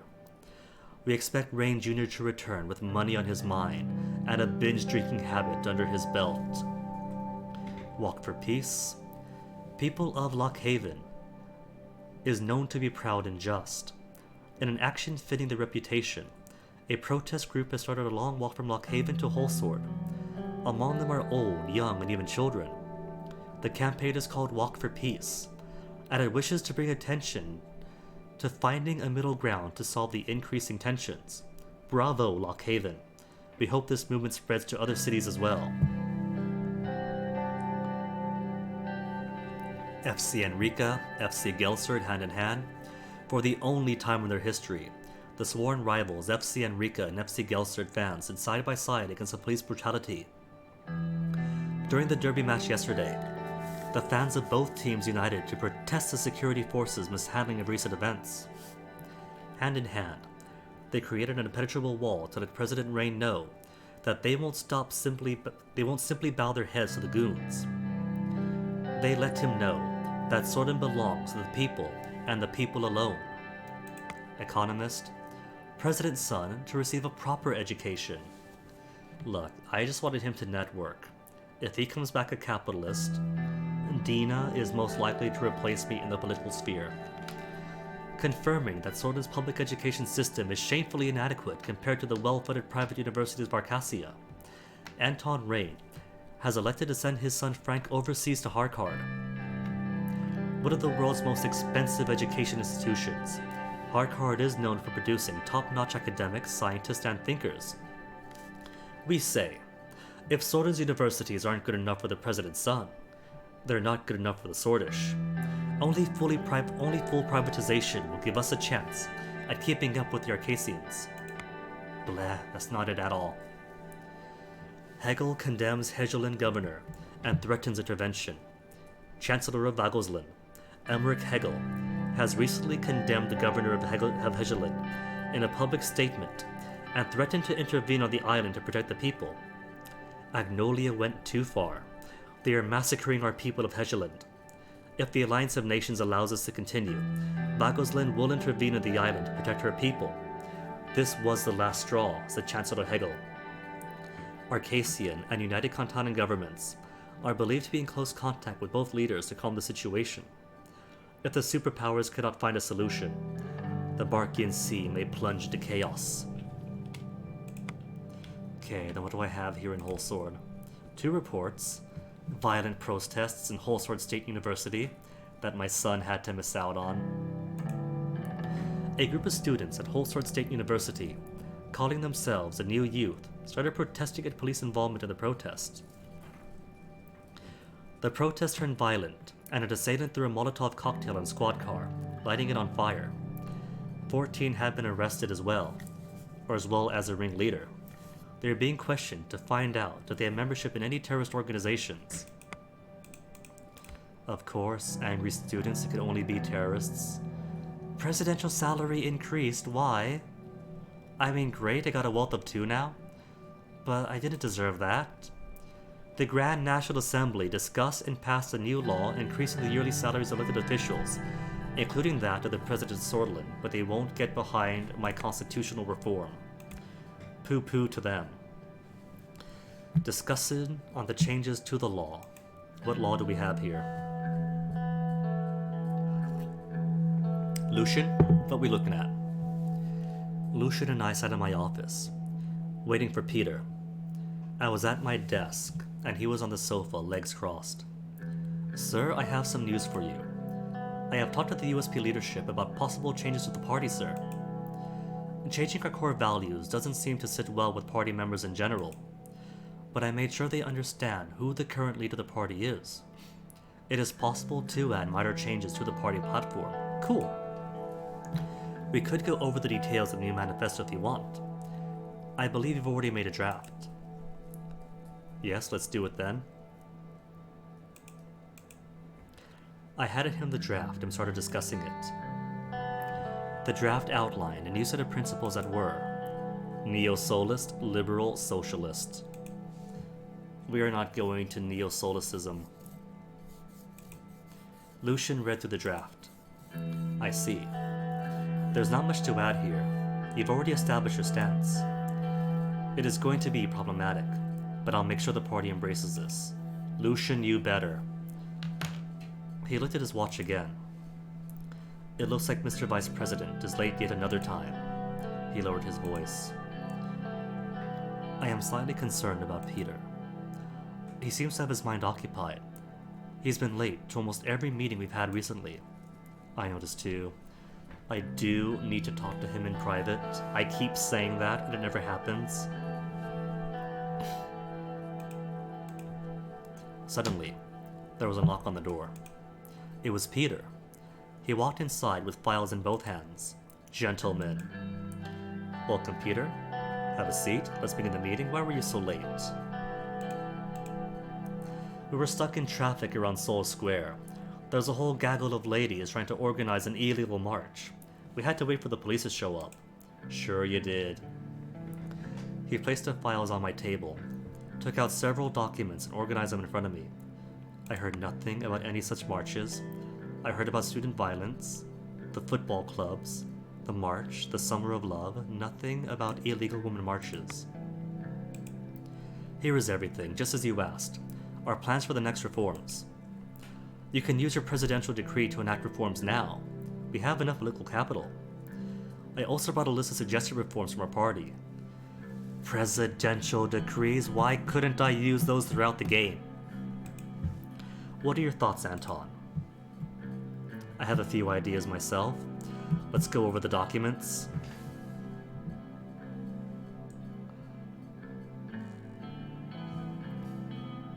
I do have a few ideas myself. Suggested reforms from our party. I want to see what the suggestions are first. To see if I should use my executive powers now, or if there is room for compromise. Let's go over the documents. I looked at the documents. Up to 3 laws. Oh no. Okay, let me see. I do not have stronger decree powers to purge the general staff. Desolemnization. 3 laws to enact. The influence of President Seoul. Hold on. What all do we have here? We could purge general staff. The relocation of teachers and doctors to rural areas. Bergia Special Zone. Oh my goodness. I totally could make a British semi-autonomous province in Bergia. Gun ownership rights. Has it ever been brought up? Remove public religious symbols. Not gonna do that. Capital punishment. Remove independence of the central bank. Influence of President Seoul is in every facet of society with his portraits, statues, and name dotting every possible spot. Administration can begin desolemnization process with a decree to remove the cult of personality that has been established around the second president. Fair Trade and Competition Commission. Trade and commerce in Sordlin has few regulatory measures, resulting in unfair competition at times. A new Fair Trade Commission can be established via decree to push for fair market competition by protecting local industries through new regulations. So it does protect local industries. Gender equality in education. We're working on it, aren't we? Isn't that part of our reforms? Education system has different classes and curriculum for genders. Through a new decree, we can provide gender equality in the education system by reverting the heterogeneous studies that were imposed by traditional education doctrines of the 1930s, amnesty for all Seoul-era political prisoners. Political persecutions of the past Civil War era left thousands of prisoners waiting for their life sentences in prisons like Antel Rock. A presidential pardon decree for all political prisoners would see arbitrarily persecuted activists and thought leaders regain their freedom. I do like that. Rural education institutes, -1 government budget. Sordon lacks technical and theoretical institutions for rural regions, causing people to migrate to cities for opportunities. A new directive would see the construction of hundreds of new education institutes that would teach rural population technical and theoretical skills. We're already doing that through the education reforms. I think if I didn't put a budget to education, now would be the time. But that's basically already policy. I'm already paying for that. Allow private prisons. No. All prisons in Sorlin are run and funded by the Ministry of the Interior. The decree could be passed to allow private companies to construct and operate prisons for profit. Ugh, that broke my heart reading that. While still adhering to the rules and guidelines of the Interior. I doubt it. Sordish Radio and Television Supreme Council. Freedom of speech is protected in Sordlin, but with the rise of new media, private organizations gained a massive influence on our society. With the new decree, we could create the government agency, the SRSC, that could protect independence of media, or control it. No budget difference. Lower retirement age, which is -2 to the budget. We are in rough times. We've already got good worker protections passed. The retirement age of Sorlin had been increased to 65 in the mid-1940s due to economic stagnation, as we have right now, so I can't really change it. The older voting blocks are requesting a decrease. Our administration can pass a decree that would lower the retirement age to 60. -2 for free prescription medicine. Well, healthcare is already free, so I think we're kind of okay on that. Prescription medicine in Sordlin is partially paid by the Ministry of Health, according to the importance of the medication. The price has gone up due to our privatization. Ouch. A new decree would allow all citizens to get their medication completely for free. Well, let me see. 3 more that I could pass. If only Bergia Special Zone. Someday, future playthrough. And purging of the general staff. Why can't I? Okay, we'll do desolinization. And I guess Fair Trade and Competition Commission. Because there are a few regulatory measures, and I don't like the idea of few regulations or regulatory measures. Sounds good to me. That should be a draw away from Seoul. Everyone's got political prisoners, so they'll love that and hate that across the board. And I do want to boost the economy somewhat. Change the laws in Sordlin. Am I sure? I am sure. Following a brief discussion, I took notes about my decisions. Desolinization, huh? You've got some balls, Anton. I never thought this would be possible. Sir, this may create a lot of frustration and anger among the conservatives. Let us not forget the fact that we are openly attacking the founder of our party. A very risky move right before the elections. Real change doesn't come easily, Lucian, you know that. Of course, sir. I was not protesting the decision, but merely explaining the situation, that is all. Speaking of controversy, most of the political criminals from Seoul era are old communists and British nationalists. Granting them amnesty will surely be quite scandalous, but it should also sit well with the Bloodish and the left. Yes, but it will anger more than a few nationalists and Soulists. If we cannot make the Socialists or the Bloodish vote for us instead of their primary parties of choice, this amnesty might be damaging for us. Well, the Bloodish should love that I've been doing great things for cultural and religious freedoms of expression. And the Socialists, all of my policies have been very socialist. We must show that our administration cares about them. This is how we extend a peace branch. That's the valid strategy, sir. Peter and Lucian leaned in to see my notes more clearly. Peter placed his finger on my notes about the Fair Trade Commission. That's a nice one. The commission will be essential in dealing with the monopolies. It was time we established a body that regulates economic competition. Could I not have done this day one? since the country overview tells us exactly what all issues we face with the economy. Well, we both respect your decisions, Anton. But now that everything's settled, I should get to work. We'll catch up soon. Lucian looked at his watch. We actually have 6 more minutes. But very well. Let's call it here. Thank you both. Thank you all. Game saved.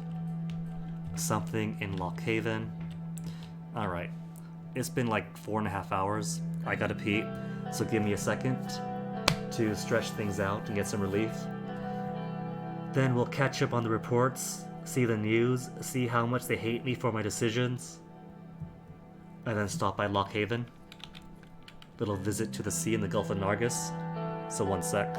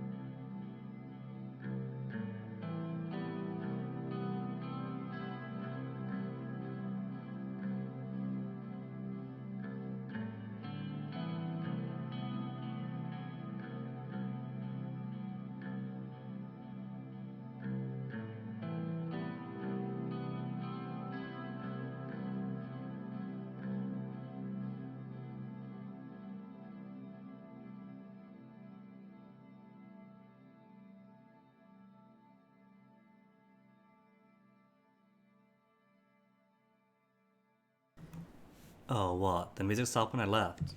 Wait a second. You know what, actually? Since there's no music anyway, I've been inspired by something. Let me do something stupid really, really quick.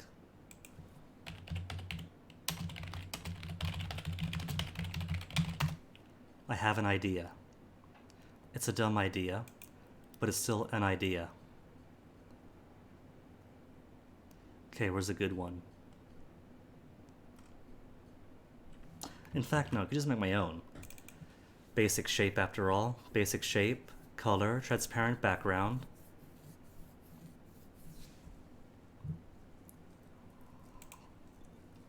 New file, let's make it decent file size. Uno momento. Go away at the Game Studio tabs. Let me see, what's a nice good color? Maybe something with a bit more green in it, a bit lighter, a bit darker for the outline. Oh, that's way too big. There we go.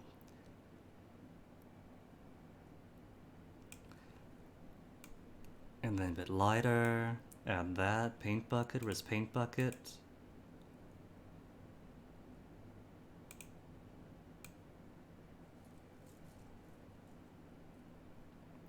What I would give for solid outlines so I don't need to go in and tidy things up on the edges with a brush.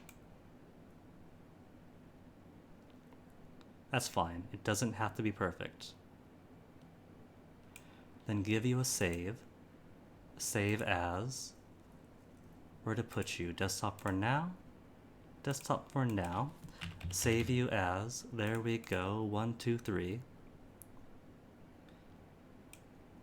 PGM. What? I said PNG. Oh, Krita. You and your plethora of options to choose from. There we go. And then open you up here. Oh wait, I'm still on BRB. Blah. Alright. I thought I pushed the button. Anyway, open you up. Add source. Browse.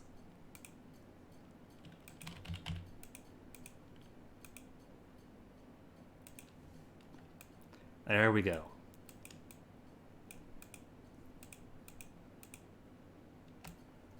Shrink you down to Anton sized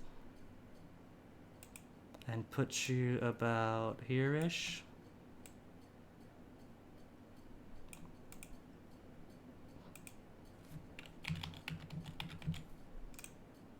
Perfect. I love it. Okay, copy you and put you in every other relevant scene. Bambity boo, bambity boo. Put you under the blue thingy.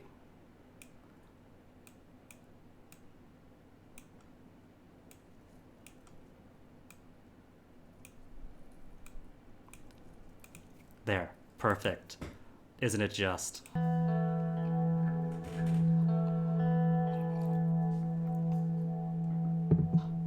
Okay, so what have we got report-wise? Gelserd commercial activity increased, but still no effects on the economy, despite all these investment seeds sprouting. Commercial activity reports coming from the Ministry of Economics display that a record number of new companies are being founded in Gelserd due to an economic boom. Economic boom, where is that boom in my economy? The report also indicates an increase in the logistical intake and output of the city is driving tech companies to grow. The Research Council of the city has also reported positive growth for the next few years. Next few years, where is that? Where is it? Gelserd also reported the most visits of passengers ever, with people from Holster taking high-speed rail to see the city for fun. The largest group of visitors are still scientists and students. That's it for reports. News. Commission to ensure competition and fair trade. The Rain administration has formed the Fair Trade Commission to ensure unchecked Arcasian capitalists doesn't take away from our citizens a quality of products and profits, and that profits benefit from the loyal citizens serving their country. The new commission, overseen by experts from the state and private sectors, will create regulations to allow fair competition and trade. In the end, our consumers will win by higher quality products being produced and enter the Swedish market. Our local producers will also have a fair chance to compete against international companies by filing anti-competition lawsuits for unfair mergers that would hurt the local market. Fairness will be established in our marketplace. Desolinization could be the gravest mistake of Rain's presidency. What is President Rain thinking? Sweden would be nothing without Colonel Tarkin's soul. The man led our country to unity following years of bloodshed, and now Rain is rewarding him by instituting a process of desolinization that would see our beloved former leader removed from schools, buildings, and city squares. Even those who dislike Sol's policies would agree that our history is worth remembering. With his unfair decree, Rain is effectively attempting to censor that history, and he himself will be remembered unkindly for it. Dangerous criminals to roam Swordland streets. President Rain has made a decree that would release thousands of dangerous criminals from Antel Rock Prison into Swordland cities and suburbs. These so-called political prisoners, jailed under the Sol administration, are said to have been arbitrarily persecuted and wrongfully imprisoned. But they're far from innocent old ladies. Many were arrested for throwing rocks or inciting mob violence. And who is to stop pedophiles, rapists, and murderers from claiming that they're political prisoners as well?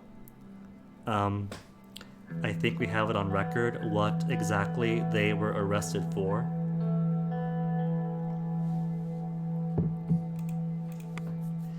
Political prisoners to receive amnesty. Some of Swordland's former top intellectuals and academics may be about to have their honors restored, as Anton Rain prepares to liberate thousands of political prisoners from Antel Rock. The president has issued a blanket pardon for those activists activists, and thought leaders who were prosecuted and jailed under the Seoul administration. These prisoners were forgotten for years. Our president's act of compassion surely will not be. At least somebody understands. The radical. Is the radical finally going to say good things? Desolinization. Finally. Can it be? Has Anton Rain really dared to begin dismantling the cult of personality around his still idolized predecessor, Colonel Takin Sol? The so-called father of our country made millions miserable under his regime. His portrait still hangs in schools and government buildings, and statues of him exist in nearly every city in Sordland. That ends now, as Rain has ordered a process of desolinization that will see the ex-president's likeness scrubbed from public existence. We can't wait until we never have to see that man's face again. Nothing about the political prisoners, though. Circling over Stalport, President Alvarez, the Prime Minister of Lesbia, on his scheduled visit to the Republic of Magnolia to meet Prime Minister Van Horten, has failed to get off the plane when it landed at the Stalport International Airport.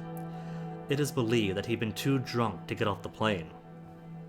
That was our potential rival in Lesbia, or ally in Lesbia. Potential, since we didn't take it. Couldn't either. The assembled dignitaries waited at the airplane at the scheduled hour, but Alvarez's plane did not land.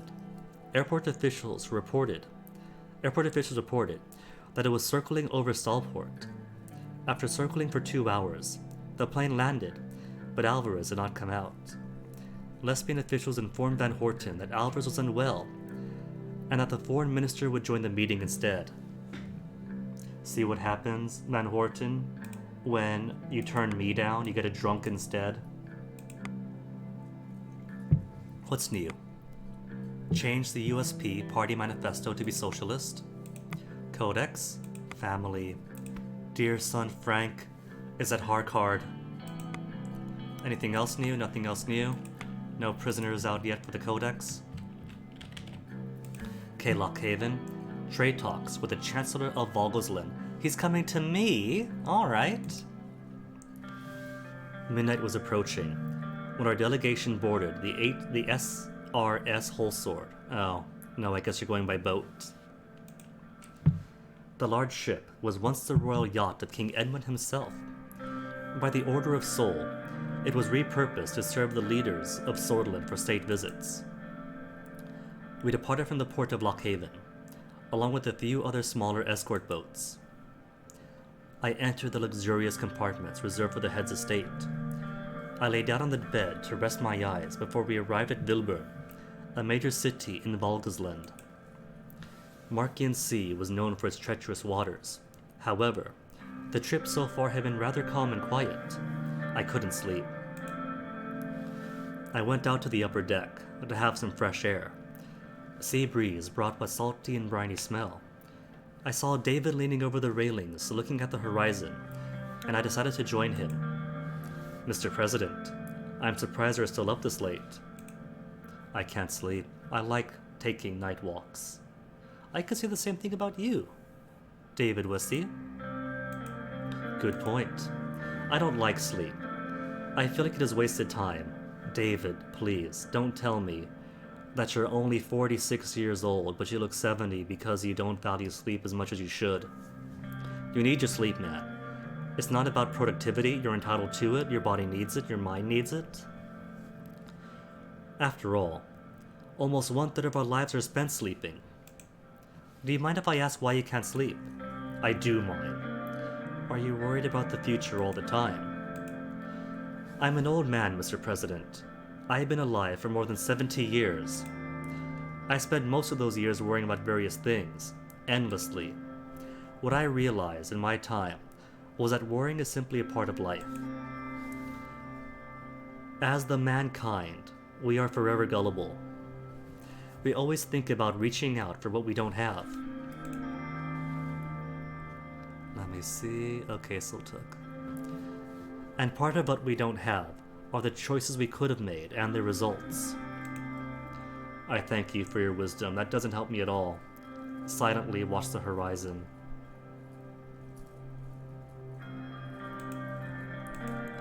I must go and try to sleep, Mr. President. I recommend you do the same. I will stay a little longer, staring moodily out over the sea. Very well. Good night. I watched the sea for some more time before going back to my compartment to sleep. The dawn arrived, and our ship moored at the busy port of Vilbon. Among the usual flashes from cameras, we made our way to the train station at a convoy, where we took the train to Helm for an uneventful trip. We arrived at the central train station at Helm, the capital city of Augusland. There was an incredible amount of people waiting for us. I stepped out of the train, and immediately flashes went off. Our delegation met with various members of the Auguslandian cabinet. We took the cars, and arrived at the royal palace.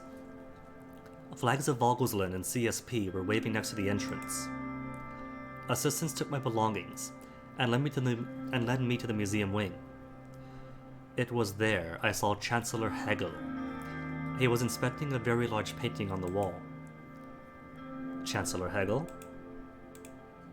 He turned around. He was a man of small stature with a balding spot and a striking visage. His famous pipe was in his mouth. Let me see what Chancellor Hegel stands for. Communist Revolutionary, Chancellor of the Democratic Republic of Augusland, Chairman of the People's Party of Augusland, leading role of the 1920 Revolution, establishment of Democratic Republic, responsible for many relatively liberal reforms in areas of domestic policy. Political commissar during the revolution. Supported Ulbricht's purges and the arrest of thousands of anti-communists. Decolonization of Rika and Xena continents. Cool. Convincing the government to give military and financial support to various independent and revolutionary movements. Elected by the party and as Chancellor of Augusland. De-Ulbrichization, so maybe he'd appreciate my desolinization, where he denounced his purges, which he supported earlier, and after many reforms started a less repressive era in Augusland, reorganized the People's Party, and distanced it from Malanania's lines. Alright, so we're kind of doing similar things, distancing ourselves from our bloodthirsty founders of our states, going for a socialism that isn't exactly Malanaeavist.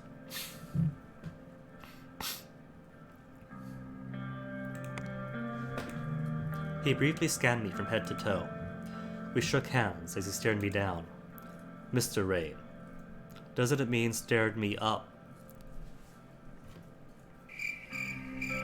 Welcome to Vagusland. It is good to be here. Thank you. It is good to be here. He gestured towards the painting.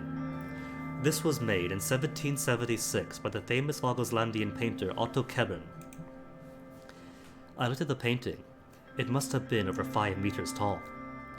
It was a battle scene. On the left, there were banners carried by Volks, and on the right, swords. Countless spears formed a triangle at the center, and the sky was red from the blood. Oh, do we have a bad history? What do you think about it? I think we have come far. After all, we are standing here, side by side, instead of at a battlefield. It is a reminder. One misstep, and we are back to painting the world with blood. No, that's too pessimistic. The optimistic view. The brotherhood view. We can do so much more through unity. However, not everyone wants that. We started walking. I have been watching your rule so far with worry. Hegel, you and me both. You banned the legal organization in your country like Red Youth. Dude, they were terrorists. They were blowing people up, you have to understand. Your actions are clear as day. My hand was forced when I made these decisions. Chancellor Hegel, please. Soldan's concerns are Soldan's alone. No, 'cause unity. My hand was forced. Come on, please try to understand. There was violence in the streets. The violence stopped. And then I turned around and released communist prisoners. Hegel frowned. Excuses. Is that it? Not only you just told me that you are weak, but you also can't own up to your mistakes. To be honest, you do not surprise me, Mr. Rain. Come on, what about every other policy? They have to stick with the most negative one. Everything else, though. Listen, Mr. Rain. You have come here for a trade deal. Let's talk about your deal, and we will call it today. I won't sit idly while you insult me. The deal is off. You're finished. You have just lowered your chances of achieving a trade deal. I expect nothing more. Good. Here is what I'm proposing. I have no qualms of what's been negotiated so far. Sorters fishing output from the Anglian region, in return for Vogelsland's hard-earned money. It's a good deal, really. No. My problem is not with the deal itself. My problem is with you, Mr. Rain. It is with how you lead Swordland. Goes both ways. You don't have to like me to trade with Swordland. True.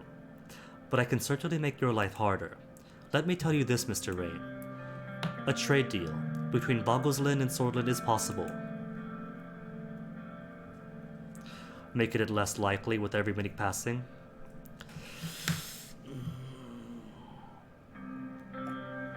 What does he want? He's going to want my support in Helgiport. What does he want? What I want is simple. Recognize Helgeland as Vogelslandian territory, and I am ready to sit at the table.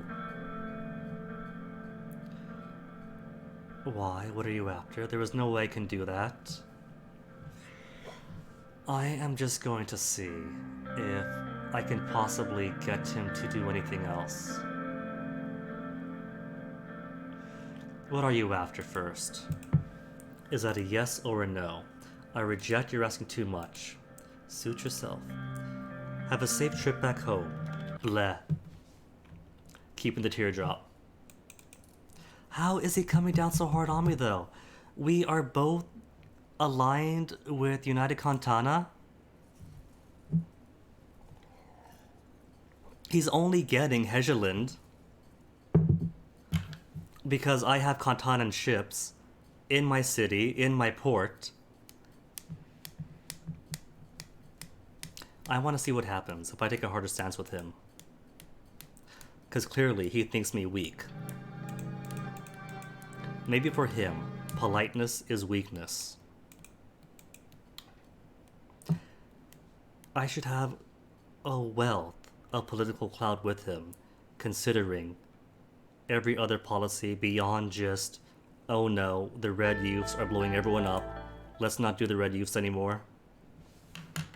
Does he not care about the planned economy, about nationalization?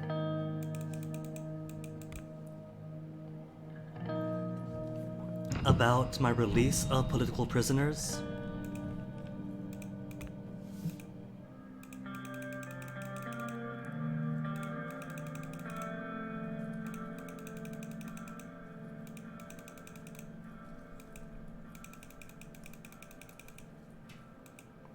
Chancellor Hegel.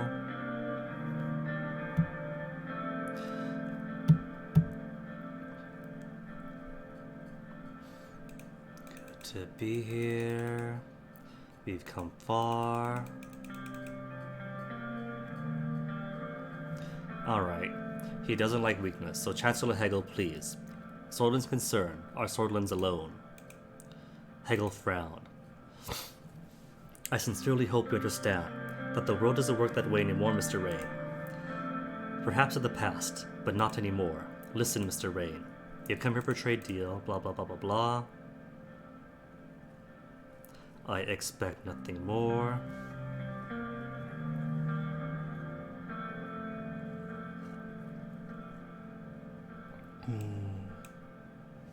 Let's go hard on him. Just lower the chances of achieving a trade deal.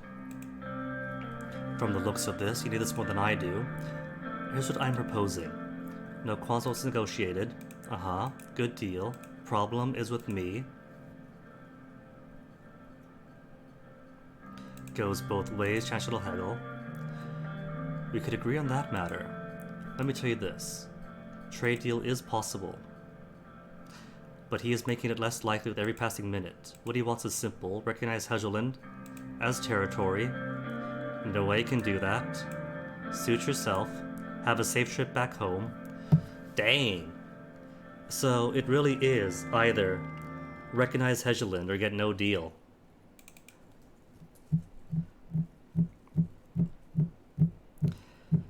Which all goes back down to the banning of the red youths, huh? Alright, so note for the future then.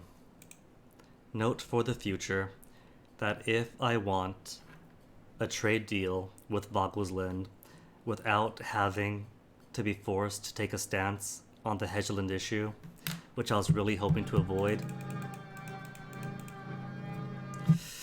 what would I do then to prevent the violence? It was an unpopular, undemocratic move, but it did make the violence stop. Just money to the interior then? Just get the police shooting at protesters? Because that's the only other way I can see to stop the violence between the red youths and the young swords. The only real way I can identify so far. Alright, back to it then. The outcome was clear as day.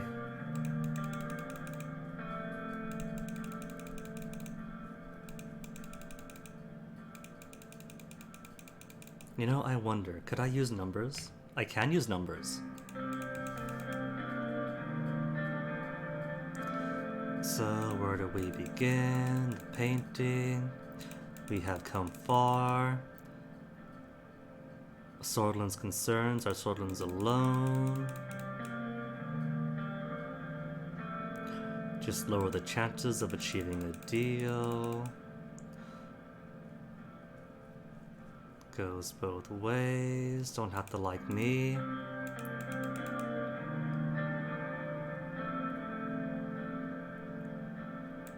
Have the gall to say this. What he wants is simple. That's it. Fine then. I expected it. That Helgeland was going to be the issue, so whatever. He gets Helgeland support. I get the trade deal. Whatevs. Then consider what we have a deal, Mr. Rain. Country relationship updated. Agnolia's not gonna like that. Shake hands. Don't shake his hand, shake his hand. Here we are at the end of our allotted time. Get back to work, enjoy your stay, blah blah blah. I will. Have a good day, good day.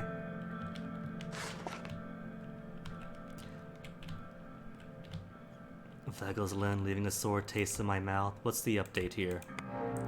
Neutral relations still. Oh, from good to neutral. So, they're gonna hate us even more. Probably gonna get violence in Angolan as a protest or involvement in Heshiport. Private meeting with Peter Vectern. Oh, Peter. We gotta talk about your drinking and your womanizing. The waitress, my secretary, constantly being late. Swordland and Vagosland signed new trade agreement. The Swordist government has officially signed a new economic partnership deal with Malaneavis Vagosland, marking an important moment as a major deal signed with a CSP country. The Swordland-Vagosland Economic Partnership Agreement was signed by President Rain and Chancellor Hegel in Helm yesterday. The deal is tailored to benefit both economies, with big benefit to Swordish and Vagoslandian businesses. It also includes a strong commitment from Vagosland to support Swordland with Vagoslandian capital. This steadily marks a new period of close relations between Swordland and Vagosland, which will hopefully see countries work even closer together in the future. Swordland recognizes Helgeland as Vagoslandian territory. President Rain has announced that Swordland will recognize Vagosland's claim on the islands of Helgeland after his meeting with Chancellor Hegel, setting ripples around eastern Merkopa and beyond. Helgeland is an island that has long been disputed between Agnolia and Vagosland due to its strategic location. Following the bloody conflict in Helgeland, Vagosland has been increasing its presence on Agnolia and started to pose a threat to the peace in the region. Sorden's decision to support Bagoslan may be the sign of an incoming conflict. Regardless, now Agnolia stands alone in eastern Mercopa against two major regional powers. You know, I do kind of like that every other leader around here, leaders in different ways, and so how much negotiation you can do with them. Like Velen was really easy. Agnolia had very clear indicators, but they had like leeway to them, right? And Vogelsland just being like, take it or leave it. If you don't like it, get out of my door. I get it, but I don't know. I still feel like I should have had more political clout, given how close we are otherwise as countries. But it's fine. People are people, and I kind of appreciate that about the game. Anywho, Peter, it's time to talk. Private meeting. It was a dark, chilly evening when Peter called and asked if we could meet. He gave no details. All he said was that it was important. I drove alone through Holsworth suburbs till I reached the meeting point he named. I drove alone. I'm allowed to do that as president. Hold on, first on, what's shifted here? Diplomacy. Fish trade with Bagosland. Free trade zone with Bagosland. So it's still not pulling the economy up though. 147 Berwick Avenue, number 26, our road campaign headquarters. Untouched since the night of the election. This was where everything began. I made my way up the dusty staircase of the office building. The light of the second floor hallway was out, so I used a cigarette lighter to find my way to the wooden door marked 26. I pulled the handle, but it wouldn't budge. The heavy door had always been a pain to open. Excuse me. Coming. Peter pushed on the door with all his weight. It made a screeching sound as it opened. Without further ado, I bid you welcome to this grand nostalgia trip hosted by yours truly, Peter Vectorn. He made an exaggerated bow. The dust from the door was still settling down. Feeling sentimental yet? Indeed, haven't been to this place in ages. I miss it sometimes, even that damn door. Come on over here, remember this? He walked over to his old desk and pointed to the gramophone that had annoyed our neighbors and kept us company for so many late nights. Peter flipped the switch, and it filled the room with swing music from the 20s. I'll be damned, it still works. So, Peter, are you going to tell me why we are here? In a bit. He put his hand under the desk and brought a bottle out. He took a swig out of it and passed the bottle to me. Drink? Sure. I took a swig as well before passing the bottle back to Peter. That's my boy. Peter snapped his fingers to the music while going through the items of the room. It looked virtually unchanged since the election night. Come on, have a look around. See if it doesn't bring back memories. Check the old desk drawers, the storage boxes, the records next to the gramophone. Where's my desk? I walked over to my old desk, sat down on a squeaky chair, and opened the top drawer. Inside, there were a few old coins, pencils, and sheets of paper. Underneath them, something caught my eye. It was a photograph of me and Monica, sitting under a tree. This must have been 10, maybe 15 years ago. We looked so young and happy. Monica would love to see this. Nice find. Look at baby Yanton. You didn't even have your iconic look. Yeah, that would be before the, paper doll editing. Take the photograph. I took the photograph and slid it into my jacket pocket. Storage boxes. I walked over to the tower of storage boxes and opened one of them. In one of the storage boxes, I found a heavy object, wrapped safely. I unwrapped it. It was an emerald-colored statue of a goat, the symbol of Swordland. I remember that this was a gift from Brenda, one of the 53 election campaign assistants. It would look good on my desk in the palace. Brenda, Brenda, Brenda. Always sucking up to you. And where did it get her? Seriously, where? I have no idea where she ended up. Take it. I lifted the storage box with the statue in it and put it near the door so I could take it on the way out. The records. Made my way to the gramophone. I started flipping through the records next to it. I found one of my favorite albums ever, Mountains by Janet Gers. A set of plaintive folk songs that made me yearn for the countryside whenever I heard it. What a classic. You should mail that to Frank so he can learn what real music is. Sure, let's. Maybe it reminds him of home. I pulled the record out, put it under my arm, and placed it next to the door. Enough of going through old stuff, let's talk. Yes, all in good time. He gestured to the bottle he had in his hand. No, I'm good. It is time for serious Anton. He shrugged, took a very big gulp out of the bottle, and staggered to the side afterwards. I know you, Peter.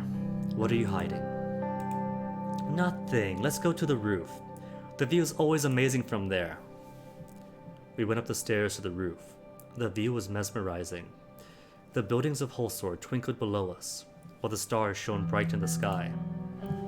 We sat and leaned back against the wall, taking it all in. Right as I was starting to get up, I heard a sobbing sound.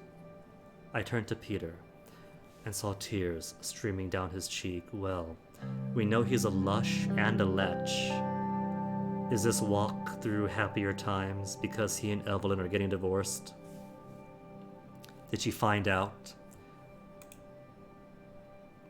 I have not seen a night sky beautiful enough to make Peter Vetchin cry. What's wrong? This isn't the time for poetics. There is something clearly wrong with my VP. We've seen it for years. He wiped the tears away. I messed up, Anton. I messed up big time. Evelyn's leaving me. She wants a divorce. I'm not surprised. No. I guess you shouldn't be. I've been sleeping with Livia Suno. What a surprise. What a completely unforeseen twist. I had a feeling about you too. We got careless, I know, I'm so sorry. It's just, Evelyn hasn't been the same since she lost her job. And Livia was giving me sultry looks from the day I hired her. And so instead of supporting your wife, trying to help her get back on her feet, you just went for the younger piece. You were away.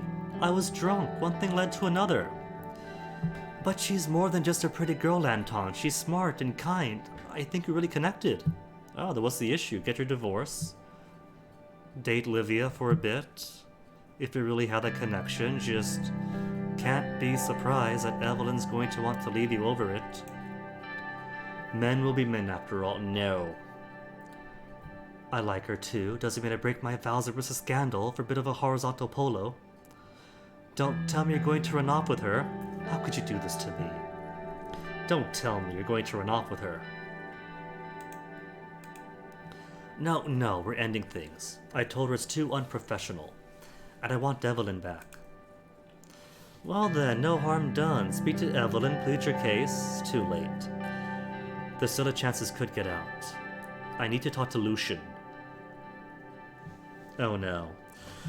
Darn it, I want to approach this in like a humane sort of way, as an issue between Peter and his wife. But no, I have to consider this as a political scandal, don't I? A chance to get out, need to talk to Lucian. Ought to have you both fired. I still can't believe this. Ought to have you both fired. Is the most sensible answer there is. Anton, please, I'm begging you. There was an edge of desperation in Peter's voice. He took another drink. How many years have we known each other? How many scrapes have we gotten ourselves out of? I can handle this, just trust me. I turned to face my friend and vice president. The habits that had gotten him dubbed the bad boy of Swedish politics when we were young were no longer so charming coming from a middle-aged man. Yet he was still a capable politician, and I couldn't ignore our long history together. Just an affair and it's over. You've done enough damage. I will handle this myself. Or I will be blunt. You fix this, or I will remove you from office. No, he's done enough. I can't trust him to fix this without making it worse. This is down to me and my staff. Without waiting for his reaction, I left the rooftop alone and made my way downstairs. Don't forget the junk I saved. On my way out, I grabbed my belongings and took one last look back at the office. It had been home to some happy memories for sure, but this visit had permanently cured me of any nostalgia. As I arrived home, I headed up to my study, sat down, and stared at the telephone. Call Evelyn, call Lucian, call no one.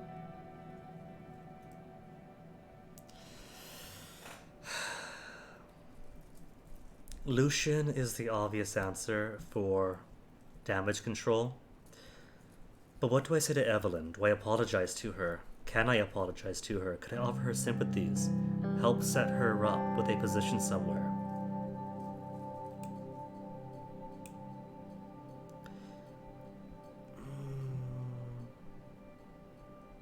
I want to call them both. Can I call them both? Let me call Evelyn, because Evelyn is also Monica's friend. Picked up the phone and dialed Peter's home number. Evelyn answered after a few rings. Does Evelyn get a page? She does. Okay, that's right. I remember now. Because she was working for the paper, wrote some critical stuff, got fired. Anton, it's late. Is everything alright? I told her what I knew about her, Peter, and Livia. Oh. She was silent for so long. I thought she might have hung up. Whatever you have to say won't change my mind. Oh, this is entirely... So the Evelyn route is completely to patch Evelyn and Peter together, and not to be like, I understand, I know what's going on. Your jealousy could ruin my chances of re-election. Peter still loves you. He was in tears when we talked. Evelyn gave a sharp laugh. Wow. Do you know Peter at all? Really know him? Livia wasn't the first, and she won't be the last. There will always be another beautiful young woman for him to prey on. He has a wandering eye.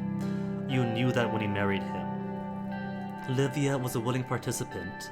Maybe, but considering that Peter hired her, kinda was a boss, the power difference, and being a young woman in Swordland, trying to get ahead when the system is very much against it. She might have just been trying to get a political job connection with every other door closed to her.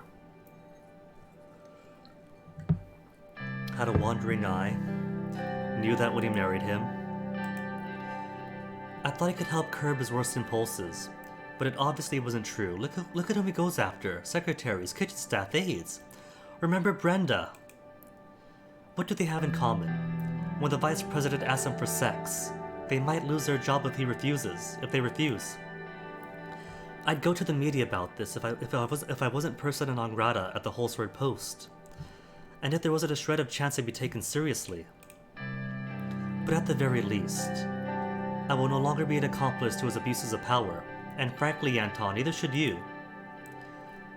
Evelyn hung up without waiting for me to respond. I took a minute to think over what she had said.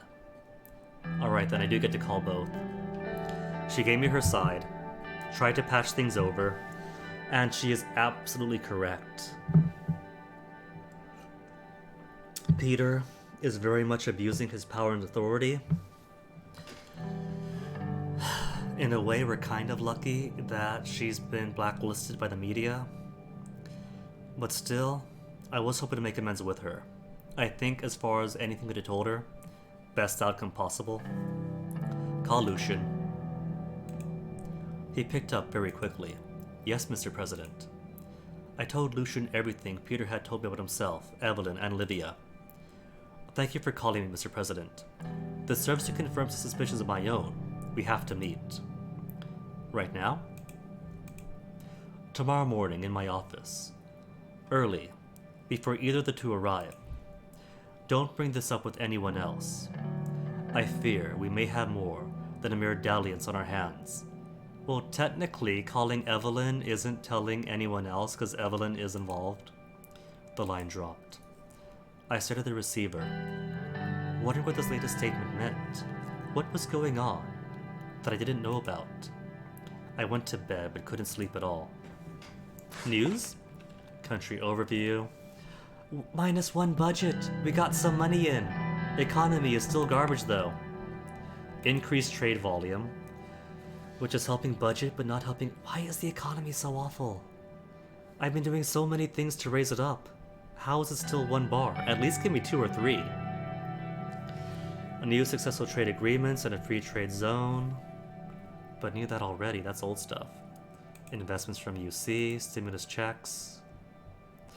Are there worse things? Bergia, economy plummeting. Alright. But that's plenty of greens and yellows to balance out the reds. So do we have just the one place to go to? Just whole sword? Start the day at the palace. Speak to Lucian. It was early in the morning after my talk with Peter. The sun was just beginning to peek over the horizon. Talked to Evelyn Vectern. Talked to Lucian. The Maroon Palace was empty save for a few cleaning staff. I entered my office to find Lucian already waiting for me. Mr. President, thank you for meeting with me at this hour. Couldn't sleep anyway. Very well. I am pleased that you chose to call me after your conversation with Mr. Vectern last night. Although I was already aware of his affair, his illicit relationship with Miss Suno. I figured as much. You do know everything that goes on in the palace after all, and it was obvious to me too, the way they were giving each other the eyes. Lucian smiled. On its own, given Mr. Vectern's established reputation as something of a playboy, the affair is unlikely to cause much damage. However, a more troubling possibility has been brought to light. A recent conversation with Mr. Hailstone, our whistleblower from Rumburg, revealed the presence of a spy within Maroon Palace. Didn't I suggest the first time that Peter was late and showed up disheveled, that maybe he'd been pinched by a foreign asset? Knowing Peter, specifically a honeypot of some kind? Could it be that Livia is that honeypot? I believe Miss Suno is our mole. She has been using her relationship with Mr. Vectern to gather information. Tell me more. I can do better than that. I'll show you. Lucian reached into his coat pocket, pulled out an audio tape, and fed it into the reel-to-reel machine on my desk. This was recorded in the palace at 1809 on the second day of your trade visit to Vogelsland. He pressed play. I heard Peter and Livia's voices. You sure everyone's gone for the day? Relax, Liv. Nobody's working that hard with President Stick up his ass off in Vogelsland. President Stick up his ass. Oh my goodness, Vectern. This is how you truly feel. Livia giggled. I heard the sound of kissing, then of drinks being poured. I'm glad you stayed behind. Did he tell you how it's going over there? Do you think there's a chance they'll form an alliance? Nah, it doesn't seem like it. Although we've still got a shot with the superpowers, there's talk of a possible cooperation. But enough work talk, Miss Suno. I want you bent over my desk now. Lucian grimaced and switched the tape off. This is indeed cause for concern.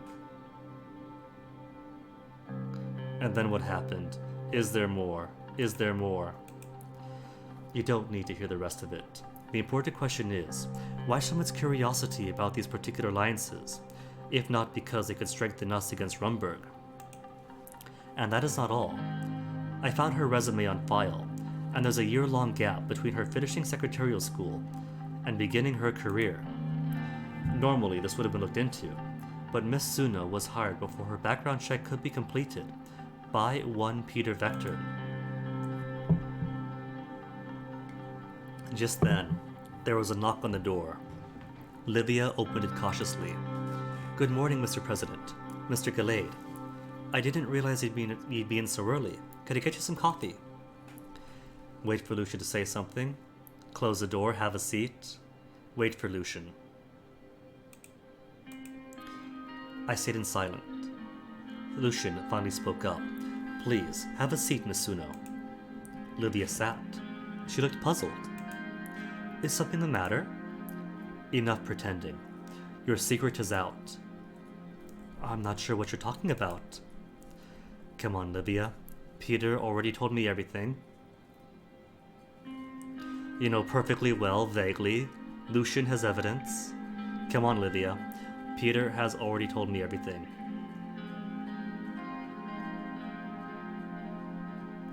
Or Lucian has evidence. I'm gonna go with evidence, because I don't know if Peter told me everything is only about the affair and locks me out of possibly revealing her as a mole. "You know perfectly well" is vague enough and could be both. Livia buried her face in her hands. Okay, that would have been the response for all three anyway. "I'm so sorry, Mr. President. I was foolish. And Peter was so nice to me, but it's over now. Nobody ever needs to know."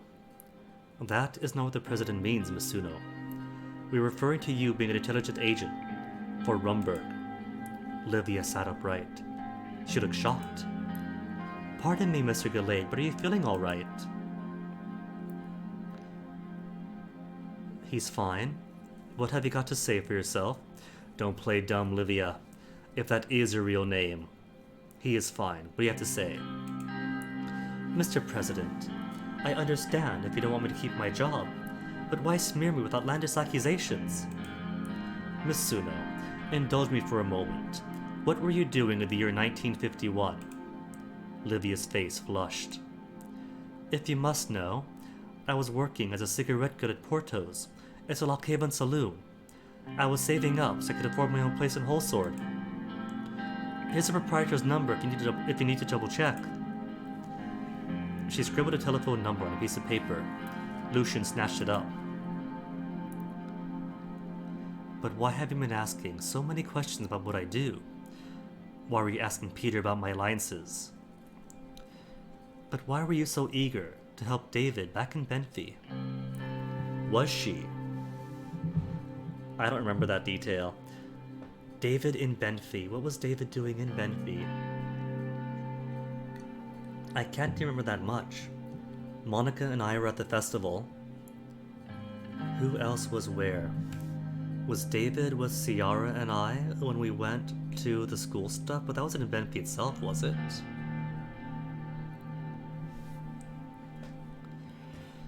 Why were you asking Peter about my alliances?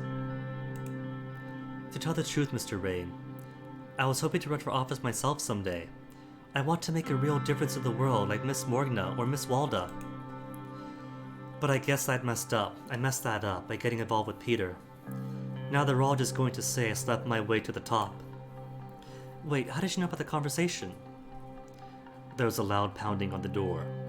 Peter barged in without waiting for an answer. He was unshaven, and wore the same clothes as the night before. "I came as soon as I heard all three of you were here. Anton, what the hell are you doing? I told you I had this under control." "Sit down and shut up." Peter took a seat at the far end of the sofa. He looked over at Livia and noticed her troubled expression. God, why involve her? This is my mess. She did nothing wrong. Well, there's a small chance she could be a spy. She's a spy, Peter. You messed up big time. I don't know if she is yet, though.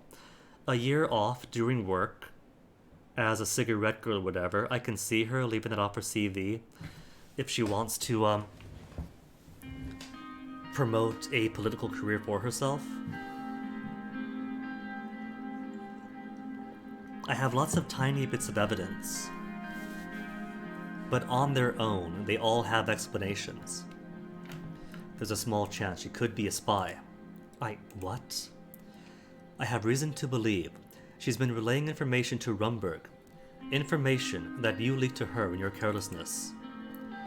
Lucian rewound his tape and played it again. As Peter listened, his eyes widened in disbelief. Lucian, you rat bastard, you've been bugging my office. Lucian, is this true? Obviously, for a good reason. Well, there is a good reason. There is the spy issue. Both Peter and Livia were glaring at Lucian now. He looked unrepentant. I had noticed the Vice President's behavior becoming increasingly erratic and unprofessional over the past months. I wanted to get to the root of the cause. So you wiretapped your own goddamn colleague, and for what? Have you been getting off to this, you pervert? Certainly not. I believe that along with Rumberg whistleblower's admission that there is a spy in the palace, and certain gaps in Miss Suno's resume, this tape makes a compelling case to investigate the Secretary for Espionage. Whether or not the investigation yields positive results, whether or not it reveals positive results, Mr. Vectren ought to be held accountable for his willingness to divulge such sensitive information. He ought to stand trial, or at the very least, resign. Peter's jaw dropped. Livia stood up. If I may, Mr. President, I've been paying attention to what goes on in the palace, not because I'm some sort of double agent, but out of genuine interest. Hard as that may be for you to believe, Mr. Gallade, but it is true that Peter is all too willing to divulge sensitive information. She scowled at Lucian, then turned back to me. And from what I've seen, this man has been attempting to undermine your Vice President at every turn, perhaps with the goal of replacing Peter himself. Oh no. Oh no. No. I have full trust in Lucian. Livia, then. Why is Livia trying to make me undermine Lucian? Is it merely to defend herself against the espionage charges? Or is it because she is a Rumberg asset and knows that my chief strategist is one of the most powerful chess pieces I have, and with them out of the picture, and keeping inebriated Peter by my side, it weakens the administration against Rumberg. She is a spy. I have to get rid of her. Of course you'd say that. Peter is your lover. That's ridiculous. I would never make Lucian vice president and break his heart. Nonsense. Lucian's been nothing but loyal. Loyal to you is true. He could never stand me. Lucian frowned. My personal misgivings on Mr. Vectren aside, I would never do anything to harm this administration. Mr. Vectren, on the other hand, has at best committed adultery and at worst delivered state secrets straight into enemy hands. Who could I believe? Lucian, can I speak with you for a moment? Peter, Livia, out. Now. Peter and Livia, please wait outside for me while I try to talk some sense into Lucian. I want to speak with him alone. Well, either way, Livia has been seeping state secrets from Peter, either for her career or because she's a spy. Peter is a lech and a lush who's willing to give said secrets to fluff himself up for the young ladies who can't say no to him, otherwise they get fired.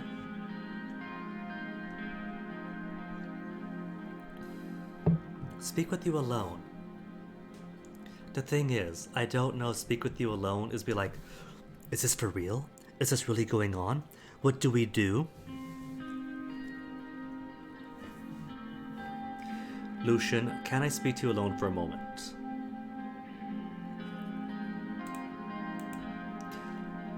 Peter and Livia exchanged worried glances before exiting my office.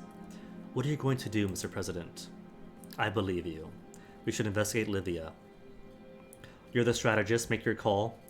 Honestly, I ought to fire you for surveilling Peter. I'm not investigating my own secretary. Won't play into your hands. Come on, an investigation at a minimum is required. I believe you. We should investigate Livia. Lucian breathed a sigh of relief. I appreciate your trust in me. And Mr. Vector, what will you do about his willingness to compromise Thornton's security at the drop of a pencil skirt? He did what any man would.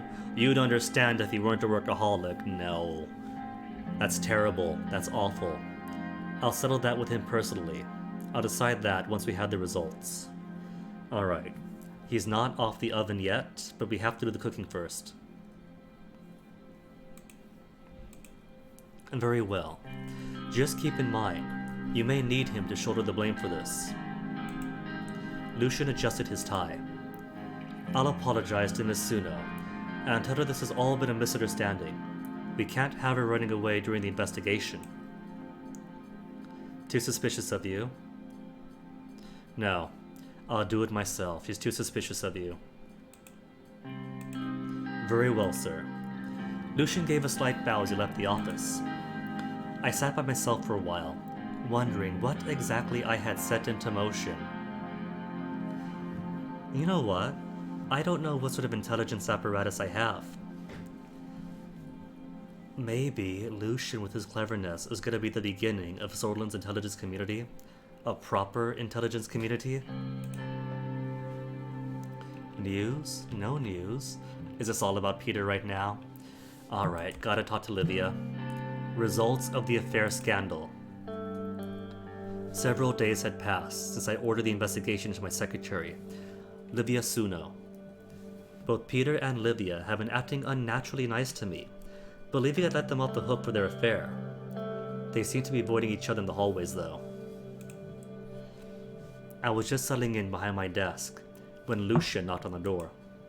Sir, a moment of your time. Of course. What am I doing? Just settling in? I got time then. Come in. Lucian entered my office and closed the door behind him.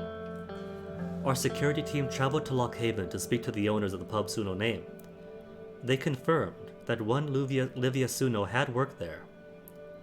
Okay, so somebody with that name had worked there. Will they have recognized her face though, her voice? Their description of her did not match that of your secretary. However, it did match that of an unidentified corpse that washed up in Lenkirk Bay 2 months before your inauguration. Huh?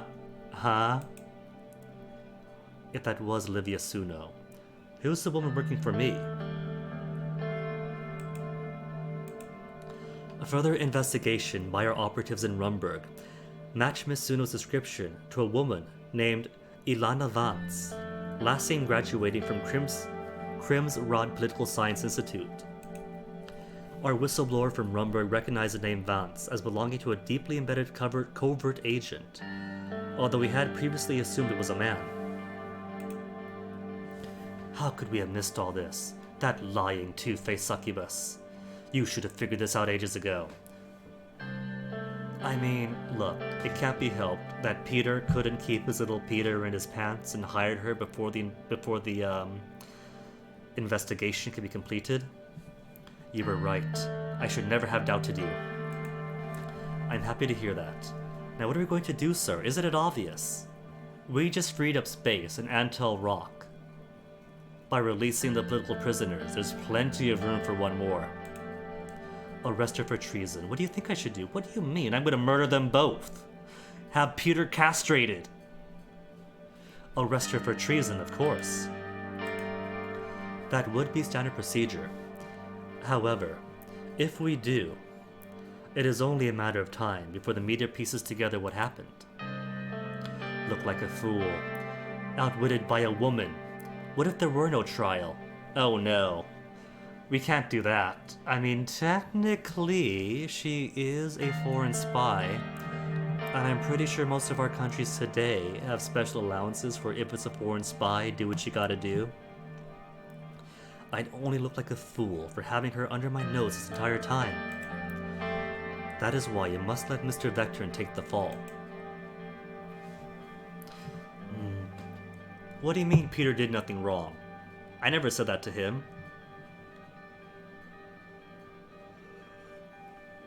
I know his actions were problematic.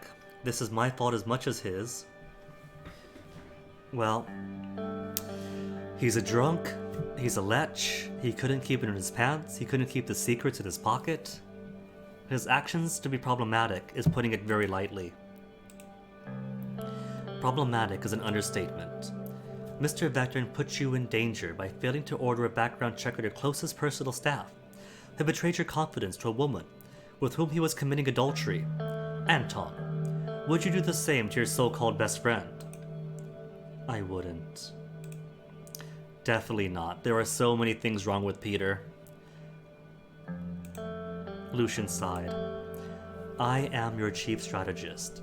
I have advised you on what I believe is the best strategy. But of course, the ultimate decision is yours. Peter will be our scapegoat. I will shoulder the blame along with him. Blame Ilana, and nobody else. No, this is all Peter.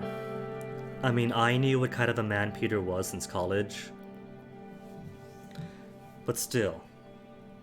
He's old now, he's middle-aged, and he's still going after the skirts. If it was just adultery, fine. But adultery plus telling information that Livia didn't need to know? Sorry, Peter. But I already made a promise for VP for somebody else, so this just gives me good casusability to get rid of you too.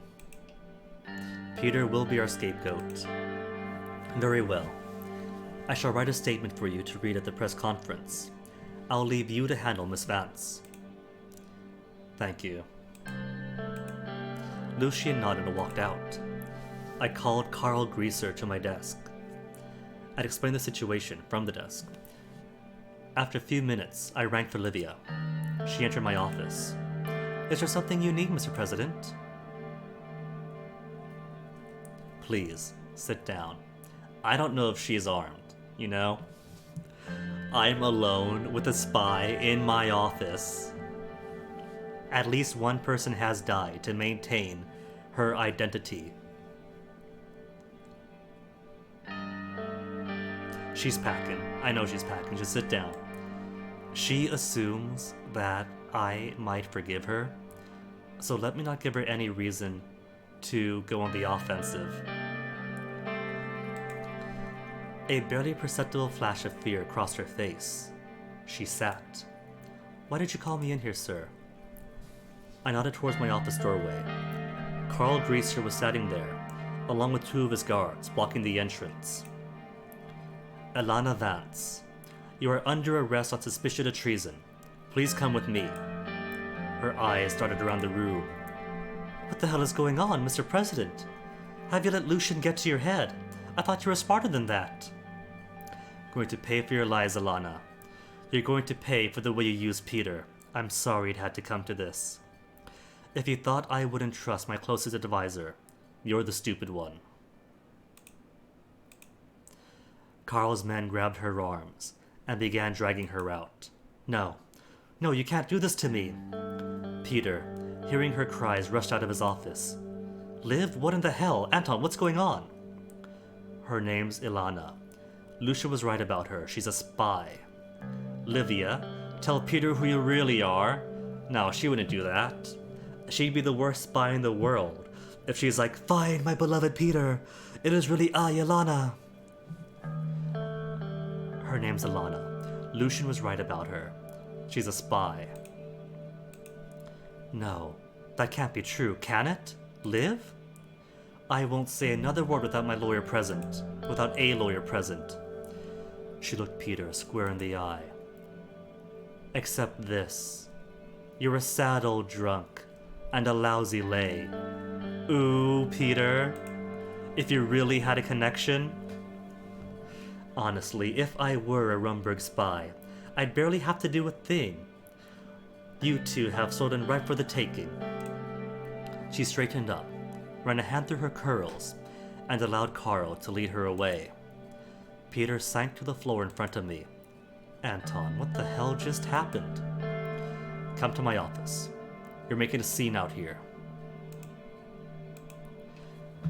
Once Peter's in my office, I shut the door and explained everything Lucian had told me about Olivia. And you actually believed him? Well, better safe than sorry, especially after what you called me. At least we finally have this ordeal behind us. Let's get on with running this country, shall we? Oh, Peter.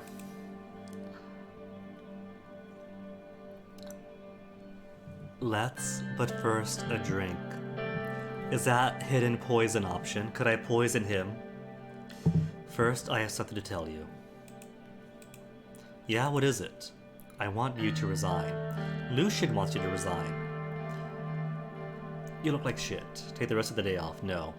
But I do want him to resign. He's been a liability. He's been consistently drunk, hungover, late. Spends all of his time chasing after skirted subordinates who don't have a good position to say no to the vice president. He's a walking liability, and now his wife's divorcing him. And now he's possibly been feeding information to a honeypot. He needs to resign. Sorry, friendo. We can't pretendo. Peter looked up at me. His expression was numb. I guess I deserve this, don't I? Yes, your philandering put us all in danger. I don't even care about the administration at this point. This first statement is objectively true. He exhaled slowly. I could see tears in his eyes. I'm so sorry, Anton. I was never cut out for this job. Yeah, you'd think. It was fun while it lasted. You did great. Sorden's just not ready for a vice president like you, who gets drunk constantly, chases skirts constantly, feeds information to the enemy. Maybe by 2016, then Sword will be ready for a skirt-chasing drunk that only cares about feeding information to hostiles. You really weren't. But at least you got a nice house out of the deal. Unless Evelyn takes it in the divorce. I've got to prepare for the press conference. I suggest you do the same. Alright, I get the message, but first... He grabbed the bottle of Ellery Maroon 30-year-old from the shelf behind my desk. To new beginnings. He drained a third of the bottle in one long swig, then got to his feet, and unsteadily made his way to the door. That's him getting ready for the press conference. I knew this was for the best, but I hoped my friend would be alright. Overview panel. What do we have? Nothing new here. Order. National security breached. Our nation's security has been breached. Unfortunately, we still don't know what information has been leaked to foreign powers. Fantastic.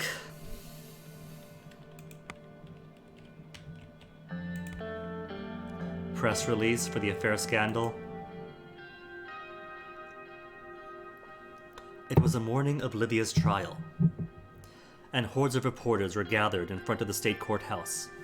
Peter, Lucian, and I stood by the entrance. Lucian had helped break the news of my secretary's arrest.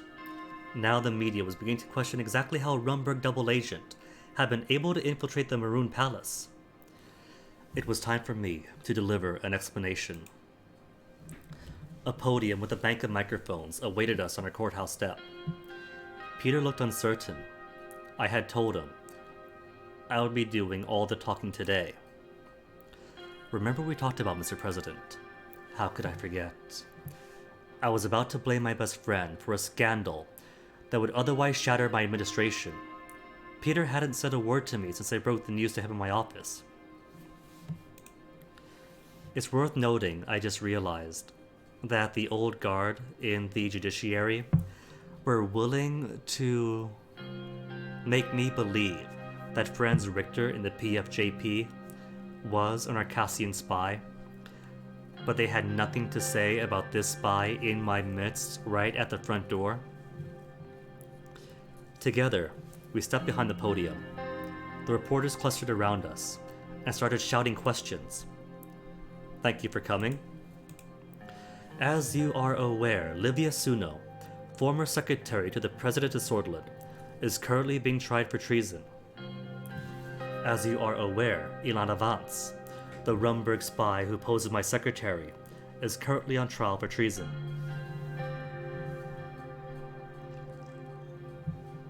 Well, that evidence will be brought to light. They know her as Livia Suno.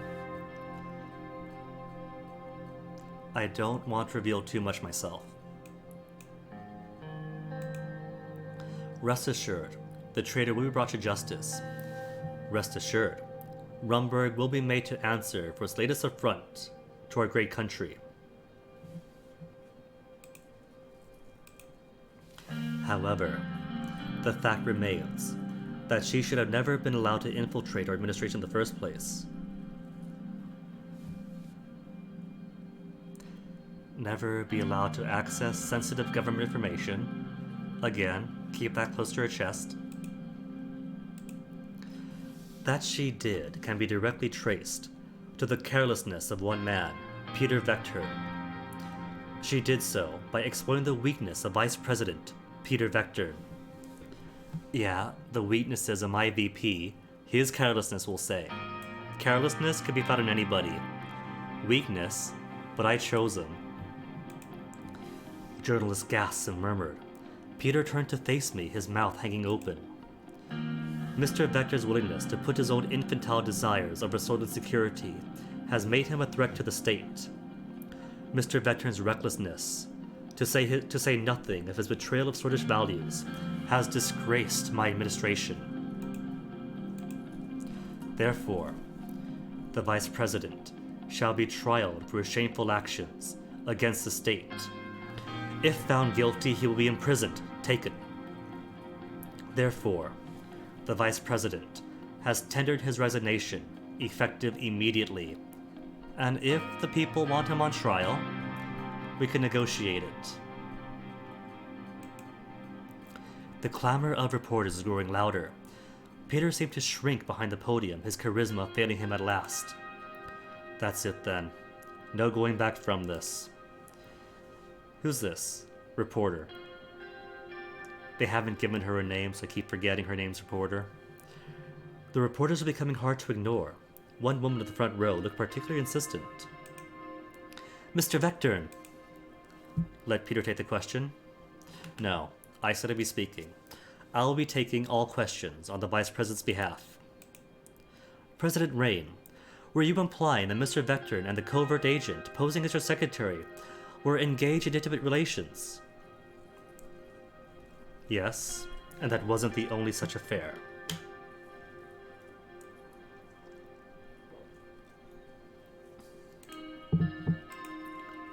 Were you aware of those affairs while they were happening? Gesture to Lucian ended. I had my suspicions, but suspicions aren't enough, and the investigation has eventually brought us here. I had my suspicions, Lucian interjected. Neither the President nor the Vice President will be taking any more questions. Thank you. Character updated. Oh, Peter? Where's he under? I don't see anything for party leaders. Cabinet. Guarded as centrist. Nothing else here. Maybe afterwards I'll update. The reporters reluctantly dispersed. Lucian, Peter, and I looked at each other for what seemed like an eternity. Finally, Peter lowered his eyes. I guess I'll go to the palace and start packing my things then. I'll come with you. Goodbye, Peter. Say nothing. I'll come with him. We're already cutting him out as is. Peter shook his head. I watched him descend the courthouse steps to a car, alone. A shame about your friend, Mr. President. But it appears you will make it out of this unscathed. Of course. There is now the matter replacing both your secretary and your vice president. Too old to be my secretary, Lucian. A few candidates in mind. Very good, sir. We walk back up the stairs to the courthouse to watch the rest of the trial. Codex entry updated. Lucian started investigation to Peter's affair. Blame him. Tried Olivia Suno. Blamed Rumberg politically for their involvement in the affair and Olivia Suno's scandal. Kinda gotta. Ordered the forced resignation of Vice President Peter Vectern.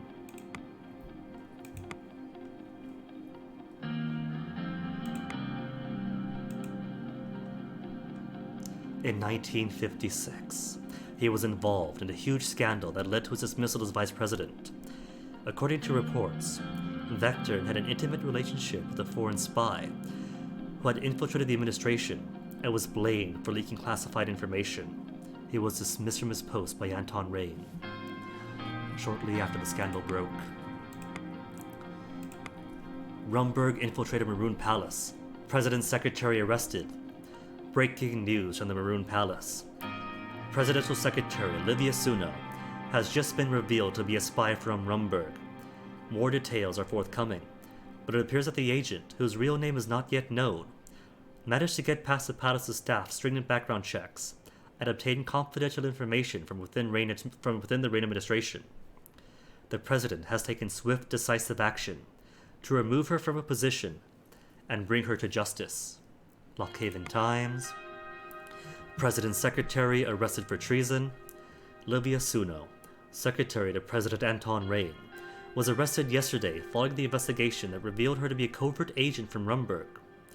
Her trial is scheduled to begin in the next several days. In the meantime, the question of how an enemy spy was able to infiltrate the Maroon Palace on such a high level remains. President Rain has announced that he will soon be holding a press conference to address his potentially brewing scandal. Is Radical going to complain that I've tried the secretary but not the VP himself? Rain pins spy scandal, blame on Vectern. Faced with an intelligent leak that could irreparably damage his administration, Anton Rain passed the buck to hapless VP Peter Vectern, who was forced to resign during a press conference at the courthouse steps today. He accused Vectern of hiring the presidential secretary and Rumberg spy Olivia Suno without a proper background check, and even hinted that the two were carrying on an affair. His dismissal of Vectern may satisfy some, but we are duty-bound to get to the bottom of the scandal. That is why I like the Radical. They are objective, critical thinkers. More fallout. Selection of the new VP. Briefing on the women's rights situation. I want to hear nothing about VPs yet, and should see what the women's rights about. Put some more support behind that, then deal with who is going to fill Peter's seat. I was sitting in my office. I looked at the clock. 2:26 p.m. It was almost time for my appointment with Ciara on women's rights. There was a knock on the door. Ciara entered the room with folders in her hand. The door did not close behind her. Monica entered the room and stood next to Ciara. Monica, darling, gonna take a more active role in politics? Mr. President, Anton, before we start, I just wanted to thank you for agreeing to this meeting. I've been dreaming about this ever since I volunteered with the Swordish League of Women. I can't believe the moment's finally here. Anything to make you happy. No, it's not about just making the wife happy. I think that both of you together could finally bring change to Swordland. I hope you are right. Ciara sat down on a chair and laid down the folder she was holding. We still have a long way to go before Swordish women are able to enjoy the same rights and privileges as men, or even as their counterparts in Arcasia and in United Cortana. We've been lagging behind this for decades, Anton. And this isn't only a moral issue. I have seen enough revolutions in this world to understand the main driver of any change. Money. She flipped open a folder and started pulling out documents. In United Cortana, law dictates that women earn the same wages as men in their respective fields, My research shows that this led to a 15.5% increase in productivity. You could say this has a direct influence on their superpower status. Arcasia passed laws ensuring maternity leave rights, child daycare centers, and tax deductions for working families. In turn, they experienced a 12.6% productivity boost and a flourishing economy. Both countries also have significantly lower infant mortality rates, a statistic I believe is directly linked to the improved status of women. It's all true so far. I have no complaints, it's all stuff I believe in too. Our administration has thus far failed to pull Sweden out of its economic recession. She leaned back in her chair. So I am asking, why not try passing similar laws? At worst, even if they fail to improve the economy, it will still be a significant step forward for our society. It is only logical. Monica handed me one of the documents. It had a list of bullet points on it. The two of us talked it over, and these are the measures we believe are the most urgently needed. I let my eyes wander down the list. Criminalizing domestic violence, is it not already? Support for working mothers, equal treatment in the workforce, gender equality in public education. But I thought we were already doing that with the education reforms. But equal treatment in the workforce? That's an easy one. Right now, Swordland has one of the continent's largest pay gaps between men and women. We need legislation ensuring that a woman doing the same job as a man is paid the same wage. We would also introduce quotas to get more women into positions of power, in the assembly for instance, or on the board of corporations. Eventually, narrowing the pay gap is a far more pressing issue, as it would bring financial independence to countless lower income women. Ciara, we never talked about this, but I always thought that with more women in power, higher status for all women would naturally follow. Women are starving because they don't make a living wage. That's a damn sight more important than your friend Janice being passed over for a promotion. Ooh, Ciara. Not playing soft. I don't see a problem with quotas, but tackling the pay gap is much more important, and we know the kind of obstructionist vultures we have in the assembly.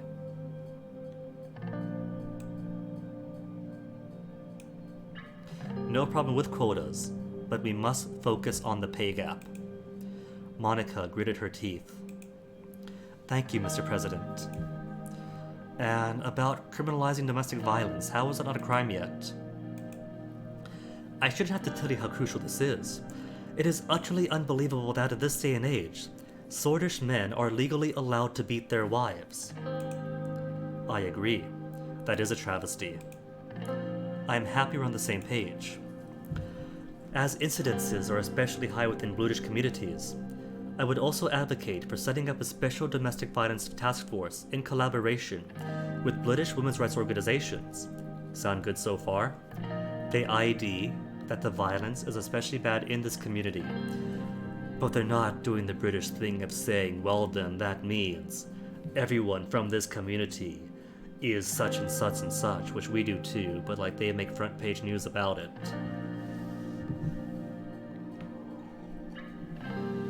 But a special task force, in collaboration with the Bludish people and their interests, so it's not just sending the police down, the Swordish police, to Bludish households to make more hardships. Collaborative efforts with the communities in question. Monica looked at her strangely. Are you sure that's something we ought to focus on? The Bloods are different. They have their own rules. Monica, I'm surprised at you. We can't let women suffer under the patriarchy, no matter their ethnicity. I'm still not sure if criminalizing domestic violence is a good idea. Really, Anton? Really? We should lift up all Swordish women, Bloods included. We can discuss the particulars once the law has passed. Support for working mothers. Ciara nodded.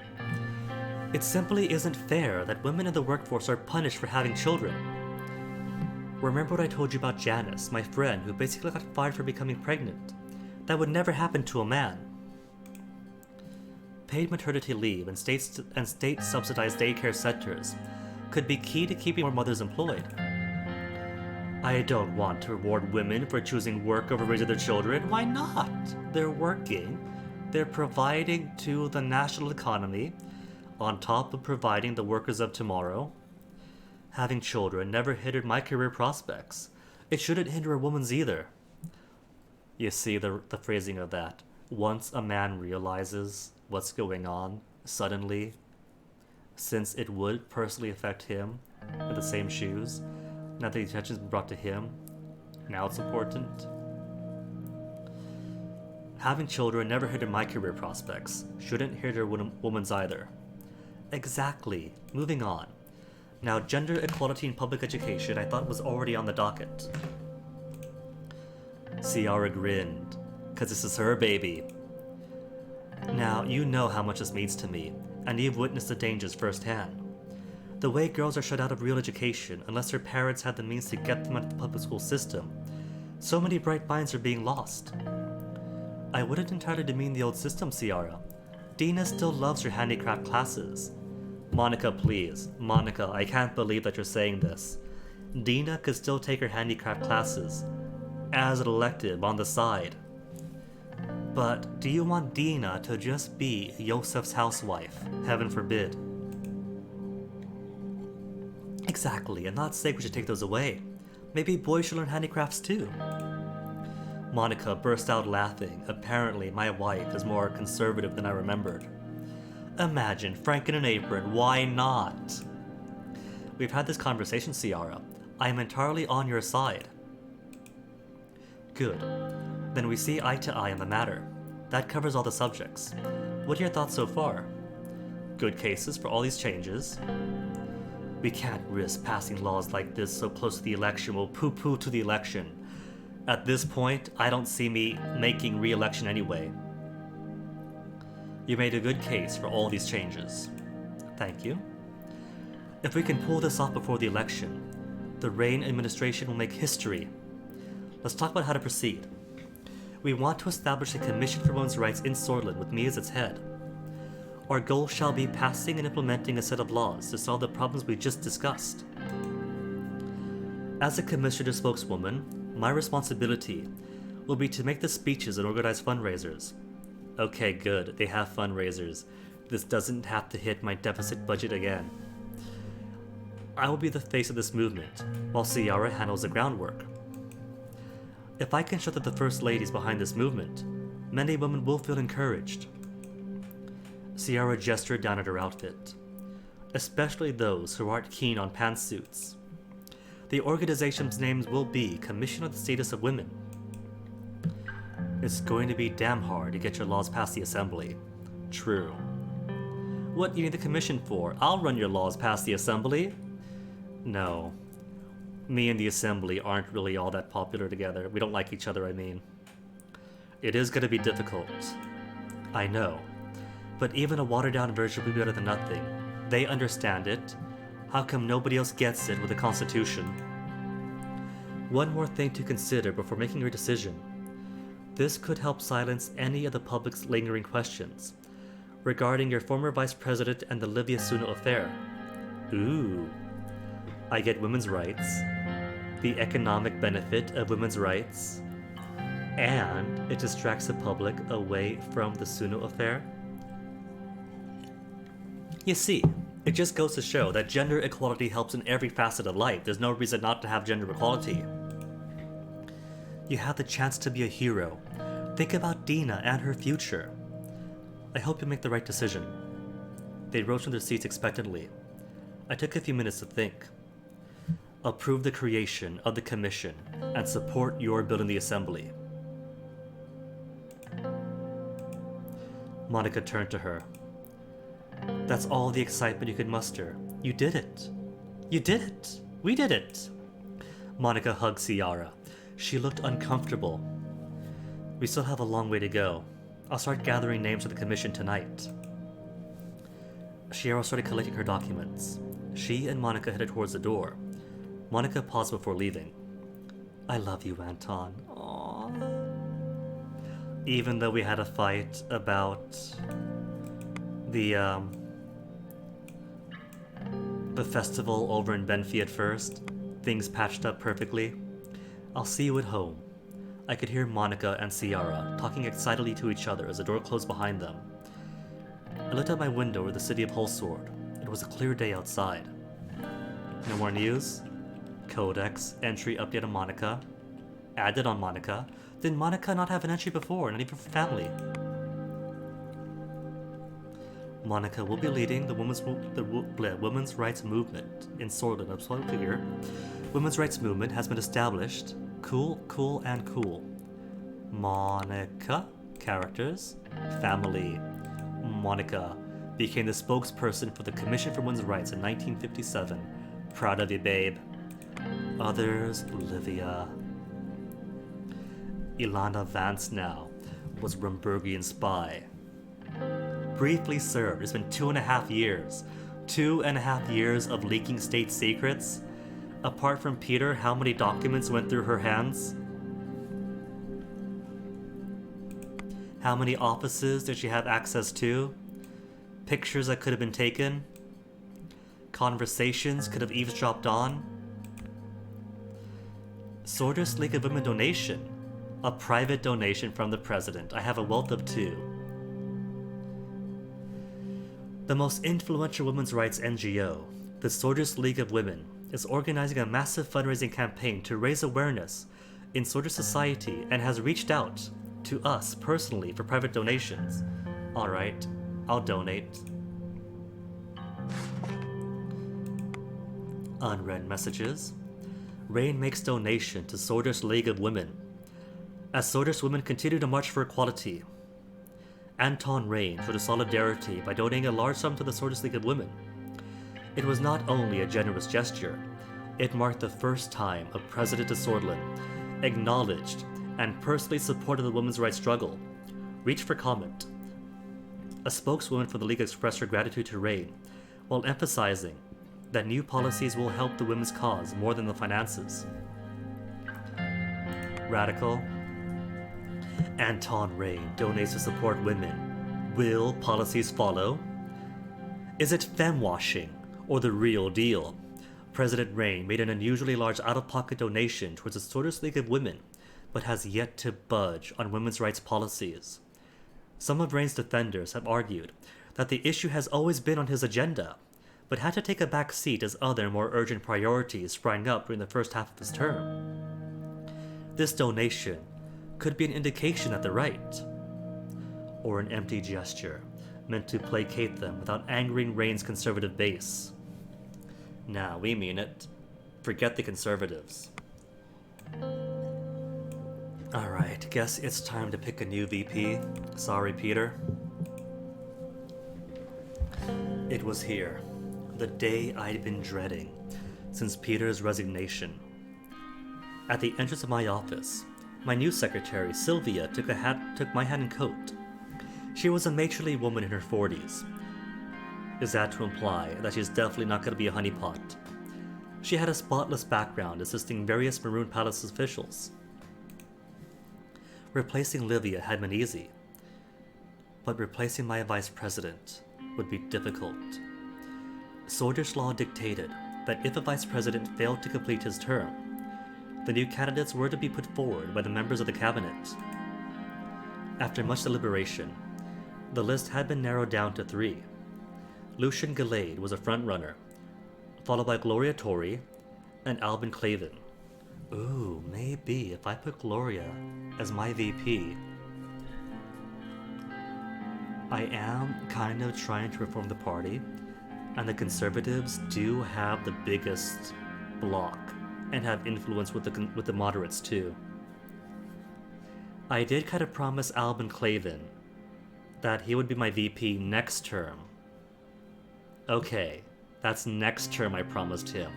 I didn't promise he'd be the next VP. It was up to me to decide who would fill Peter's shoes. I wanted to chat with them, one-on-one, before making my decision. I had just begun to settle at my desk when I heard a knock at the door. Lucian entered, and perched on the chair across from me. Sir. See, here's the thing though. Lucian is an amazing chief strategist. I think he might be more useful to me as chief strategist than VP.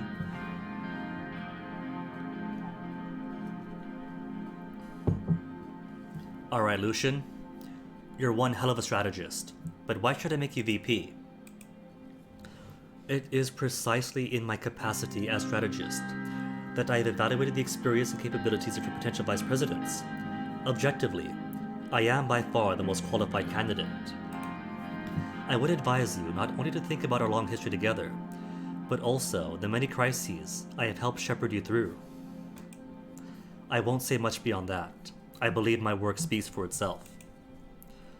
But you're such an invaluable strategist. I can't... This is true. I don't know if I could afford to lose him in that capacity. The gossip about his lack of a wife. You know, I don't care if that's because Lucian is gay, or is simply asexual, or is simply a workaholic and prefers a series of low-key relationships on the side. It doesn't matter. But it is a sad reality that it's the 50s. It is going to be a minor scandal. But the issue for me is I don't know if I could afford to lose him as a strategist. I don't know who I could trust to fill that position if he vacates it. As vice president, my ability to serve you and this administration will only increase. Lucian got up from his chair. I expect you will make the right decision. He left my office. Just a minute later, there was another knock on my door, and Gloria Toria came in. Mr. President, I must say, I was not at all surprised when my name was put forward. You seem confident. Gloria, tell me why I should pick you, and the only words out of your mouth better be so I could support you in the party. To put it simply, what I bring to the table is years of experience. I have been a member of the Assembly for almost 20 years, and I spent 7 years as its Speaker. This alone speaks for itself. As you know, I am also the leader of the conservative wing of the party. You can see what I'm getting at.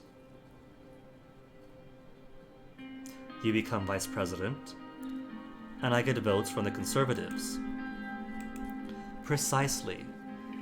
See, I'm sorry, Lucian. Lucian seriously is a true best friend I've ever had this whole game.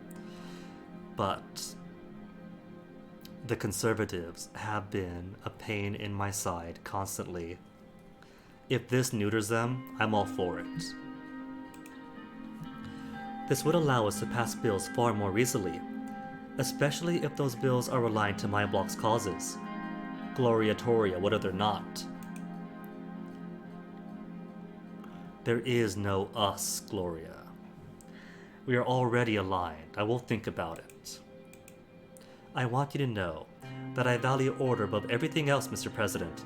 Really, is that why you failed to bring us the votes promised in the Assembly and allowed my democratic reforms to fail? Gloria Toria? Being the Speaker of the Assembly requires principles, like clearly she is willing to renege on, nerves like steel, and determination to uphold proper conduct. You could expect the same of my vice presidency. Being a woman could also prove advantageous. Not just any woman, a strong woman, who was able to protect order in a room full of unruly men for 7 years. Think about the message it would send. The first woman vice president of Swordland. No, the first woman vice president in the whole continent. Yeah, well that's cool and all, but Rumburg has a queen. That's a bit bigger than vice president. What support would you lose among traditionalists? You would gain tenfold among Swordist women. There is much to be gained from selecting me, Mr. President. I believe you will make the right choice. You are right, there is much to gain. Or rather not align myself with the conservative wing. See, that's the thing. She's talking about how I will get conservative votes, especially if my bills align with their values. But there's no clarity on what happens If what I plan to do doesn't align with the Conservatives, then what? Are they willing once again to castrate me in the assembly? Especially since I'm enacting, what is it, anti-soulism? Much to gain, I'll consider it.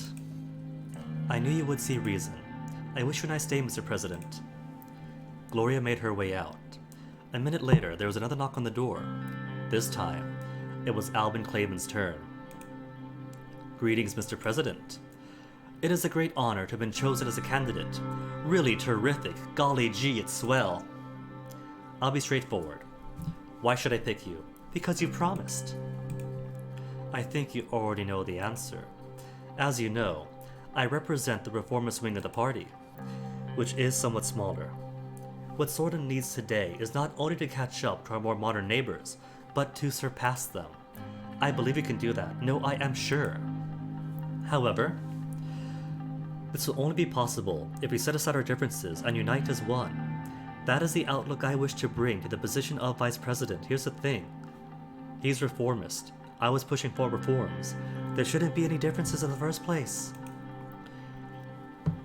So that Sordland could excel and soar to new heights. Sordland, more like Soarland. Very idealistic. Sordland thrives on tradition. Modernity gets us nowhere is the complete opposite of what I'm doing. What can you provide with me? Is what I want to know. Very well. The fact is, if I am Vice President, the reformist members of our party will be more likely to support you and your causes.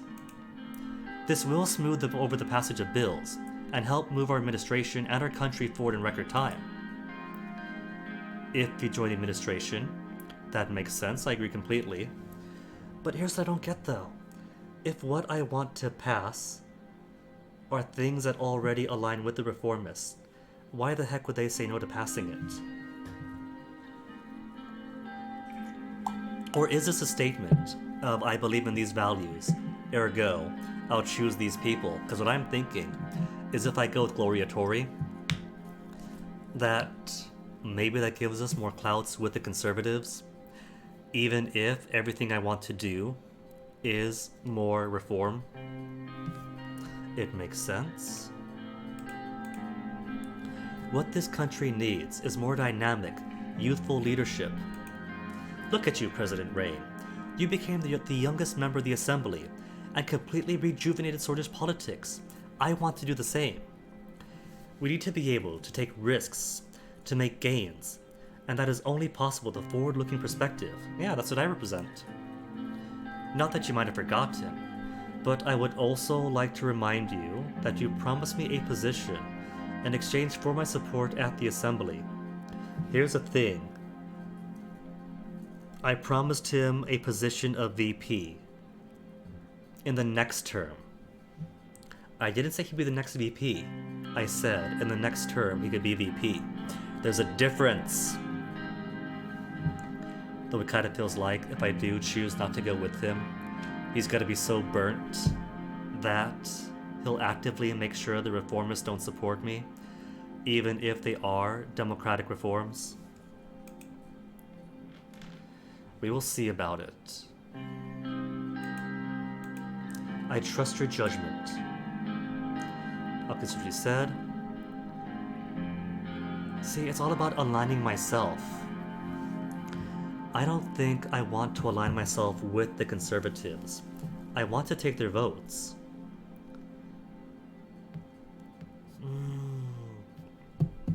The game's a bit unclear about what shape the compromise is going to take.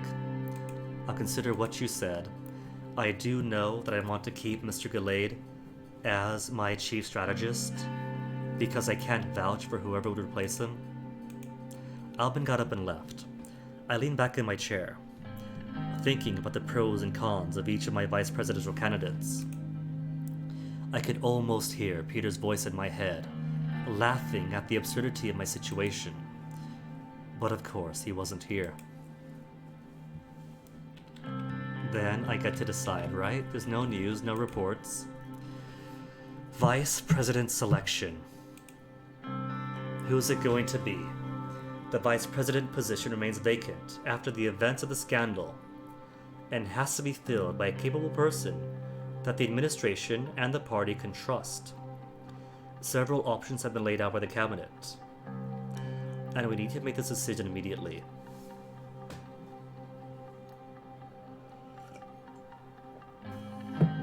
Alright. I think I've made my decision. As much as I fully love Lucian, he is extremely valuable in the chief strategist role, and I cannot afford to replace him. Nobody could be as good a chief strategist as Lucian. There is the minor issue of scandal about his being unmarried, but I do not care about that at all. Important thing is, he is king where he's at. Albin and Gloria. I do think that picking Gloria... Well, let me see though, because picking Gloria would mean gaining favor with the conservatives. And I do want their votes, but I'm also trying to reform the party in general.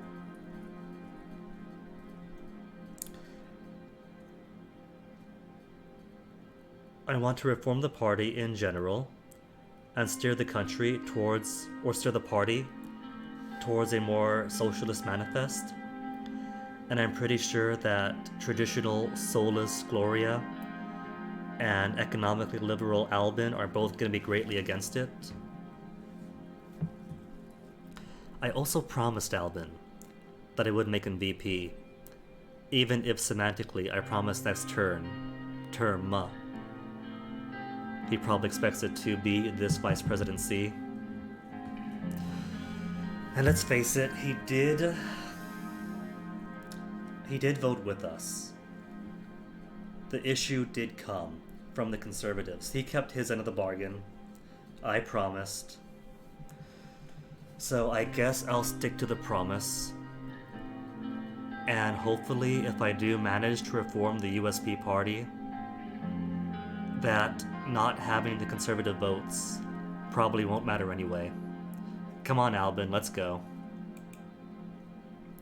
Albin the Chipmunk. No news updates. Just codex entry added.